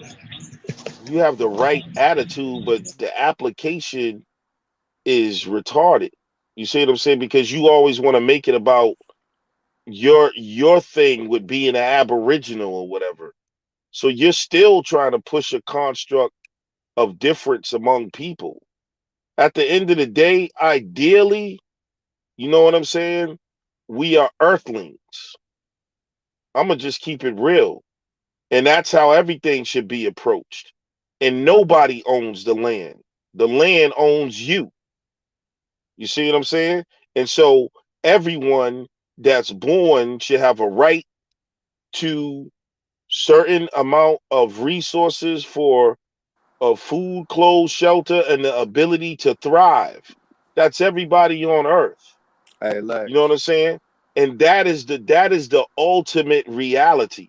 So you're saying one thing, but in a sense, what you want to push Aboriginal supremacy, bro. Stop Hey, it. Lex. That's a fact. That is a whole fact. All right. American Great. supremacy. Yes, I'm an All American right. supremacist. It's America Thank Hey, you. first. P gang. USA. Hey, Yeah, go ahead. hey, P gang, Lex. Let me ask you something, bro. Now we know in other countries, right? They got a multitude of colors and some of them and shit, right? But at the end of the day, you know, if they Pakistani, they Pakistani. You feel me? If they Cambodian, they Cambodian. You know, et cetera, et cetera, et cetera, right? Now, we can't go to other countries and create the same story that immigrants can come to America and create. So I really don't see no problem with practicing the same method that people are already practicing and shit at the Yeah, end of because the you're day. unrighteous. I mean, so then that means that they're unrighteous too. So why would I be righteous to the unrighteous? The fact that we've been righteous to the Right. unrighteous is Only the why only an we're unrighteous person would say that. I mean, like I I mean, can't argue with. I I mean, mean, look, bro. Do the Bible say eye why for would an I eye? be good to the Hey, evil? bro. Do the Bible say eye okay. for an eye, my G? I don't give a damn what the Bible say. The I Bible's the mean, tool of I'm white trying to come from a supremacy. standpoint of your spiritual system, bro. My spiritual system is not the Bible. Oh, my bad. I must have been My spiritual misinformed. system is universal cosmic law. So Mm. what I'm saying is So is karma, you know what ultimately goes around comes around, right?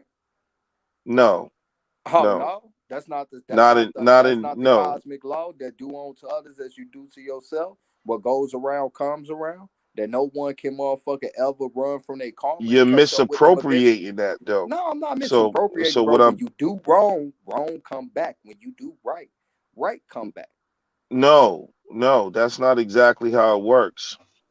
I mean, I don't know, bro. That don't mean it's you that's gonna be delivering that justice though necessarily. And it's not you that is gonna decide. What I'm saying is if we're talking about correcting the world, it has to be in order for you to have cosmic law on your side, you have to go into doing what's right. Meaning I can't go into saying, oh, I want to change the world, but then I want to subjugate and enslave Europeans or something because I want to I pay never them said back for. that. I know you didn't say that, sir, but I'm just telling you, I have, in order for But cosmic law to be on my side, I got to do the right thing. Cosmic law will get them. But that sounds like some Bible shit, though, bro. You know, turn the other cheek. Don't worry No, about it. that's not When no Bible Jesus and shit. God come back, they gonna take care of it. That's But not turning the other cheek. you can't take care of it, nigga. No, you sit there and just accept the shit. Don't worry about it, nigga. The cosmic source and spirit is gonna take care of them, nigga. No, Let them that's not keep what you I doing said. you dirty. You keep And this is the smiling and problem with being people good. that don't And understand I cosmic mean, that's law, what it. man. I'm But go telling you, ahead, that's bro. what it sound. I'm telling I you, don't that's care what what it it sound sounds like, bro. like. It I mean, that's sounds what you're saying, you hearing what you don't understand. I'm bro. You telling you told me that to if But you are stay but going Lex righteous. into though, nobody said that though, if bro. you're I don't going know. into Nobody make a said that. correction You to the the one made it up. world, all you got to do is do the right thing. Now, in that process, a lot of stuff will be happening. You know what I'm saying? But you got to do the right thing. So if I want to make a better America or what it is, I got to have the intention of being a righteous ruler and making it All right, fair and balanced and all right. Let me equal give for you. everyone in Let's the give a clear example. process. Let's give a You clear can't example, go right? about trying Hey, to P game, right? imitate Ain't the nobody trying to evil imitate ruler shit, bro. and then say you want to replace all you want to Nah. do See, you is talking about replace the offense, person bro. on top with yourself. That is not ideally what it's about. All And right, that's that's all I'm not what trying I'm to tell saying, you. bro. Look, P game. I'm gonna give you the perfect analogy because I'm not talking about just going out doing dirty ass shit to people, motherfucker. I'm talking about defending myself, right? You feel me? So let's say you're a If righteous you're in man. power, you're not the Can one I finish, defending bro? I yourself, listened sir. to that. I listened to all that shit that you said, bro. Can I just finish? All right, waste You more time you with something that we're not talking about, man. That's why I don't. I mean, Hey you Lex just though, said I'm you talking talking about about defending Lex, yourself. you talking we about only talking about righteousness and power, shit, bro, to bro. put us in position. Like Defending yourself is not what we Lex, talking about. If I you're Lex, we're not talking defending about yourself, defending. that means there's an aggressor. I'm saying if you're the one that's going to be in Okay, power, so that's what I said from the That's gonna make jump, us the bro. aggressor. That's hold on. But that's what I said from the jump. I said I believe in an eye for an eye. So if you approach me with a certain energy and I'm eye for an eye, I'm gonna defend myself on the same level of bullshit that you own. I'm not going out there causing the bullshit, but if the bullshit come my way, I'm not running, nigga. I'm gonna match that energy and try to be 100 times worse because the aggressive approach me. That's what I said at first. And you told me I wasn't righteous, and I was talking about in the defense of just being on defense. Like ain't no more just laying back letting shit happen, nigga. If they but pull that's up, not what we were we gonna talking pop the about, fuck out. man. We're That's what talking I said about at first, we were and you talking about said I social was and unrighteous and gave politically us that cosmic shit. implementing what's right in the world, All right, But bro. security is a social, part of that too, though, right? politically, and economically. Now even that, I mean, to a degree, you know, on a for a regular average human, that makes perfect sense. An eye for an eye. But to tell the truth, you know, for a higher understanding, that's not even how you got to operate, man. You don't always got to fight fire with fire. That's not always not the best way to go. You Know when to can, pick and choose you your know, battles. listen. There was a scene, man, and it's like it's the higher ground will win, and you can be on a level like right now. I can't. No, I can say all I want to say about say Barack Obama. I could go and make 10,000 live streams saying he ain't this and I can't even touch him. We're not even in the same sphere. We would probably never come across paths because of the level he's on in life. I could throw darts all day. You know what I'm saying? Like Barack, you think Barack Obama's gonna get on YouTube and reply to me and get no? Like he would be coming down. You know what I'm saying? It's like, so this is what I'm saying. So it all depends on what level you want to operate on. If once you decide to eye for eye and tooth for tooth, you have now sunk down to the level of whatever entity that is, though. Okay, let's get off of that. Let's get back to the social political part, right? Because I know that type of stuff, you know, Christians talk The about that. higher ground will win, man. That's the Okay, so message. we're taking a higher ground. So the question is, right, what would you do? So once again, you are the most powerful man on the planet, and you still feeling less than. You see the psychological damage, brother, that we're saying? I'm saying this hypothetical situation. You're the president. You're in the White House. You have the butlers, maids, and all this other stuff, right? You the man. You have a Okay. Senate and a House that's gonna rubber stamp everything you do. You don't even have to do executive orders, right? Now, would you make all people of color, right, that are from here, right? Meaning that your grandparents are from here, your great grandparents are from here, your great great grandparents are from here, right? And you have the documentation for that. Would you make the IRS stop taxing American Negroes, brother? Um, I mean, as a part of, I mean, it would have to be something like, yeah, I mean, that's possible if that's something that's doing with repairing the breach. It may Well, be part of a. It may be part reparations. of. No, not I call it forever. No, restitution. no. If I'm gonna do that, I What? got to do that for all Americans. I mean, Whoa, but as whoa, part wait, of reparations, I might do wait. something like they might be tax free for 25 years. You see what I'm saying? As part of a reparations package, or that's fair. People do get repaired for the wrongs that's been done with them. But everybody here that is a citizen But of Lex, though, they America said it's deserve. been 400 years, though. They Listen, said it's been sir. 400 years of Everyone doing this here wrong. that's in America deserves the same opportunities and access to resources. That's the right thing to do, sir. You So can't what you be, saying and see, then? that's why I'm saying Right. why leaders and great men have to be cultivated. That's why you can't be a leader, bro. Hey, Chief, I'll be back, bro. I gotta take care of something. You see what I'm saying? All right, true. Because you're already biased in I'm terms biased. of you're not just trying to inflict justice, you're trying to give personal bias towards your people. And naturally, to some degree, people are going to be culturally biased. But if you're the leader of a nation, bro, you got to deal with equal justice scales. So yeah, does this country owe so-called whatever you want name you want to use today or tomorrow for what's been done? Yes.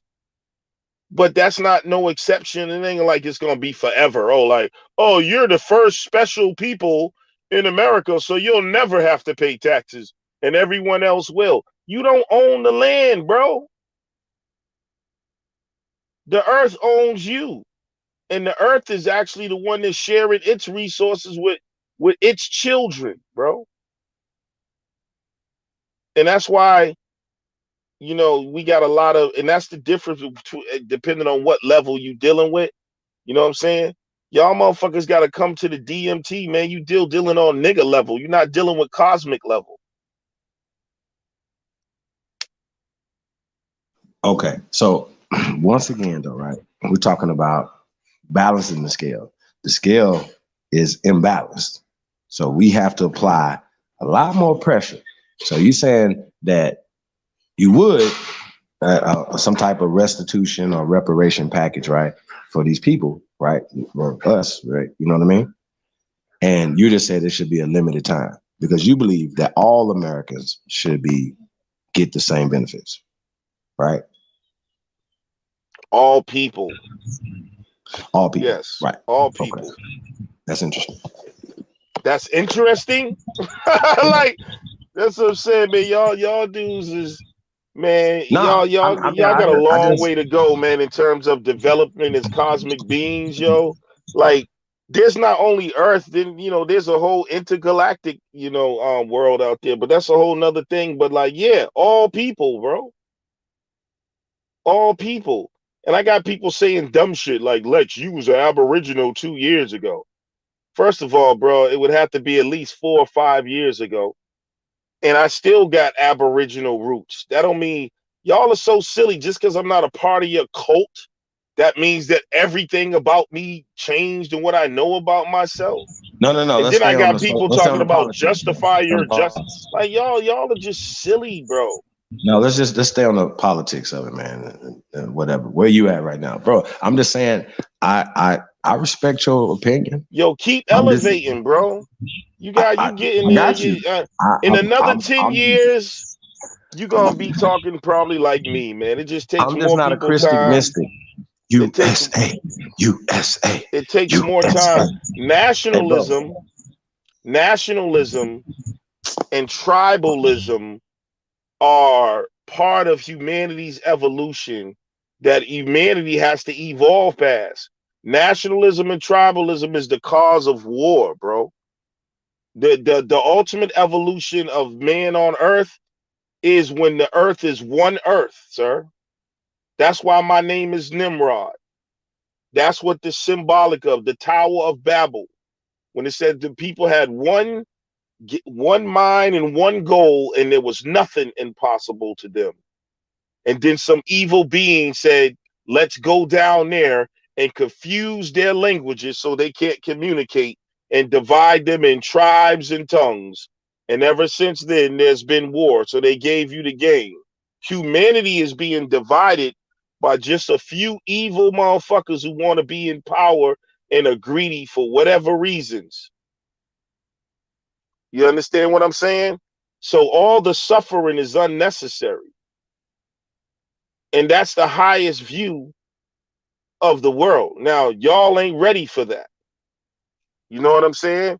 Because y'all dealing with, you know, the silly racial politics of just America and wanting to be so concerned about whatever title you have. Like you don't own the land. Who the fuck do you niggas think you are? You niggas ain't got no special rights to the earth. So You's let me a ask you a question, though. biological organism like everybody else, bro. Should you have to buy your house, right? It took you 15 years on a 30-year mortgage. You paid it off early, right? Should you lose your house because of a sewage system? Now you talk about capitalism now. Or taxes? No, we're talking about a robbery that has happened to us. This is what I'm trying to tell you, bro. Listen. You say you know history. I'll let you talk. You say you know history, right? So history says that crimes have happening, and are going to happen tomorrow. We need remedies, not turn the other cheek. I love everybody. What I'm saying? Who said anything? Who said anything about turning the other cheek and loving? And that's what I mean, bro. Low level Negro interpretations. I didn't say shit about turning the other cheek. What do you call it? You get rid of you remove. You call it being on your high horse, right? You call it being on a higher level. And you remove the toxins from your blood. You don't attack a tumor. You get to the root of the problem. Listen, root of the we have been problem. bitten by some poisonous snakes. Listen to what I'm and we telling need you, the bro. poison for antidote, sir. You The poison get to the root of the problem, and that's how the evil ones stay in power, through division, bro. But you're not trying to unroot it. I just told you how to unroot it, man. Than Biden. But Hey, because listen, your I can run ego, this country better than Biden. you know what the problem is? You hear what I just your said? Ego, bro. You Nah, haven't even nigga, overcame I your don't fuck an ego. I'm talking You about. worried Listen, about being. I'm righteous. You worried You about need being a righteous man. You were in right the now. bro. You worried about I'm being righteous. right. You I'm worried a about winning righteous. the I'm argument. righteous. When I'm No, telling I'm you, not. No, I'm not. the This is solution not a. to the This is problem an of opinion, brother. humanity, bro, Brother, this is opinion. You that you can't tell me about my cannot opinion. dispute. Okay, You're listen. in We're your not. We're ego, not bro. You debating, worried about brother. being somebody's master Brother, teacher when you brother. talking to the double master You teacher. okay? But I'm your teacher, sir. So whatever that double master So teacher if you you're the talking about, teacher, then how I'm come you your don't know these grandmaster things? teacher. Know what? How don't you know these things?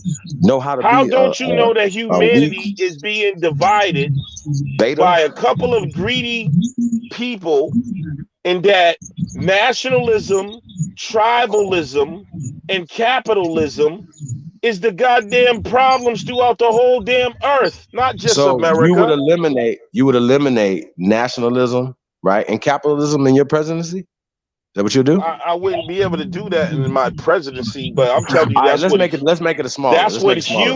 Because humans I think no. That's Check what this the out. human Let's just you the family governor. You the needs to governor. do, bro. Listen, America's too big for your mind. Okay, you the governor of Tennessee. Tennessee's not that big, so that's where you from. You the governor of Tennessee, brother. Okay, make it less scary for you. You got the National Guard. Everything you say go in this state. Even the president of the United States don't have anything. That's like your partner, right? So Tennessee for you, bro. America's too big for you. Talking about international I'm stuff. talking about the You too earth, little. bro. Fuck the You earth. telling me I'm too I'm little, and talking you about talking about America. I don't give a fuck, bro. How the hell I'm talking is about, that? bro. What Listen, kind of sense does that make? Let me ask you a question. I'm Have you giving ever you a left? Have global you ever, view, and you sir? talking Have you about ever left the America. country? Have you Is ever left the country? America? Can you live without your right arm? Is America connected to the earth, sir? America is a part of the earth. So it's one organism, and what's happening everywhere else is going to affect everywhere else. Just like Martin Luther King said, injustice anywhere is injustice everywhere. And so that's the bigger picture. Hey, but bro, so you the president. I mean, are you the governor of the state of Tennessee, right? And your responsibility is for the people of the state of Tennessee. You're gonna throw all the color systems and the caste system out the window. You're gonna make sure everybody is. I said the earth, sir. Great, bro. I'm not. You can't. Right now, you're not the. You can't be the president of the earth. You can't be Thanos and whatever to the earth. We're talking small. Your brain ain't big enough. Your brain ain't big enough to family, even sir. be the president. You couldn't handle being the president of the United States. Matter of fact, you wouldn't take, sir. You wouldn't take the job because you're a coward. Do you understand that? You talking like a whole coward right now, fam. Nigga talking about you get in power. You're gonna the impress ego's people. coming I didn't say online. that. Nigga, I'm gonna do what the fuck needs to be done. You're looking for our at a people. superior knowledge, and your ego's coming online because you're not making any sense. I'm just being, bro. You are a part of the pragmatic. global human family, sir. No, the fuck I'm not. Fuck them. It's America first. Period. Exactly, and that's the problem. Listen, check this out. That's check the this same out. thing white people were saying when they They can did say what that they in do. Germany and Poland. It was They white don't have to worry people about that here. first, and they did it here, and they implemented it here. And that same attitude is a poison to the human family. Lex, I need you to do me a Nigga, favor. did you create? I need you to do me a favor, bro. Hold That's on, why show people me get this. mad. Nigga, no, I know stop you talking finna over get people, man. mad because you can't I'm not handle about it, to get bro. mad because I'm just saying, bro, stop cutting me off and All talking right, over show me. me I which literally one of mute your the fucking mic and let you ancestors talk, my nigga. built America, built the Nigga, Americas. you talking to him. You talking to the bloodline. Did you build the land? Hold on. Did you build the building land on the land mass? I'm building on the Did land you that was create passed down to me, the sir. America, sir? Man, come on, bro. I am America. My blood, You're not my answering bones, my my muscles, question. my You're giving sinews me are America, all sir. this pseudo I am babble. Mississippi. I Nigga, said, you did talking you about some create? cosmic nigga. No, I'm not nigga, I'm no telling you car. some I'm real shit. talking I can give earthly you, right now. bro, you're not Did you talking earthly. create America? Yes. How and when? Do you believe in a higher being, sir? How and when did you create Nigga, do America, you believe sir? in a higher being? Do you believe that you are descendants of that higher being, or the higher Did being is you? in you? No, you know what, bro? Bro, listen, I'm not about to talk in a Exactly. circle, my See what I'm nigga. I'm not saying? about to talk in a circle with your ass. Stop It's telling me not a some real shit. circle, bro. It's No, actually a it is a straight circle. line. Listen. Your brain ain't big enough to even be a leader of shit. So I can't talk to you about being a leader because you don't even, your brain, you up here talking about, I don't want to oppress everybody. It's going to be this. I never said nothing about oppressing nobody. I never said about hurting nobody. I said, we're going to balance the fucking scale. We're going to do right by Americans. So you need righteous people in the office. Do you believe Joe Biden's And what righteous? do righteous people do? They do Righteous righteous people, things. yeah, but sometimes Do they righteous people do might they have practice to, equality? sometimes gods might have to throw some lightning bolts down and kill some motherfuckers. Okay? For Get it equality, together. right? Get your For shit together. equality. Now Yeah. you Zeus. For Now you Greek cleansing. gods. I didn't say that. Now you want to throw lightning bolts down. I didn't say that. Why can't you just solve the problem by Nah, I'm just not gonna be removing? reaching. All I'm you just not got gonna to be do reaching. is remove the issues, and that's how you bring things into balance, and you form a symbiotic relationship. That's the same thing I'm saying. Move the issues, right? If That's what I the said. earth was a body, we are If you all don't like cells. brown people, I'm deporting your ass. Do you understand this, sir? Yeah, you heard what I If just the said? earth is a body, all of us are cells in the human body. Or if there's unhealthy cells, then we got to repair them or whatever in for the body to function. Every part of the human family is a part of the organism that we call Earth.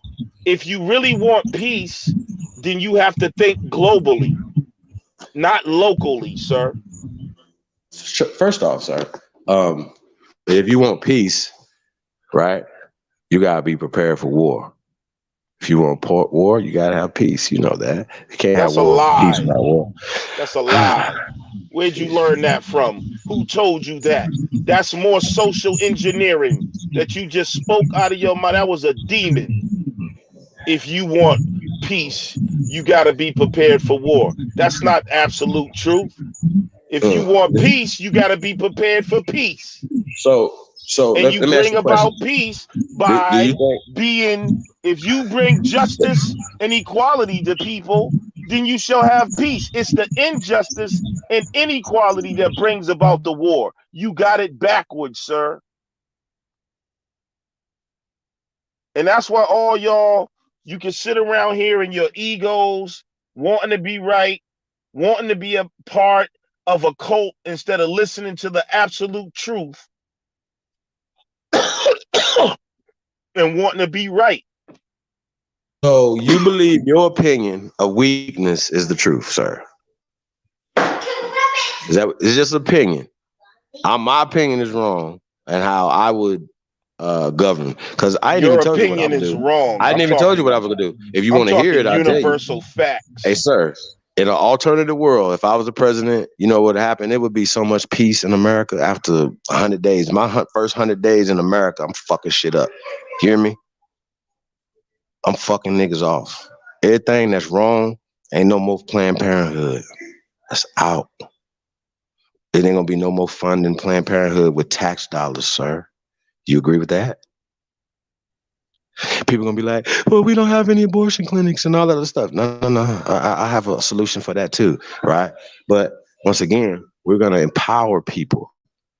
We're gonna empower you to have children. Children are gonna be an asset to you as a part of a liability. See how this works? So people are not gonna want to throw their seeds in the trash. What they're gonna do, they're gonna throw these social constructs in the trash, sir. I never You said I don't was want to gonna hurt throw the social nobody. constructs in the trash. You I only throw the already ones, did, you sir. only throwing the ones that you want to throw out I throw for all your of them own away, personal sir. part. Oh, but when Hey, it bro, it's comes to the only about social me. What the fuck construct, is you talking about? It's when it only about comes our to the people. social constructs Why of are you making it about tribalism everybody else, though? and Yeah, nationality, it's about our tribe now first, you're bro. showing your selfishness, which is What do you definitely mean? not part Wait of a an minute. You enlightened being don't think existence. Biden? Now you're selfish. Sir, so wait a minute. So I'm being selfish because I've got to take care of the people who have been hit hardest by these evil ones, right? I'm selfish because I want to bring honor, peace, and righteousness to Let an me evil answer a world, right? dummy. He says each landmass has its own law, so how's it globe? That's the point, you dummy. Because each people are divided and compartmentalized, and therefore they're divided. When humanity excels and evolves, they will see themselves as one planet. So you and believe they in the would one world apply. order? Yes. Terrible. One currency, right? One everything. Oneness. It's called I got it now, oneness. y'all. I got it, man. Lex is a motherfucking eugenicist. God damn. You are New World Order, bro. You for all of you all for the bullshit. Now you didn't even blink when I said get rid of Planned Parenthood. Interesting. You're a eugenicist, brother. I mean, that's just low level nonsense, though, in terms of what I'm talking about. That's low level thinking. Planned Parenthood came You talk about. all this. That's what I'm Planned Parenthood and all that is one of the symptoms of the problems I'm talking about with the divisions amongst humanity. What you mean? You don't believe in life you got and certain children? people trying to regulate and do other people differently in terms of their population instead of looking at it as one population. Since we have a divide of people saying, well, I'm over here, you over there, you over there, you're there. So we got people in power that's saying, well, let's regulate the numbers of those people because they see themselves as different and separated from another people. So that's the problem with all that you're talking about. But you can't seem to see that. Well, Lex, God damn. Yeah, I mean, bro, like I don't know, like you not understand. Like once again, America will be running. You motherfuckers are evil, all of y'all.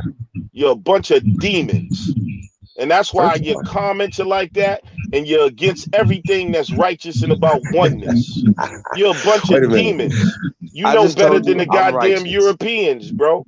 Y'all I are just some told you wicked that. ass people, and that's why you can't take my voice because I'm talking what's right and righteousness. You bunch of goddamn demons.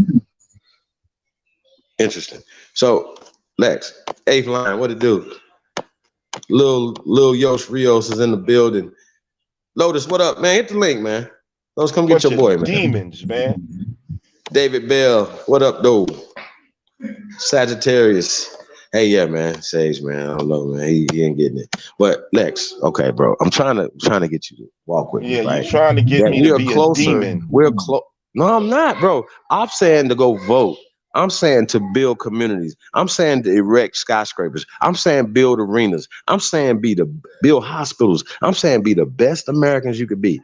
I'm not saying discriminate against no Asian people. I'm not saying discriminate against no pale skinned people. I'm not saying be the best human you can be, bro. Okay, listen, no. Isn't that's a much better alternative? Be if everyone be the best earthlings they Lex, can just hear be, me out, not bro. the You just best cut me out, American. bro. Lex, just mute your phone. The hell Just is cut an me out. I'm getting American? somewhere.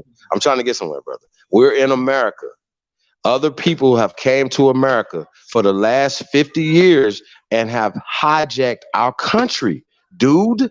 And in the process, we have sent our fucking manufacturing jobs to their country, and we've allowed them to come to our country and kill the rest of our, just take everything from us, bro. What the fuck is you talking about? Capitalism and competition. No, that's called go home, my nigga. What the fuck is you talking about? That's saying being Americans. No, my nigga. I'm saying I would not allow this to happen. This is what I'm saying. I'm gonna take care of Americans first.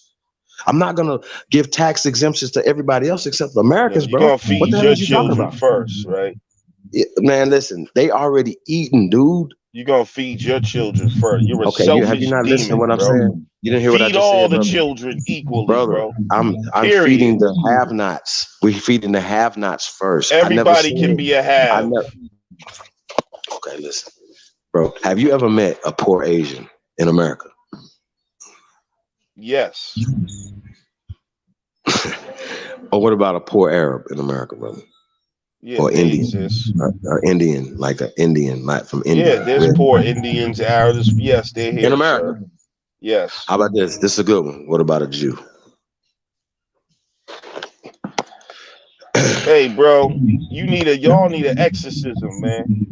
And I know you Man, ain't gonna see it like that. infinite. You That's a don't fact. see everything you're talking about as I don't believe in that. selfishness. I don't believe You in that. dudes are wicked. I don't believe in nothing that you believe And in, bro. y'all sit I don't around believe in it. here in this What goddamn you think cult is wicked? thinking that your little peon ideas can be superimposed on the whole globe. You goddamn demons.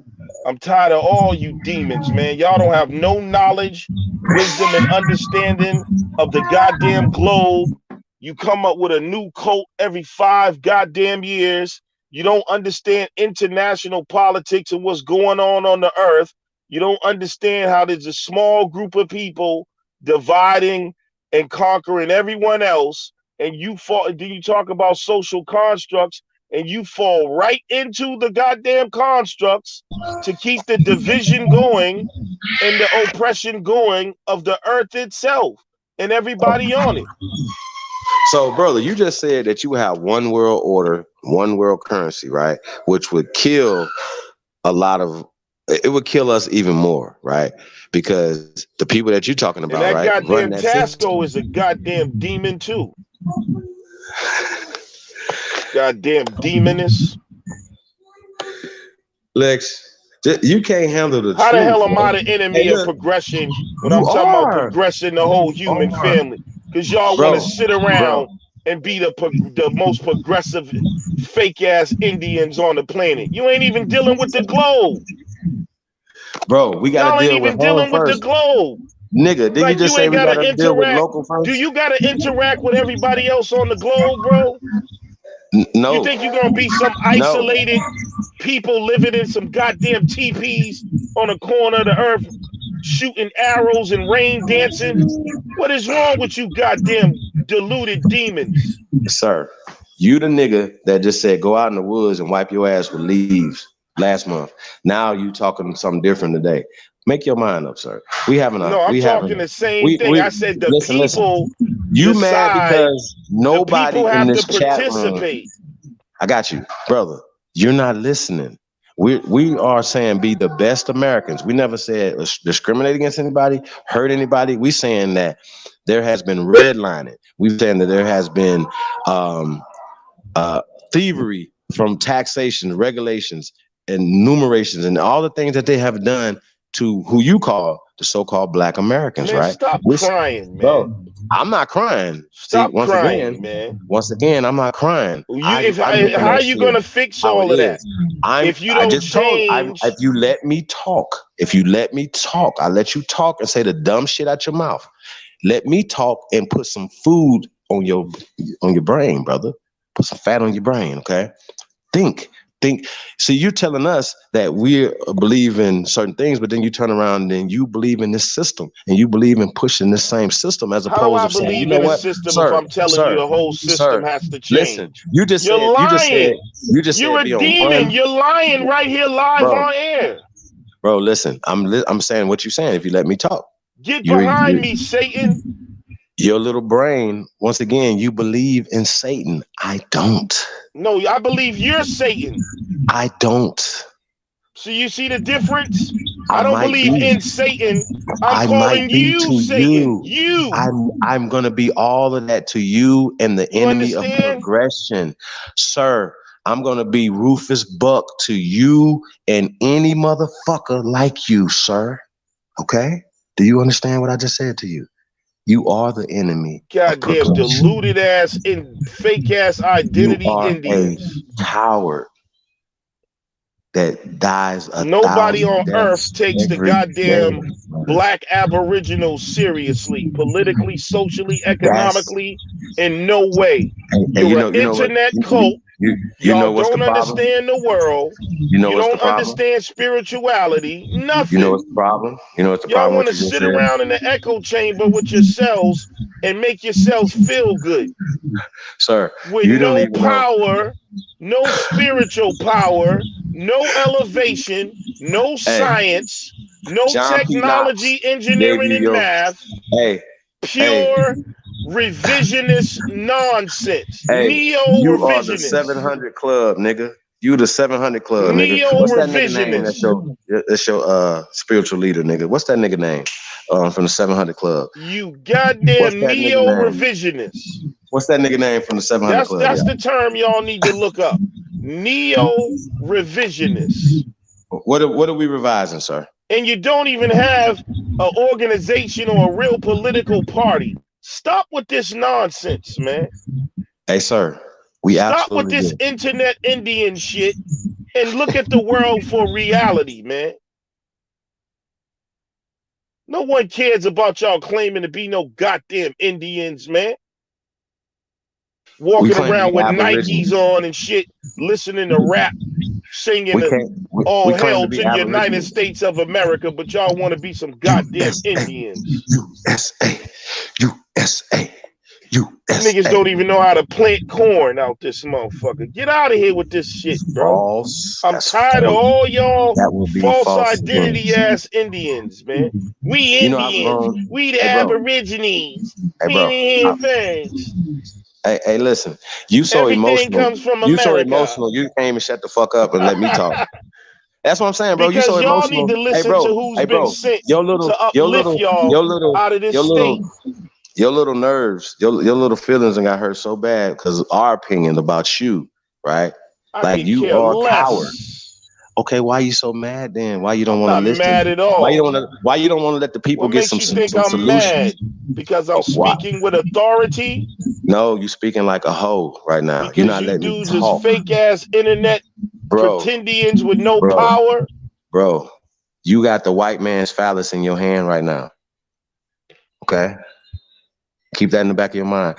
Spirituality, his book, his laws, his gods. You sound like a whole hoe right now, fam.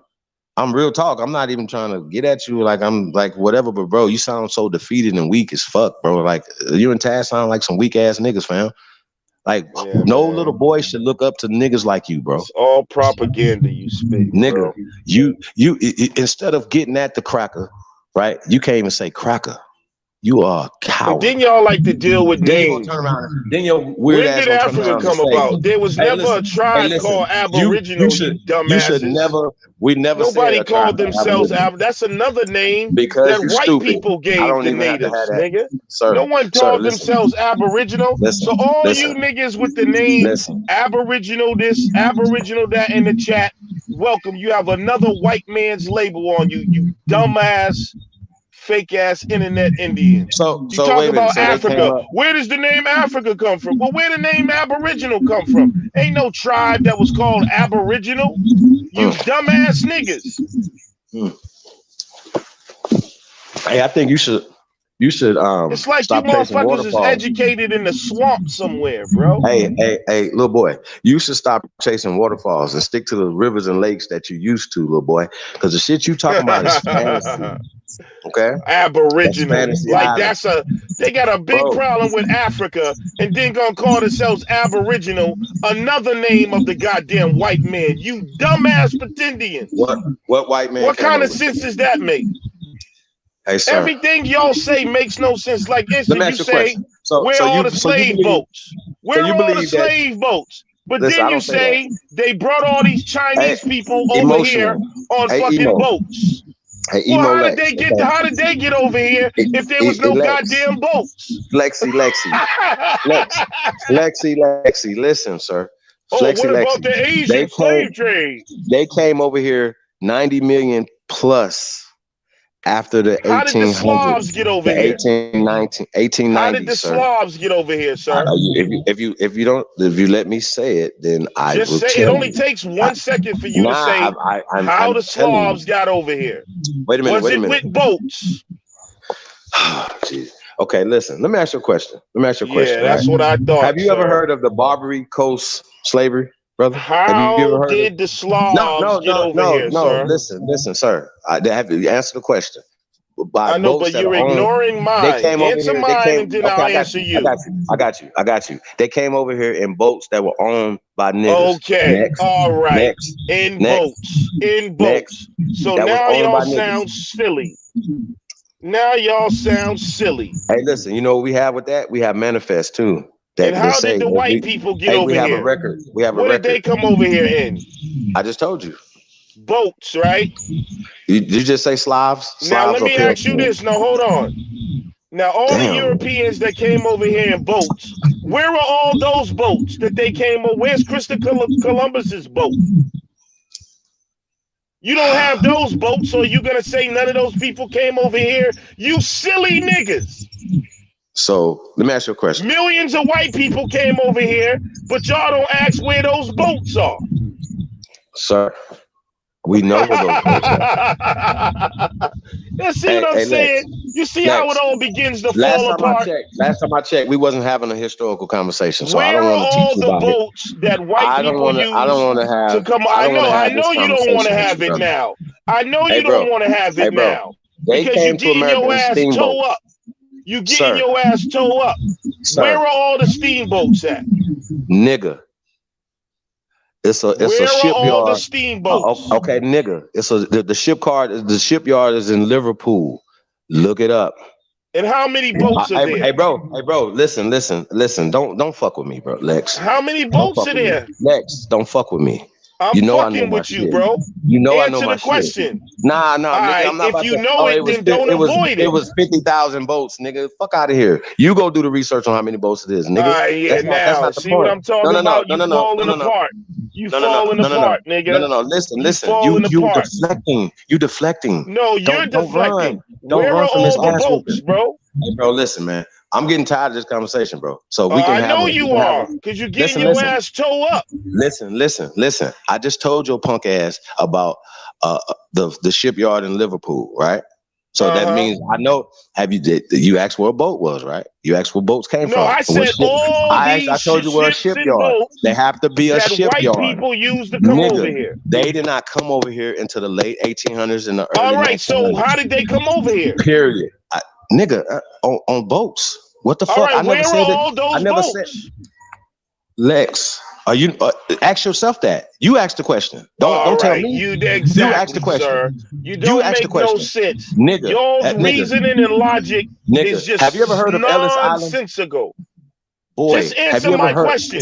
Where are all the boats? Nigga, I don't know where the fucking boats at. I'm not. All right, I'm so not then looking why for do you the fucking ask for boats, all the weirdo. slave ships and all that shit? Nigga, But I you never don't asked want that it. question. But you don't need to know. So the Europeans are already here dumbass. because I never obviously asked that question. they're not able to travel across the You know water what? like that. Hey, you just, We don't bro, have you all just the talking for boats no that they reason right now, use. bro. Hey, bro, you talking for no reason right now, bro. I'm not even No, having I'm that talking conversation. for a good I've never reason, even said showing nothing you how about none of that. silly Nigga, your I never said logic nothing and about reasoning is. Okay, boy, listen. The pale skins that are here right now, they have a record when they came here. Do you know that? Where are all the ships? How did they come here without ships? Show me the I never evidence of the said ships. they didn't come here without no ships. They came through Ellis Island. I'm gonna show you the manifest. I don't give a fuck where the ships at. They have been recreated. Now we don't care where the repurposed. ships are at. Nigga, Now they we don't gonna care steam. where the ships are at. Hey, bro, you gotta go, man. I'm not about to keep arguing with you. Yeah, I man. know I gotta go. I'm not listening to that, man. I'm Tearing not your listening. ass up and I'm not showing you that listening. you don't Hey, make bro, no I can't even goddamn have sense. My nigga, I can't even have a conversation with you. You asking Yes, a you dumbass can. question. Just I answer just the told your questions. goofy ass.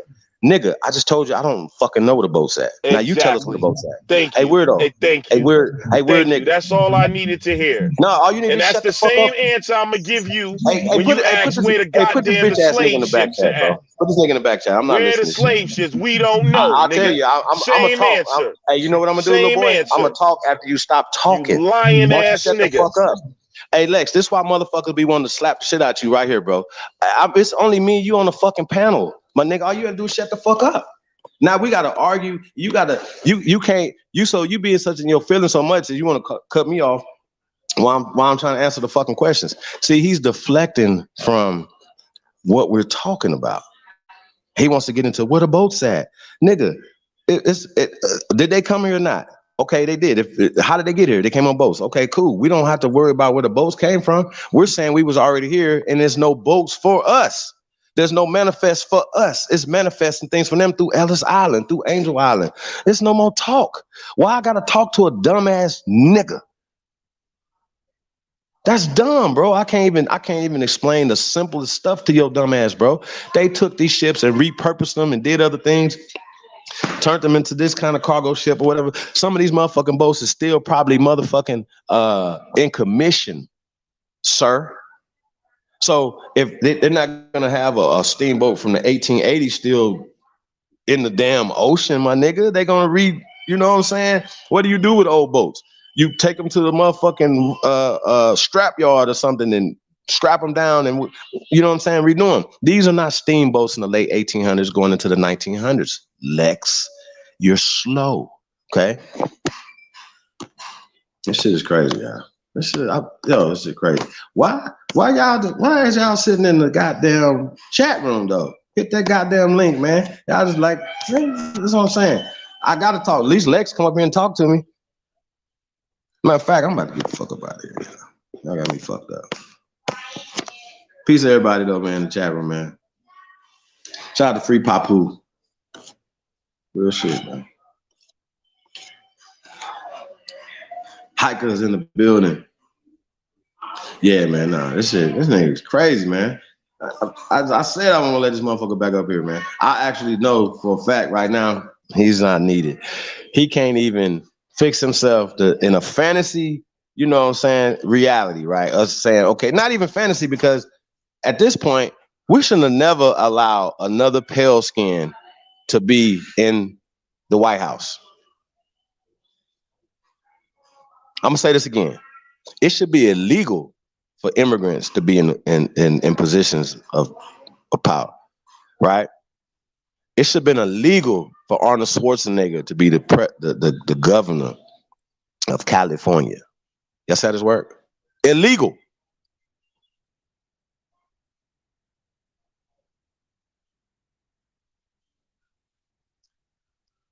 We need to be on code.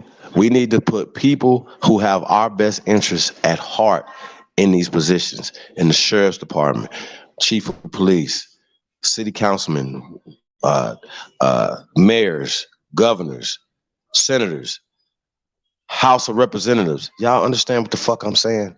It's time out for saying, we're just gonna take the Black Caucus, we're gonna take the scraps, we're only gonna take the little stuff. Why should we do that when you got motherfuckers like Clyburn and whatever pushing the Black Caucus when they have the largest voting block? Make it make sense. So if there's a Black Caucus, that means that the majority, the main caucus that they are part of is the White Caucus. See how that work? So they just had a little special ed caucus for them. This is the Black Caucus, right? But by default, everything else is the White Caucus. Y'all see how this work? Fuck.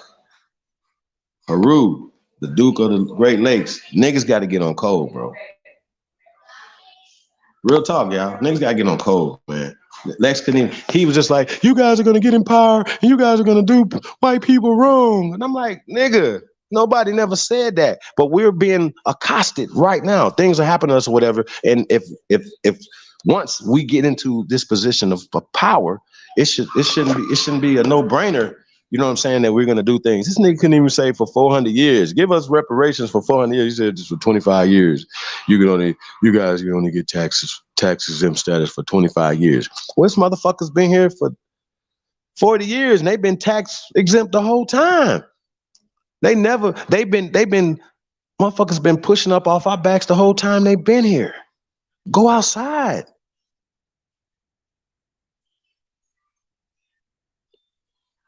Y'all remember how to sell to a Negro? Yo, I just think I think it's really Lex. I don't know, bro. That might be the last time me and you ever talk, fam. Like I just can't believe you that goddamn defeated, bro. Like it just sounds crazy. Then you go to the Bible, which is a colonization. You should know that that's not nothing that your people came up with. That's something for your psychological warfare, right? I would ban it. It wouldn't be in nothing. Like it's the national book and all this. Why? Why do we put so much stock in something that somebody wrote down a piece of paper on? Once again, remember the book of Eli, right? Here's my thing, right? If you swear on this book, right? Like you go to court, right? And they say, hey, you swear to tell the truth, the whole truth, and nothing but the truth, right? Right? And you say, I do, right? And you're gonna say, I didn't kill that man, right? What they should say is, right? Case dismissed, right? Right? The reason why I say this, right? Think about this from this perspective. They got you praying on the book, right? And they saying that this book is the light, it's the truth, it's the gospel, right? That's why they got it there. Because if not, they could have just pulled a Harry Potter book out and said, you touch this Harry Potter book. Do you swear to tell the truth, the whole truth, and nothing but the truth, right? And you say, yeah, I do, right? I do. That Harry Potter book is just as valuable as the Bible, of course, according to the judge, according to the prosecutor, according to your lawyer, according to you, according to everybody, they the same things. Because guess what? If that book was as important as y'all said it is, right? Because you're praying on it, you're praying to tell the truth to this Bible, right? Then everything that you're saying should be true. Should never come up and say, put your hand on the Bible, swear to tell the truth, the whole truth, nothing but the truth, right? Because if you lie, and most people lie, understand, hey, I didn't kill them people. I didn't do this. I didn't rob this. I didn't steal this. I didn't do this, right? So you telling us that really ain't that important, and you just raising your hand and doing all this other stuff for why? Why are you doing it? That's what I mean by that.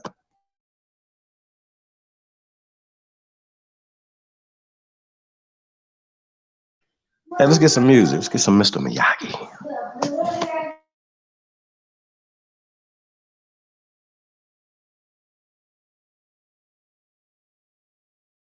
Yeah, I swear to tell the truth, the whole truth, nothing but the truth, right? And then nobody believe you. You know what I'm saying? So that means that process, that's not really, they don't really believe it. They just got you praying on it for no reason or swearing to it for no reason. See what I'm saying? Is that they believed it, then everything that you say, hey, I tell the truth on this Bible, just a stack of Bibles, I'm telling the truth, right?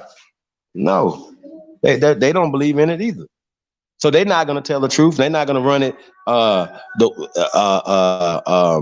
fair court proceedings and sort of thing. They're going to cheat, right?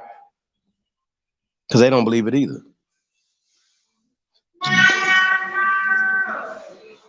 Only indoctrinated people believe that shit. See how that work?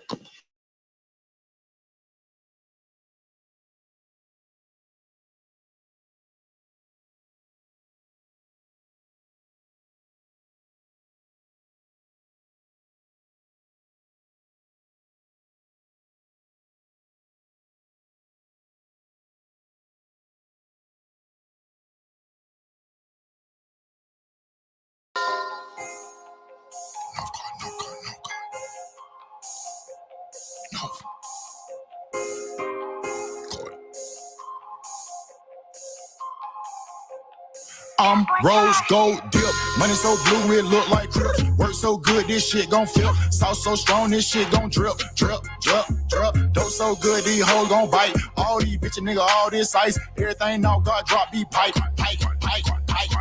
Flex by what I made these niggas. Daycare center, I raised these niggas. Rose showers, I spray these bitches. Hate me, love me, don't make no difference. Backwood rolled up, nigga, I smoke. Trap girl with me everywhere I go. Cocaine flow, my shit so dope. All these D's wrap round my throat. TTG, I'm trained to go. Money over bitches, I don't love these hoes. I FDB, I fuck that bitch. CDC, cut that trick. No control, I don't play no game. Knocked up SD, hold my name. 4.6, I'm out of your range. Nigga Bruce Lee kick like a young Luke Kane, like what? Yeah, hopping out the Rari. Kick it like karate. Mr. Miyagi. No one can stop me. Danielson. Mr. Miyagi. Kid hopping out the Rari. Kick it like karate. Mr. No one Miyagi. can stop me. No one can stop me. Dancing, dancing. Dancing, dancing. Dancing, dancing. Corner stove. Hustle, yeah, I work that stove. Got it at the pot, yeah, I work that stove. North Guard nigga, boy, I birthed that coast. Still in my style, can't work no more. Uptown nigga, boy, I made that swag. Mask up on you, come take that bag. Real true hustle, make that bag. Real street nigga, I don't play like that. All the way live, baby girl, I'm a real one. Bloody girl up on you, go OJ Sims. I don't play with these niggas, better check my pen. Mexico flat, better check these trenches. Sitting like Gucci, all my children. Nigga ain't with it, then you might as well kill him. Nigga ain't gang, I'm feeling. Cut a nigga hand off, bitch, keep stealing. You went in the horseshoe with me. Who taught that dog fooling me? I was in shootout after shootout after shootout with them niggas across the street. These niggas all off a beat. I made it all off a D. But till a nigga dead or they bust my head, we don't call off the beef. Kid hopping out the Rari. Kick it like karate. Mr. Miyagi. No one can stop me. Dancing, dancing. Dancing, dancing. Dancing, dancing. Mr. Miyagi. Kid hopping out the Rari. Kick it like karate. Mr. Miyagi.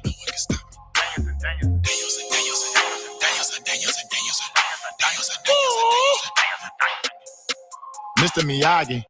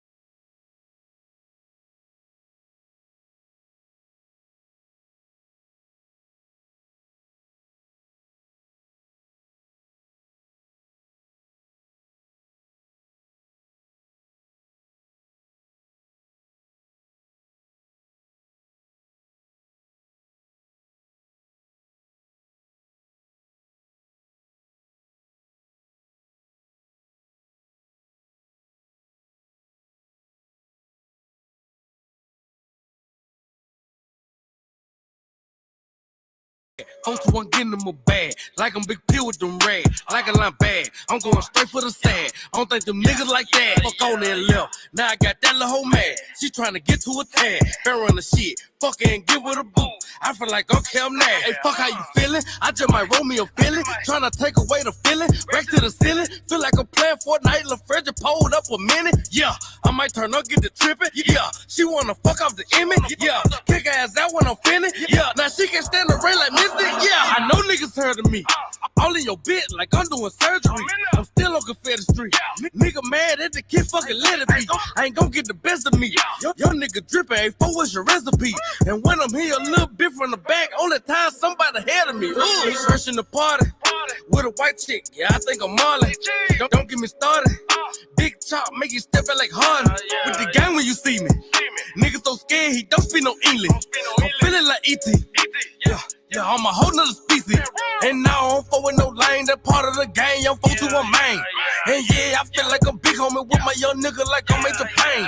Don't play me like one of these little nigga bitch. I got status like a Fredo Bang. No trouble when I blaze you, I'm bang. 31 shots in the heat like I'm Shane. Nigga.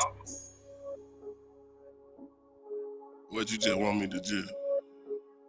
Fuck it. Man, get on there. Big yeah, yo, I'm blend like I'm sneezing. This sauce got plenty of seeds. My waist to 40, just caught me a 40. Bitch, nigga, give me your freezy. Hey, these young nigga shooters on go. I was raised on confetti, no hope. Hey, all of my bros on parole.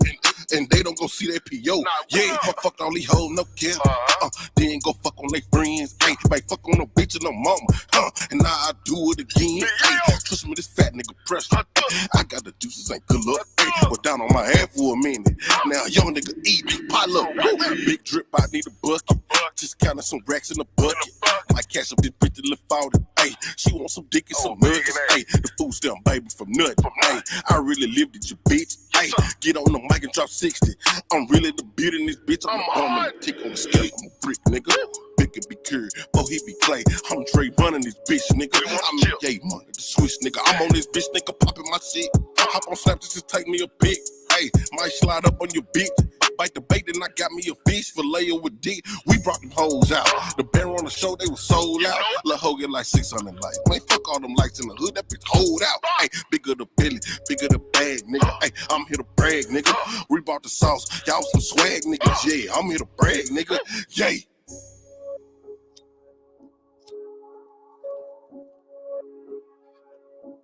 Let's go. I ain't trying to fall in no love. Want what's in your panties? You just an unwanted nut. More like a plan B. Macho, savage. I should be ready for the goodness she wanna be down. Oh, now you think you ready? Man, please hop on that beat though. Ain't nothing new. Hop with the truth. I come out the boot with a heat stroke. Put me in the jungle with more nigga crumble. I come out that bitch with a pico. I got nigga pissed. Now get off my dick since you taking shots like it's depot. You can miss me like Shaq at the free throw. Too motherfucking player. To be worried about you, you a square. If I fuck on your hoe, she won't tell. She your angel, but I give her hell. Oh, I swim in that pussy, no scale. I got dick in this killer, no well. She got hair like she studied at Yale. She gon' catch it, ain't talking no Dale. It never fail. I got that iron on me, and I got it tucked. 100 at Louis V. I got that 9 on me, and I ain't no saint, but I call it Drew Brees. Jumbo, he ride with me, and he got that double Jordan 223. Don't make him slide with me, cause she get the top and kicking like it Bruce Lee. We who they emphasize. You other little niggas they don't give a shit about. We who you can't deny. We more like the plug and they like the middle guys. They ask how I feel inside. I ain't been the same ever since my nigga died. Like Peel say, nigga try. I'm with all that bullshit like I'm from the shop.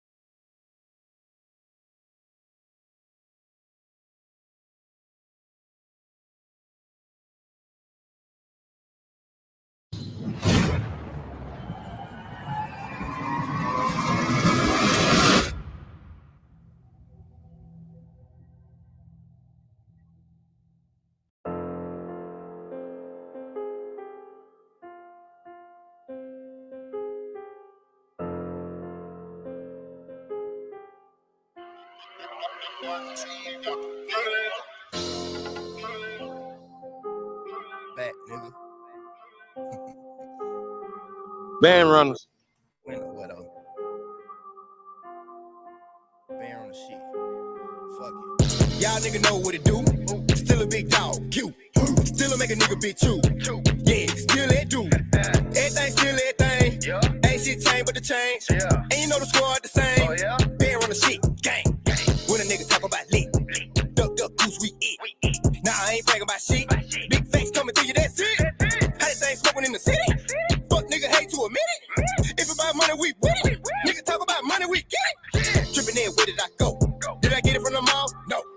No. Told you everything coming to the door. Stepping out the grill looking like a chick. Stepping out the grill, no I'm finna flex. Up now, nigga, fuck being next. Tell you why I got you fuck nigga print. Bring that, fresh, bring that, stretch. Who said I don't get money no more? Tell them I don't get money no less. Like I said, boy, still that nigga. And you still can't do shit with him. Y'all think Mr. LV hard? Hey, wait till you meet Godzilla. I know, you know why I, hey, 4 quarter, plus shit, big man, bang. You a big truck, you a pickup, let's stamp in your lane. Let's be order, mafia, gang, gang, gang, gang, gang, gang, gang, gang, gang, gang.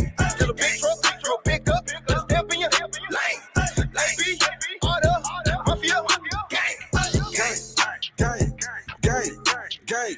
Fuck a pickup, I'm a big truck. These niggas better stay in they lane. Catch me with the same game. Ain't shit niggas untamed. Still with the shit ain't changed. Fuck around here, click then bang. Scratch a nigga off the press. I'm the rap Muhammad on the best. Still got a few sitting on me. Shit, I'm about to get up in the chest. My respect, I'ma die about that. Off the hip with the vibe out there. These niggas ain't same no more. These niggas don't ride like that. Gang shit ain't no stopping us. ABI, we the mafia. Disrespect, they gon' order coppers up. Shit, they gon' have to come chalk them up. From the bill with the shit, no cap. Y'all niggas in the way with this rap. Couldn't ride this wave on the route. Take the nigga heads off the cap. You know, I know, they know about me. I don't go like no hoe. They say rap what's real. Stay on go and beast mode. I been off in that field. AB, order, mafia, for real. I know, you know why I, hey, 4 quarter, plus shit, big man, bang. You a big truck, you a pickup, let's stamp in your lane. Let's be order, mafia, gang, Gang. Gang.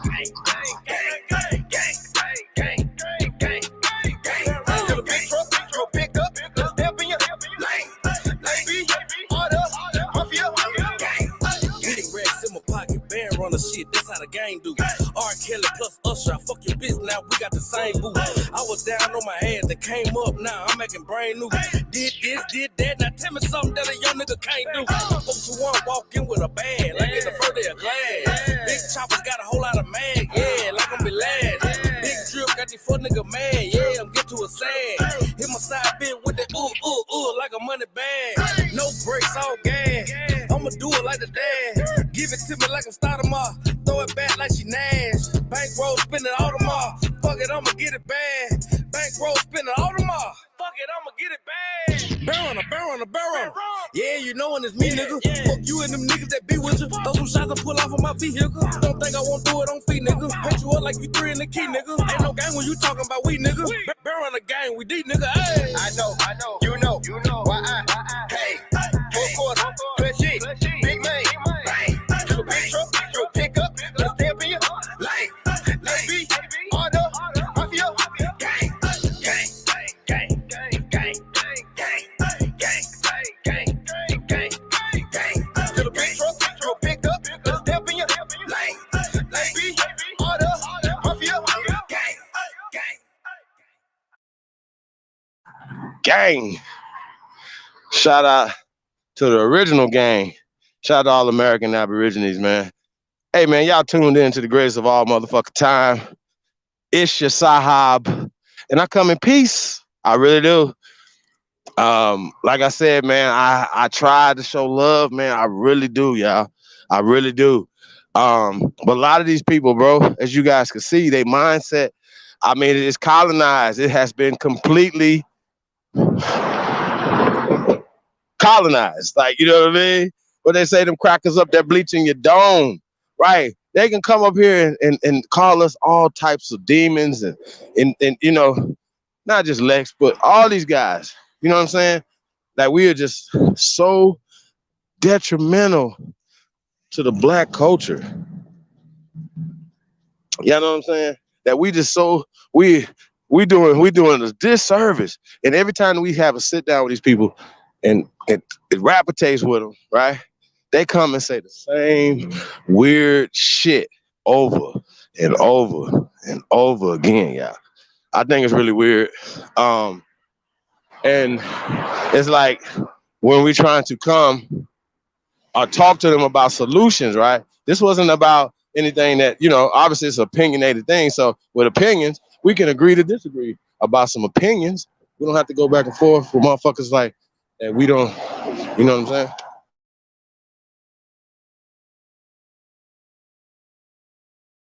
You know what I'm saying? We can have our opinions and hey, this is how this works. It's not like a broke clock ain't right twice a day, Lex. It ain't like your ass won't catch a steak every once in a while. A garbage can to catch a steak every once in a while, y'all. You understand what I'm saying? So he's gonna say something that people might be like, yo, I agree with that, right? So Lex, that's what it's about, coming together. When you sit back and you start thinking about stuff, you should go back and listen to yourself and listen to the people, bro. You know what I'm saying? Like, we really showing love, fam. We really care. And that's the problem. I think you guys don't care as much as we do. You guys don't care about this land. You guys don't care about your own ancestors. You definitely don't give a fuck about us and our ancestors. You know what I'm saying? So it is what it is at this point, yeah.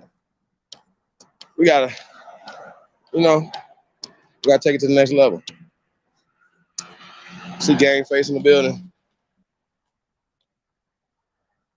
Brian Strayhorn said maybe upset because they can't cover the grounds the Ab community can. I mean, yo, they should be helping us cover more ground. Shouldn't be fighting us, should they?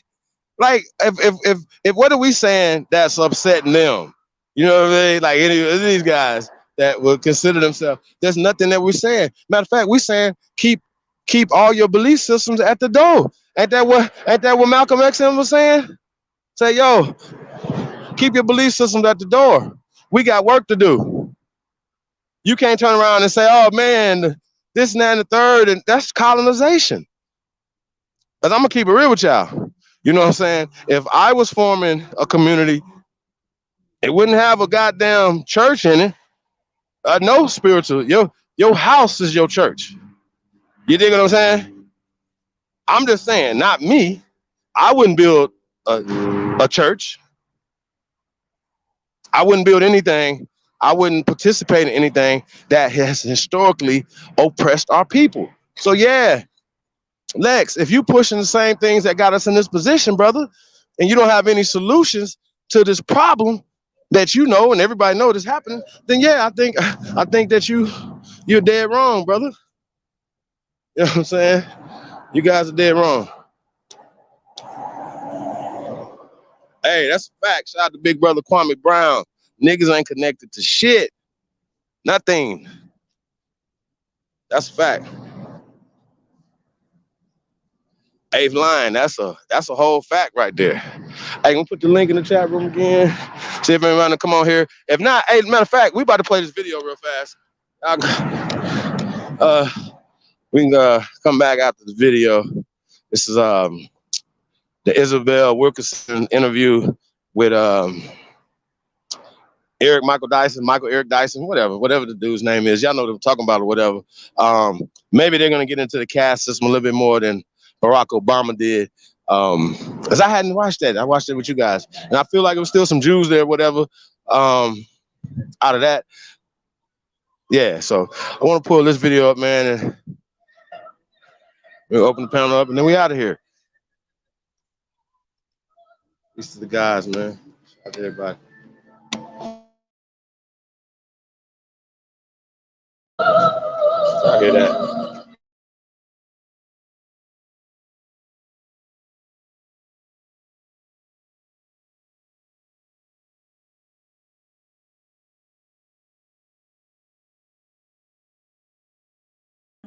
Programs and almost 300 authors. It has been a tremendous week of literary celebration, and we're very grateful to have Isabel Wilkerson and Michael Eric Dyson with us tonight.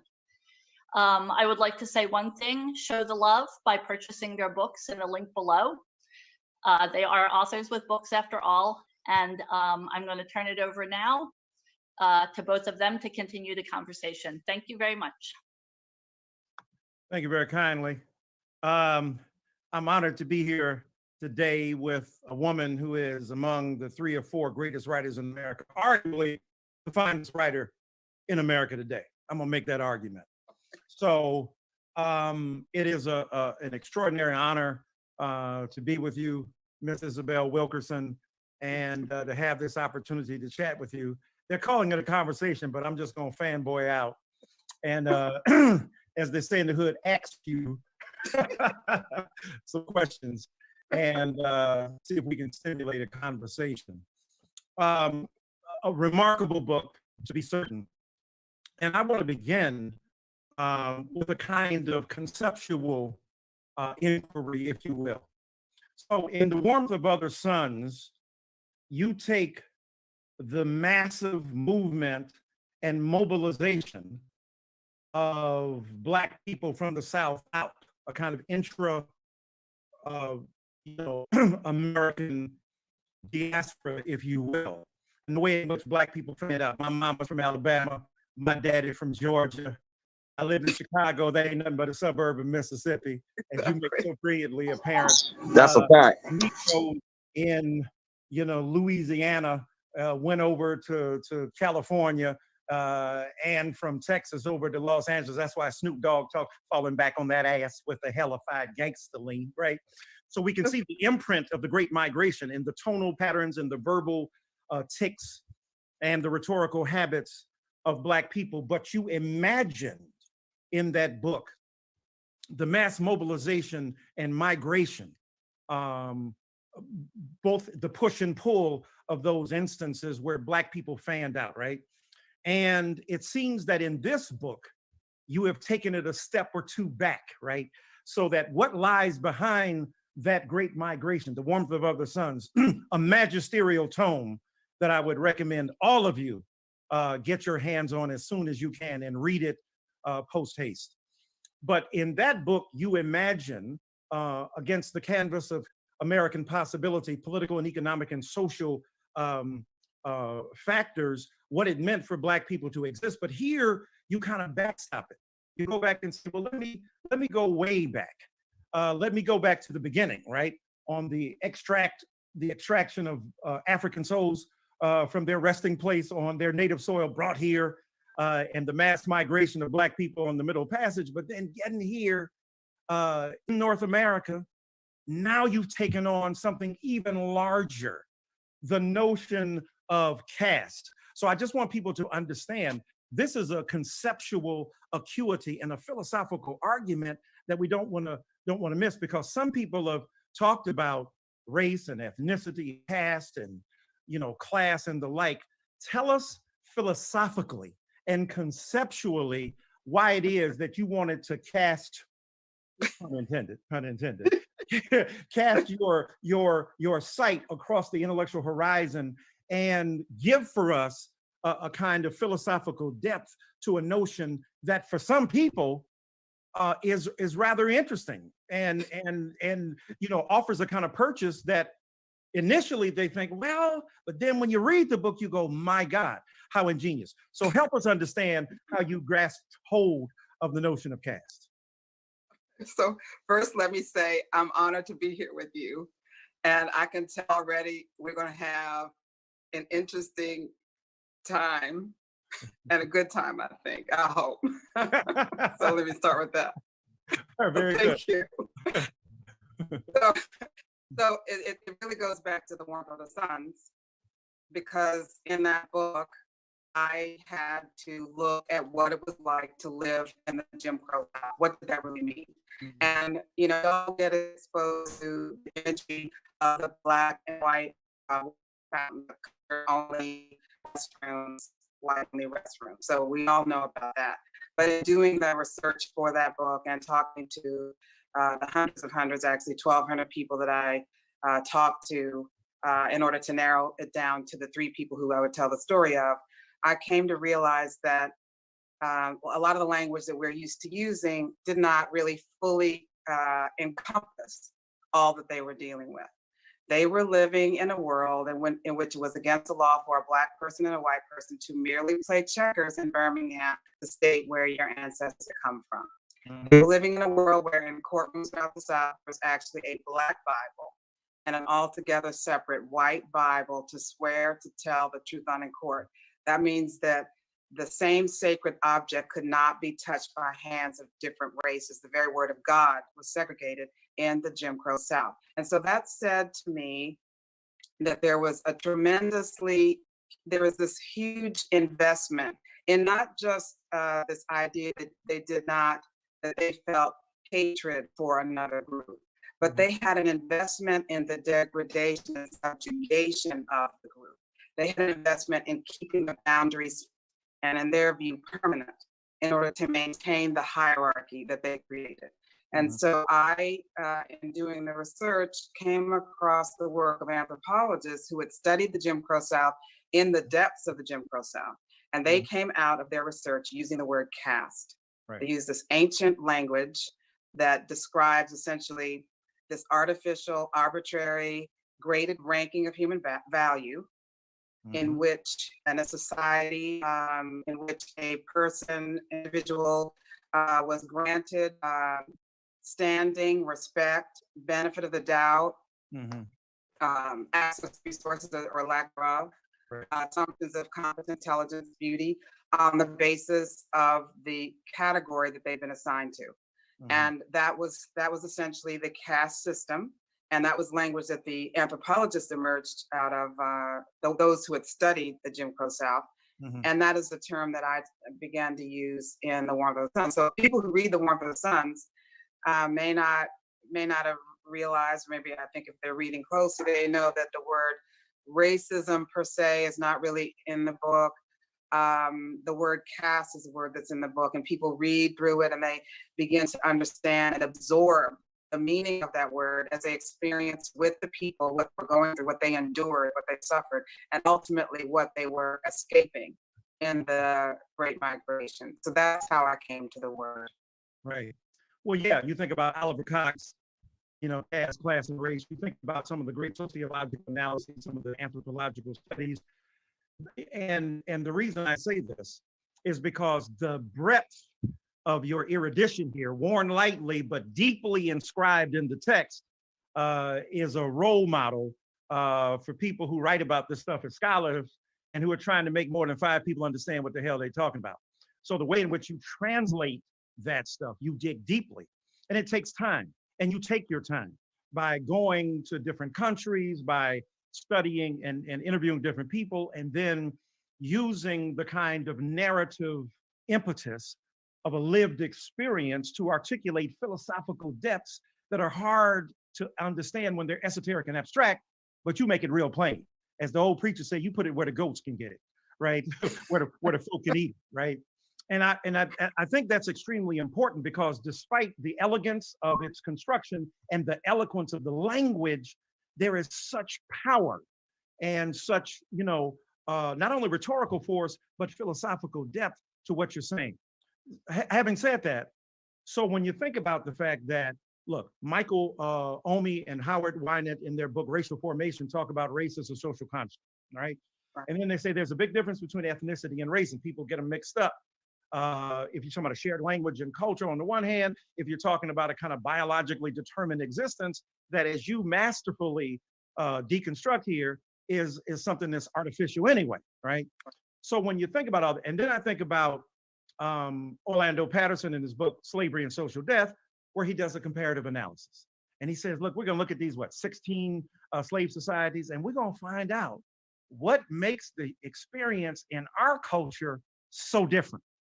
Now, so I'm bringing it down to what you do in your comparative analysis. You look at Nazi Germany, you look at India with the untouchables and the caste system, the rigid regimentation and restrictions, rules, and some would say ruin of life under that oppressive society. And then you look at the caste system in America, the Southern apartheid, the homegrown terror that was introduced there. Now, some people be tripping. Oh my God, how can you dare compare what was going on here to what was going on in Nazi Germany and what was going on in India? And I defy anybody to read this tome and not understand the way in which you've weaved them together. But that's philosophically and even theoretically problematic to some people, if not even intellectually and ideologically. So explain to us the beauty and the power of bringing a comparative analysis of looking at caste through the lenses of three different societies, but that has core beliefs of dehumanization and stigmatization and the 8 pillars you speak about that characterize what caste is? Well, part of the, one of the reasons why the idea of caste is so illuminating for us is because we are accustomed to seeing ourselves through certain language. And you can see yourself in a certain way. You can look at something for so long that you stop being able to see it. And this is a way of learning from how other societies have been formed and how they operate, and seeing what we can learn about ourselves by seeing the points of intersection with those other societies. And so one of the societies, of course, that I was looking at most particularly, because I was using the word caste, was of course the hierarchies in India, which are ancient, thousands and thousands of years old, extremely regimented, regulated, deep and complicated systems with 4 main varnas, and then there's the outcast of what were formerly known as untouchables and now known as Dalits, which is what I'm saying is an analog to African Americans in this country, descendants of enslavement in this country. And so that was one of the first places that I was looking, of course, to be able to see what were the points of intersection. And one of the things that I found to be true across these 3 systems, India and the 12-year concentrated years of terror in Germany, were this obsession with purity and pollution, purity of the dominant group at all costs, separation, boundaries from the need to the feeling of the impulse to protect the dominant group from intrusion by or contamination by those deemed as subordinate. So that, for example, in India, and each one had different ways of enforcing it, different ways of metrics for how they were going to do it. But in India, for example, there was a lower caste person, subordinate caste person could have to be 96 paces away from the upper caste or dominant caste person. That's the way that they interpreted it. There were many different ways, of course, in the United States, many different ways. But one of the things that was very similar among them all was this idea of water, an essential life-giving element on our planet that had to, at all costs, be protected and controlled by the dominant caste. So that, of course, in India, they could not, Indian who were subordinate caste could not draw from the same well as the dominant caste people. Of course, could not drink from the same cup as a dominant caste person. In Nazi Germany, there were restrictions that said that Jewish citizens could not use the pools and the beaches, the waters in Germany, because they would be viewed as polluting. And then in the United States, of course, we know that the race riot, what would end up being called a race riot of 1919 in Chicago, had begun after a Black boy in Chicago was swimming in Lake Michigan, and he waded into what was called the white water. Now, how do you make the distinction between, how do you draw the line in water as to what is white and what is black? But here he was swimming, and he happened to wade into what was viewed as the white water, and he was stoned to death for having done so. So the idea of water as that point of intersection of protecting and policing and creating boundaries to the point of death. You know, in other words, it could be a matter of life and death if you breach these various pillars of caste. And so that was one of them. And I found that it was stunning to me that across time, across oceans, across continents, these 3 hierarchies, and these are just 3 out of many in the world, but these 3 hierarchies turned to and relied on the same metric, the same mechanism of maintaining power, maintaining difference, maintaining the boundaries to protect and preserve the purity of the dominant group. I found that to be one of the many stunning ways that there were intersections. Right. And the perversion of a spiritual intensity. Absolutely. That was signified within water, cleansing, baptism, renewal, and the perverse inversion of those meanings so that the imposition on bodies of both water and of human body, these perverted meanings shows the essential artifice of race as you constructed, of caste as you constructed here, and so very powerfully. And that's why, to me, metaphor is so important, right? The comparative analysis that you do and the kind of analogical, if you will, investigation, because you're making all these analogies between what's going on. Like, for instance, I loved, how did you that that caste is the bone, right? The bones, and race is the skin. And it got me to thinking, well, what's the blood? So if you if you're right, so if race is, if caste is the bone and bones, and race is the skin, then what is the flow, the life-giving impetus of, I thought, ideology, right? The construction of racial mythology, and the way in which you kind of help us understand, you know, in this book, how caste operates, because it's not just simply the imposition of an arbitrary physical distinction among peoples and a kind of anthropological, you know, assessment of them. It's also a kind of argument, a kind of mythological, almost mystical assignment of worth or dehumanization to other people, generated out of something that people just essentially made up. So help us understand why, even though it gets settled in bodies, caste systems, regimentation, and rigidity, that it is essentially a metaphorical ideal, and it's a mystical, magical invention that is as arbitrary as anything we might imagine. Help us understand that. Well, one of the things that I, make mention of is the fact that, race, of course, is a social construct. We know that it's a creation, that, color is a fact, but race is a social construct. Right. And be any number of metrics that could have been used and have been used to create hierarchy in any society. Religion, ethnicity, birthplace, geography, any number of things would be used. And in our case, in America, it happened to be phenotype. It happened to be what you look like to create a hierarchy. These are neutral characteristics that people have.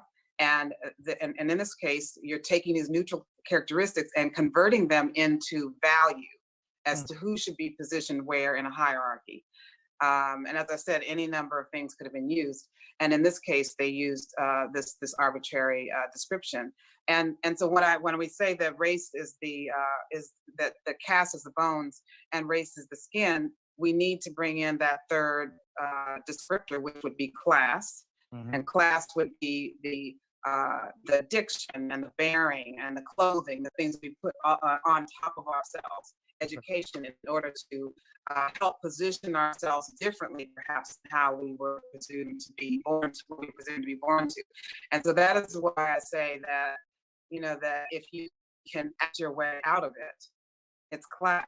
If you cannot act your way out of it, it's caste. And this is a reminder of the rigidity, the enduring, sadly, the enduring power of this creation of caste, which is in my description here. It is the infrastructure of all these other divisions. In other words, the impulse to control, the impulse to amass power and resources, the impulse to regulate another group and to keep them in a fixed place so that you as a dominant group can stay on top.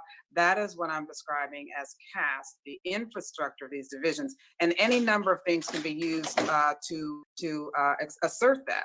Gender, all kinds of other aspects of human identity can be used to control and to create a metric. But I wanted to say a little bit about the word caste, because you used the word caste in a different term, and then you said, well, that's a, it's interesting how the language can be used. But I want to call our attention to the idea that caste is something that is about boundaries and policing of the boundaries. What is the difference between this and racism as we know it?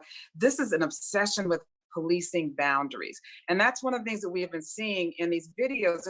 How is this resurgent now? How is it that we have made so much progress in in our current era, you can have two people at a Starbucks just waiting for a friend and someone calls the police on them? That you can have a family barbecuing in Oakland in a park, public park, and someone calls the police on them? How is it that a marketing executive can be trying to unlock the door in his condo building lobby, and a woman will block his path, follow him all the way to the elevator, follow him up the elevator, not afraid, but follow him up the elevator onto this floor, and to make sure that he actually belongs in that building. So that's about the policing of boundaries. And that's about this autonomic recognition or impulse to control and to believe that people belong in a certain place and that they should be returned to and kept in that certain place. So you think about a cast on the arm. You think about that mechanism that holds the fractured bones in place, that they will fuse and stay in place. That's one way that the word cast is used in our language. You think about the cast in a play in which there's a stage and there's a person stage left, stage right, foreground, background, and everybody knows where they're supposed to be in that play. And each person knows their lines. They know their lines. And if they're really invested in that play, they will know the entire script. They will know everybody's lines. And if you make a change in that script and you move someone who's been in the background into the foreground, everybody has to figure out, what does that mean for them? It can be viewed as threatening to have a change in the script when everyone has known what the script is. And so these are some of the metaphors, you mentioned the metaphors in the book, but these are some of the metaphors that help us to, to be able to think about how this works in our society. And I think it's quite interesting that the word caste applies to all of these things about keeping people in a fixed place. Wow. Sunday night, she preaching over here. She giving you black preaching over here. This is the homiletical genius of blackness. This is the hermeneutical density of black textuality. That's what she up there doing. She preaching the word to you. That's Freddie Haynes, my man, talking about caste and how it's and beautiful, multi-vocality of it, right? Or as the philosophers say, multi-evidential, whole bunch of stuff at the same time, and it counts as evidence in a number of arenas and ways. And I love the autonomic system, because then I think about the nervous system, and then I think about, how this stuff is spread, how the messages are communicated. But help us understand the following. What purchase do you get philosophically and intellectually, and let's be honest, even culturally, by having a kind of terminological shift in the midst of one of the greatest epics of racial malaise in America, to shift the term to caste? What do we gain? What do we lose? What are we afraid of losing the intimacy and familiarity terminologically of race versus caste? And does that separate us from historic legacies of philosophical argument that we might appeal to in order to make our claims? Or do we lose something in the process? Or do we gain something, a resource that we have heretofore ignored, that attaches us to cultures around the world? Nazi Germany, what happens in India, and God knows, when you talk about in your book as well, what happens in South Africa. Tell us what the fear of race to caste is. What do we get from it? What do we lose with it? Well, this is not to say that racism is not real. I mean, this is not to say, race is not real. I mean, race is a social construct, but it has been made real because of the consequences that carry and attach to meaning that's been added to this defining aspect of human character categorization. This is to say that there's something underneath what we think we see. This is not to say that racism is not a factor in our lives. It's to say that there's something underneath it that's even more deeply embedded, and even in some ways more powerful, but because we do not see it, because we have not recognized it, because we have not named it, because we do not see the ways that it operates. And so what it's saying is they actually work in tandem. They reinforce each other in ways that make each even more powerful. They make each more powerful. This is not to say that one exists without the other. It's saying that we have not been able to see it. We've not named it. We've not often seen the connection. This is part of the whole idea of American exceptionalism, or any country's exceptionalism when you think about it, that we as human beings have far more in common with each other than we often recognize. And that any country could possibly have a lot that they could see points of connection with other countries in history than we might have otherwise realized. And so this is to say that we can learn something from the way other countries have operated. We can see the connections between ourselves and them, and then we can maybe see how actually all these things are operating if we are to have any chance of really getting underneath them, of really resolving them. Yeah, that's a hell of a point. And it's important because you tend to exist in a silo. You think that your expression is world making and definitive. And in many ways it is, but it's not exhaustive. It may be specific, it may be particular, but it's not exhaustive in the sense that throughout the world, there are certainly hierarchies, there are dehumanizing impulses, but they take on specific manifestations in particular cultures, and they manifest themselves with kind of lethal intensity predicated upon what goes on the local scene. But let me ask you this. So what one notices as an informal ethnographer, scanning the globe, that when I'm in Salvador de Bahia, when I'm in Santiago de Cuba, when I look at what happens, you know, across Europe, right? Certainly even in Africa, but let's talk about these other places. We ain't got no racism. We are beyond this mythology and ideology, but the darker people get dissed. Yeah. The dehumanizing impulses are filtered through a kind of epidermal fetish.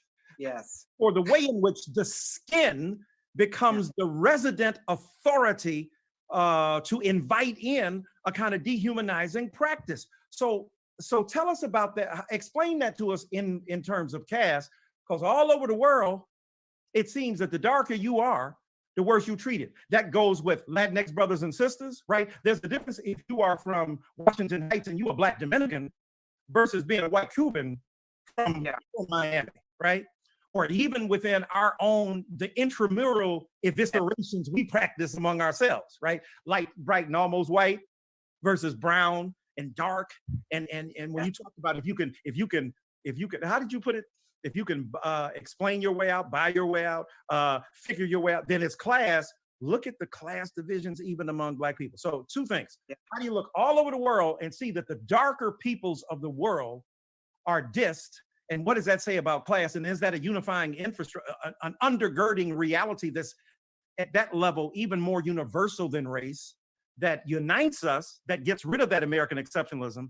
And what about class even within, say, Black culture? Well, see, how I would put it from a caste perspective is there's caste within caste. Mm-hmm. There's caste within caste. In other words, the impulse to have hierarchy, to rank within even the, say, the subordinated caste and the dominating caste, that there is the impulse to make distinctions even within caste. So there's subcaste within caste. Right. And one of the examples of that, I mean, in the United States, for example, is what happens with those people who are in the middle caste. I mean, in the United States, the castes were essentially, it was a bipolar caste system in which you had the English colonists at the very top arriving on these shores, decimating the numbers of indigenous people, driving them off the land. That's one. And then extracting Africans to the United States, before there was the United States, to the colonies, and enslaving them. And then that's creating the two-tiered caste system, right, with the English colonists on the top and African enslaved people on the bottom. Mm-hmm. And then what happens when people come in from outside of those two poles? Mm-hmm. So when people would come in, say, from other parts of Europe, from Southern and Eastern Europe, they arrived here and having to navigate how they're going to fit into what was in a bipolar system. And upon arrival, it turned out that the earliest ones, say the Germans and the Irish, actually did not have a choice. They arrived here as Germans and Irish, or they arrived here as Poles and Hungarians, and then were assigned to this new category that did not exist in Europe 600 or 700 years ago. It was a new category called white people. Right. And so that was the creation. That's where race comes in. Race is a social construct, but it's also a new construct in human history. And so that's what happened. That's where you have the gradations there. And then, as you well know, and then of course that as people were coming in from other parts of the world, they became what would be considered the middle caste. People have to figure out they do not fit the category of the so-called dominant caste, and they don't fit the category of enslaved Africans, and they have to figure out where do they fit in. And there is this race to be accepted by, approved by, and meet the standards set of the dominant caste, because the dominant caste is where the power resides. The dominant caste is where the resources reside, setting the terms of one's citizenship. And so this is what was creating a ladder of hierarchy within this country. But the transatlantic slave trade and the colonization of the sub-Saharan Africa then set the terms of essentially the subjugation or the perceived subjugation of anyone from that part of our planet. And there you have this ranking that became global, one might say, on the basis of what one looks like. And the closer that one was to the dominating people, meaning the people who were of European descent, this was going back hundreds of years. It's not the creation of anyone alive today, but this is what we've inherited. This sets in a kind of caste within caste that became global, not just of one country.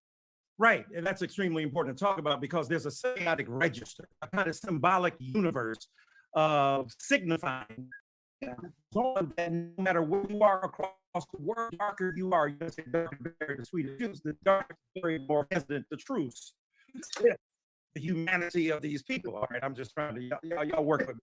I'm just trying to preach. I didn't get a chance to preach today. So, but the thing is that you have that kind of universalizable hierarchy that is different. It's not like you go to some places where, oh, I see the darker people are upon the top and the lighter people are at the bottom, right? So that the exportation globally, the global exportation of darkness as demonization, as stigmatization, is connected then to, I think, your rather brilliant argument about how caste operates, and caste within a caste, within a caste, within a caste, within a caste, right? We know it, right? How many castes you got, how many castes you want, right? So you generate it, because it's the utilitarian ethic of a caste system rests upon the intent of the colonizer, the dominant figure, as well as the subordination of those that we can coerce into a rather submissive position. And I think that within cultures themselves, we see the same thing operating, the bullies over those, the people who can bully those who are beneath them, so that there's a kind of totemic force to that dominance that you express there in terms of caste. So talk to us too, I'm thinking about when Orlando Patterson in his book, Slavery and Social Death, speaks about, people in these comparative slave societies, that in this North American version, that when Christianity got involved, it got real funky, right? When you bring God in, like the Lord told us to rescue you savages from your interminable, if you will, engagement with inferiority, to be brought here, right? To be made superior. So you got all this evangelical Christianity, the piety and of religious traditions brought to bear to reinforce the subordination of people, right? So when religion gets involved, it's real funky. But he talks about Black people being genealogical isolates, and then we're experiencing social death, right? So that's within the context of a racialized dominance of white over Black. When you have a notion of caste, it's not that you get rid of those, as you said, it's not that race disappears, but you have an overarching and an undergirding explanatory power that helps us understand what's at stake here. Now, let me put this forth and you respond to it.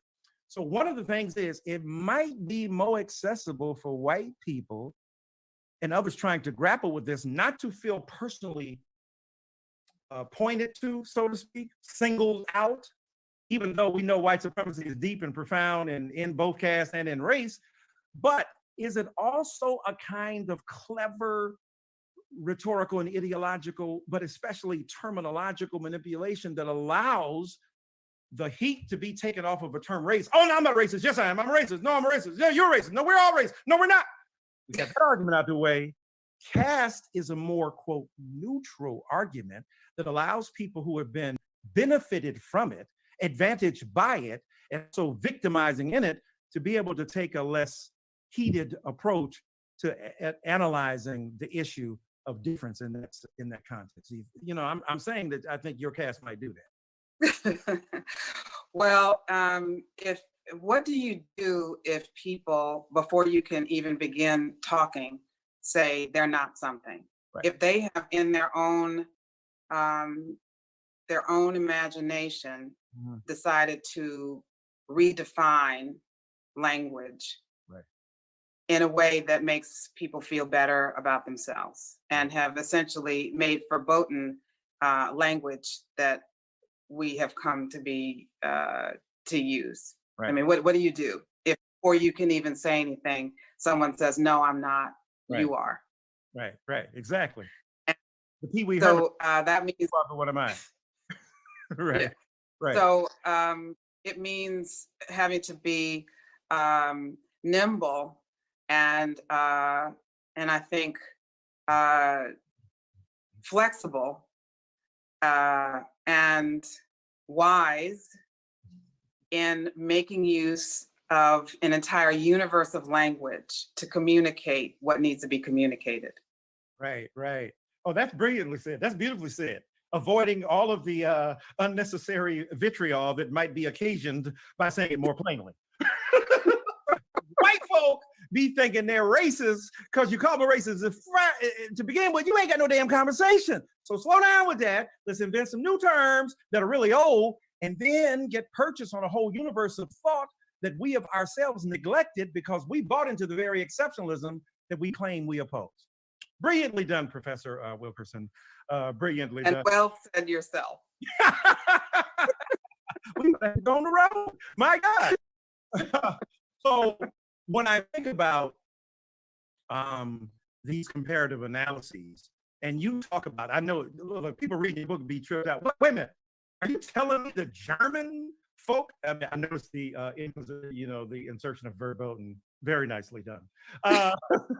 So das ist verboten. So when you got the fact that you got people in this book. Wait a minute, the Aryan people, the religious, right wing, the racist people came to apartheid South from Germany to study what was going on here, so they could figure out what they would do in Nazi Germany.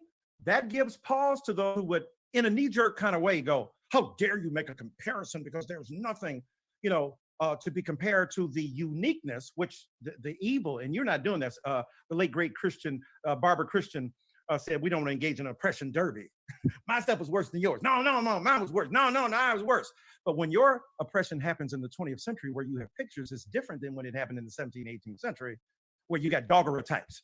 Frederick Douglass may have been the most photographed and pictured person in the 19th century, but you ain't got no films. You ain't got no video camera about what was going on. You ain't got no George Floyd capture of what was happening.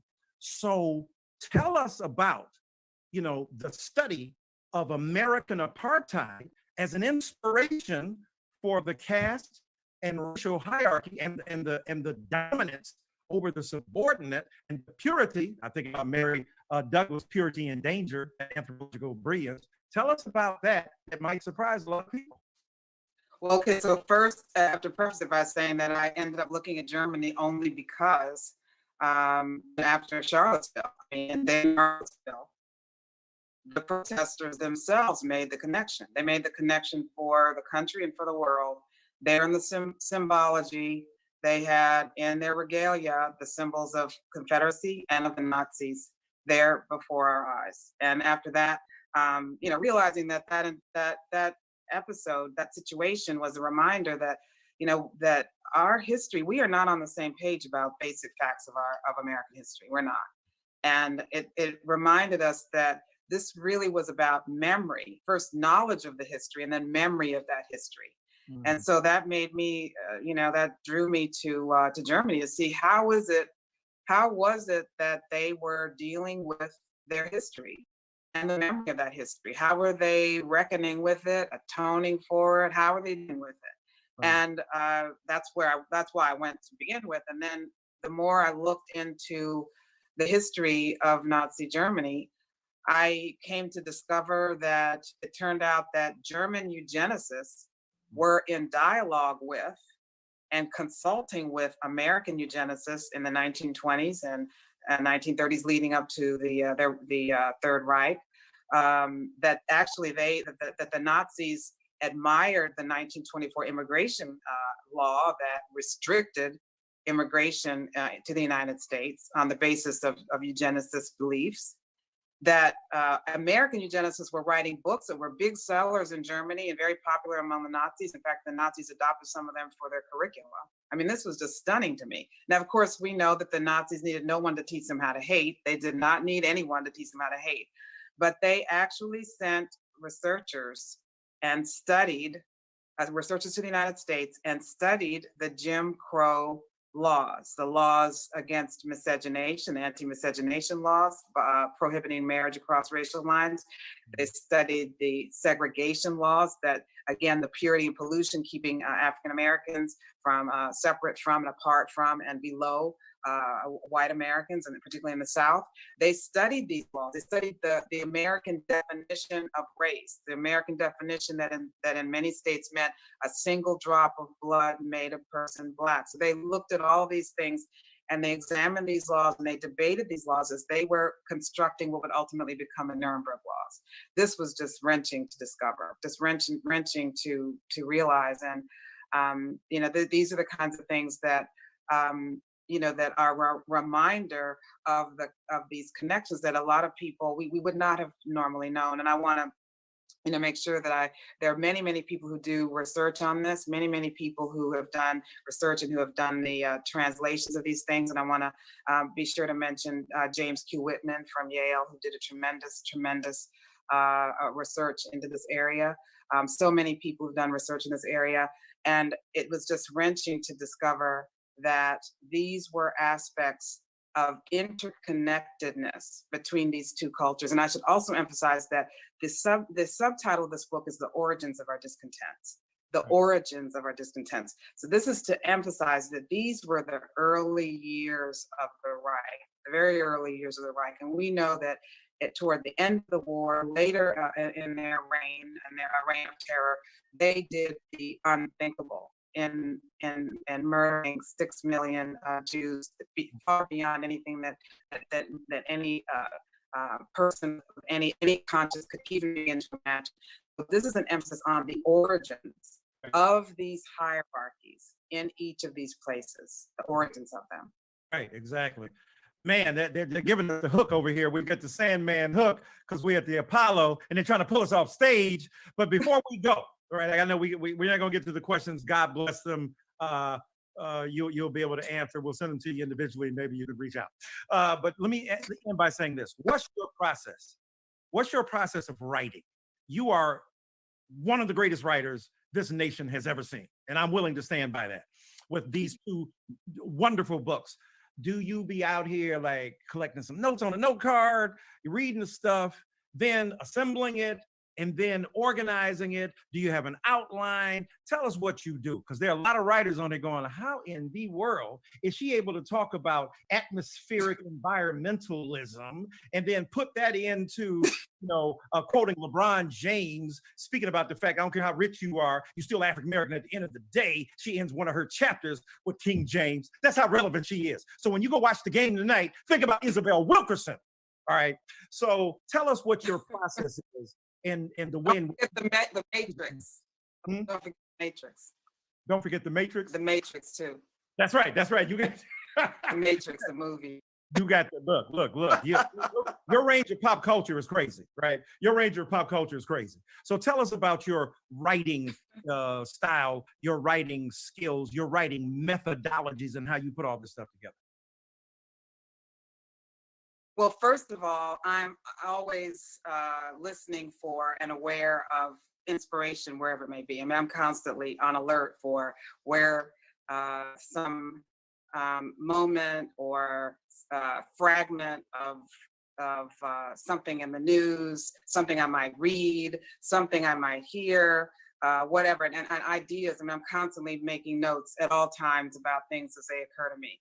I'm constantly engaging with whatever is around me, my environment, wherever I happen to be. So I'm always taking notes. I'm a congenital note taker, constantly taking notes. I never even know where it's going to lead.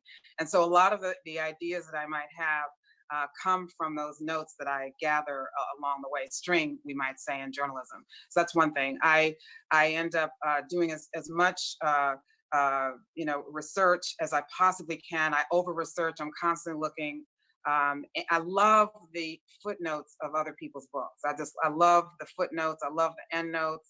I get very excited by the idea of going down these rabbit holes, wherever it may be, whether it's on the internet, the rabbit holes that you can go to. I mean, just to get to the Matrix was a very long rabbit hole that I ended up writing up because I wanted to remember, how did I start with that? Like, how did I get to the Matrix? So I'm constantly on alert for points of inspiration, and I never know where they're going to come from. So it's in a way, it's like you're cooking and you're making this stew, and you have to have the ingredients for the stew, and you don't know what is going to end up being in the stew, and you kind of go out and you may go into a garden and you see what's in season, and you see what's sprouting, and you see what's in bloom, you see what's in flower, and you pull that, and you don't even know whether you'll use it or not. You don't know if it will make it in the stew or not, but you're gathering all that up. And the end, it's like fragments of fabric for a quilt, and you're gathering all of these things up, and then you hope that in the end it will come to be something. And so then I create. That's what I'm doing. Everything is a fragment of fabric for the quilt, and then I stitch together the quilt. And I don't have an outline. I keep trying to have an outline. I have a general idea of where it's going to go, but a lot of it is very intuitive, going with the flow. And I kind of put those pieces of the quilt together, and I hope that it will end up being something that other people will appreciate and want to look at and explore and embrace after I'm done. All right. That's Isabel Wilkerson. You need to read this book. The book is entitled Caste, The Origins of Our Discontents, from the Pulitzer Prize winner and the National Humanities Medal, New York Times bestseller. Oprah then interviewed her for her show. So what can you do? What else can you say? It's been our honor to chat a bit here tonight with this magnificent author and remarkable intellectual and great writer. God bless you, Ms. Wilkerson, and thanks so much for writing this book. Thank you. Thank you. Mm-hmm. I don't know if now if they're gonna give us some more time, it's the most time with stuff we can do, but I don't know if Miss Koch is on here or how we're supposed to end. I don't know how this is supposed to go. I don't know if in the cast of characters that somebody will come on and tell us we got. Otherwise, we can keep going. I mean, I just thought we were supposed to end at 8:50, but if they ain't giving us the hook and we ain't got to stop, I think we do. They just gave me the shut up. Okay. Well, thank you so much again. Such an honor to speak to you. I have enjoyed This has been great. Y'all take good care now. Go watch LeBron James with new eyes. Go watch LeBron James with new eyes. Because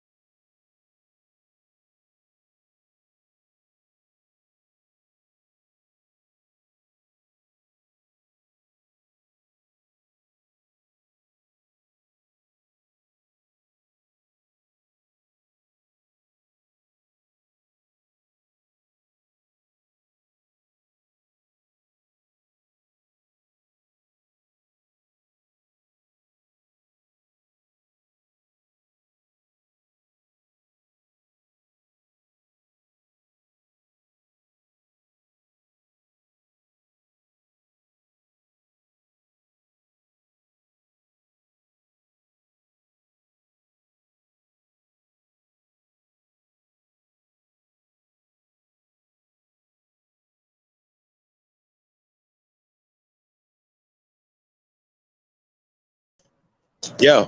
Hey, man. Peace to everybody, man. Hey, man, it's been a long night, man. Maybe we come back and do part 2 of this tomorrow, y'all. A few things going on over here. I definitely want to say peace to my PIC, partner in crime, CEOs in the building, y'all. I want to say peace. Thank you. All the hard work. Absolutely appreciate you. Already know. I want to say shout out to the CEO. Y'all big homie, the one and only. Tasco, the CEO. Salute. I want to say peace to you guys for tapping in tonight. I want to say peace to Lex Vortex, everybody, man. Everybody listening, man. Tapped in, man. I definitely appreciate everybody, man, that contribute to this broadcast tonight. Like I said, there's a lot of information out here, so I'm gonna go back and digest a few things with him. Like I said, we come back tomorrow, and we got some more stuff, man. We're gonna also we're gonna do Only Builders tomorrow as well, prior to the live stream. So shout out to the Only Builders. We'll be getting that out to you guys tomorrow, the time, stuff like that. So tap in, man. Peace. I want to say peace to everybody, man. Once again, appreciate everybody tapping in. I see Rossette was in the building. Realize TV. Peace to everybody, man. Definitely appreciate you guys, man. Eighth Lion, Mr. Brooklyn, Lil Yos. Nonetheless is in the building. Peace to God, man. What's up, brother? Brian Stray, Horn. Say peace to everybody, man. Definitely appreciate you guys tapping in. It's a game face in there. Peace to everybody. Old Dude, Copper Tone, Free. All right, man. Once again, man, I want to say peace to everybody, man. Thank you guys for tapping in tonight. We out.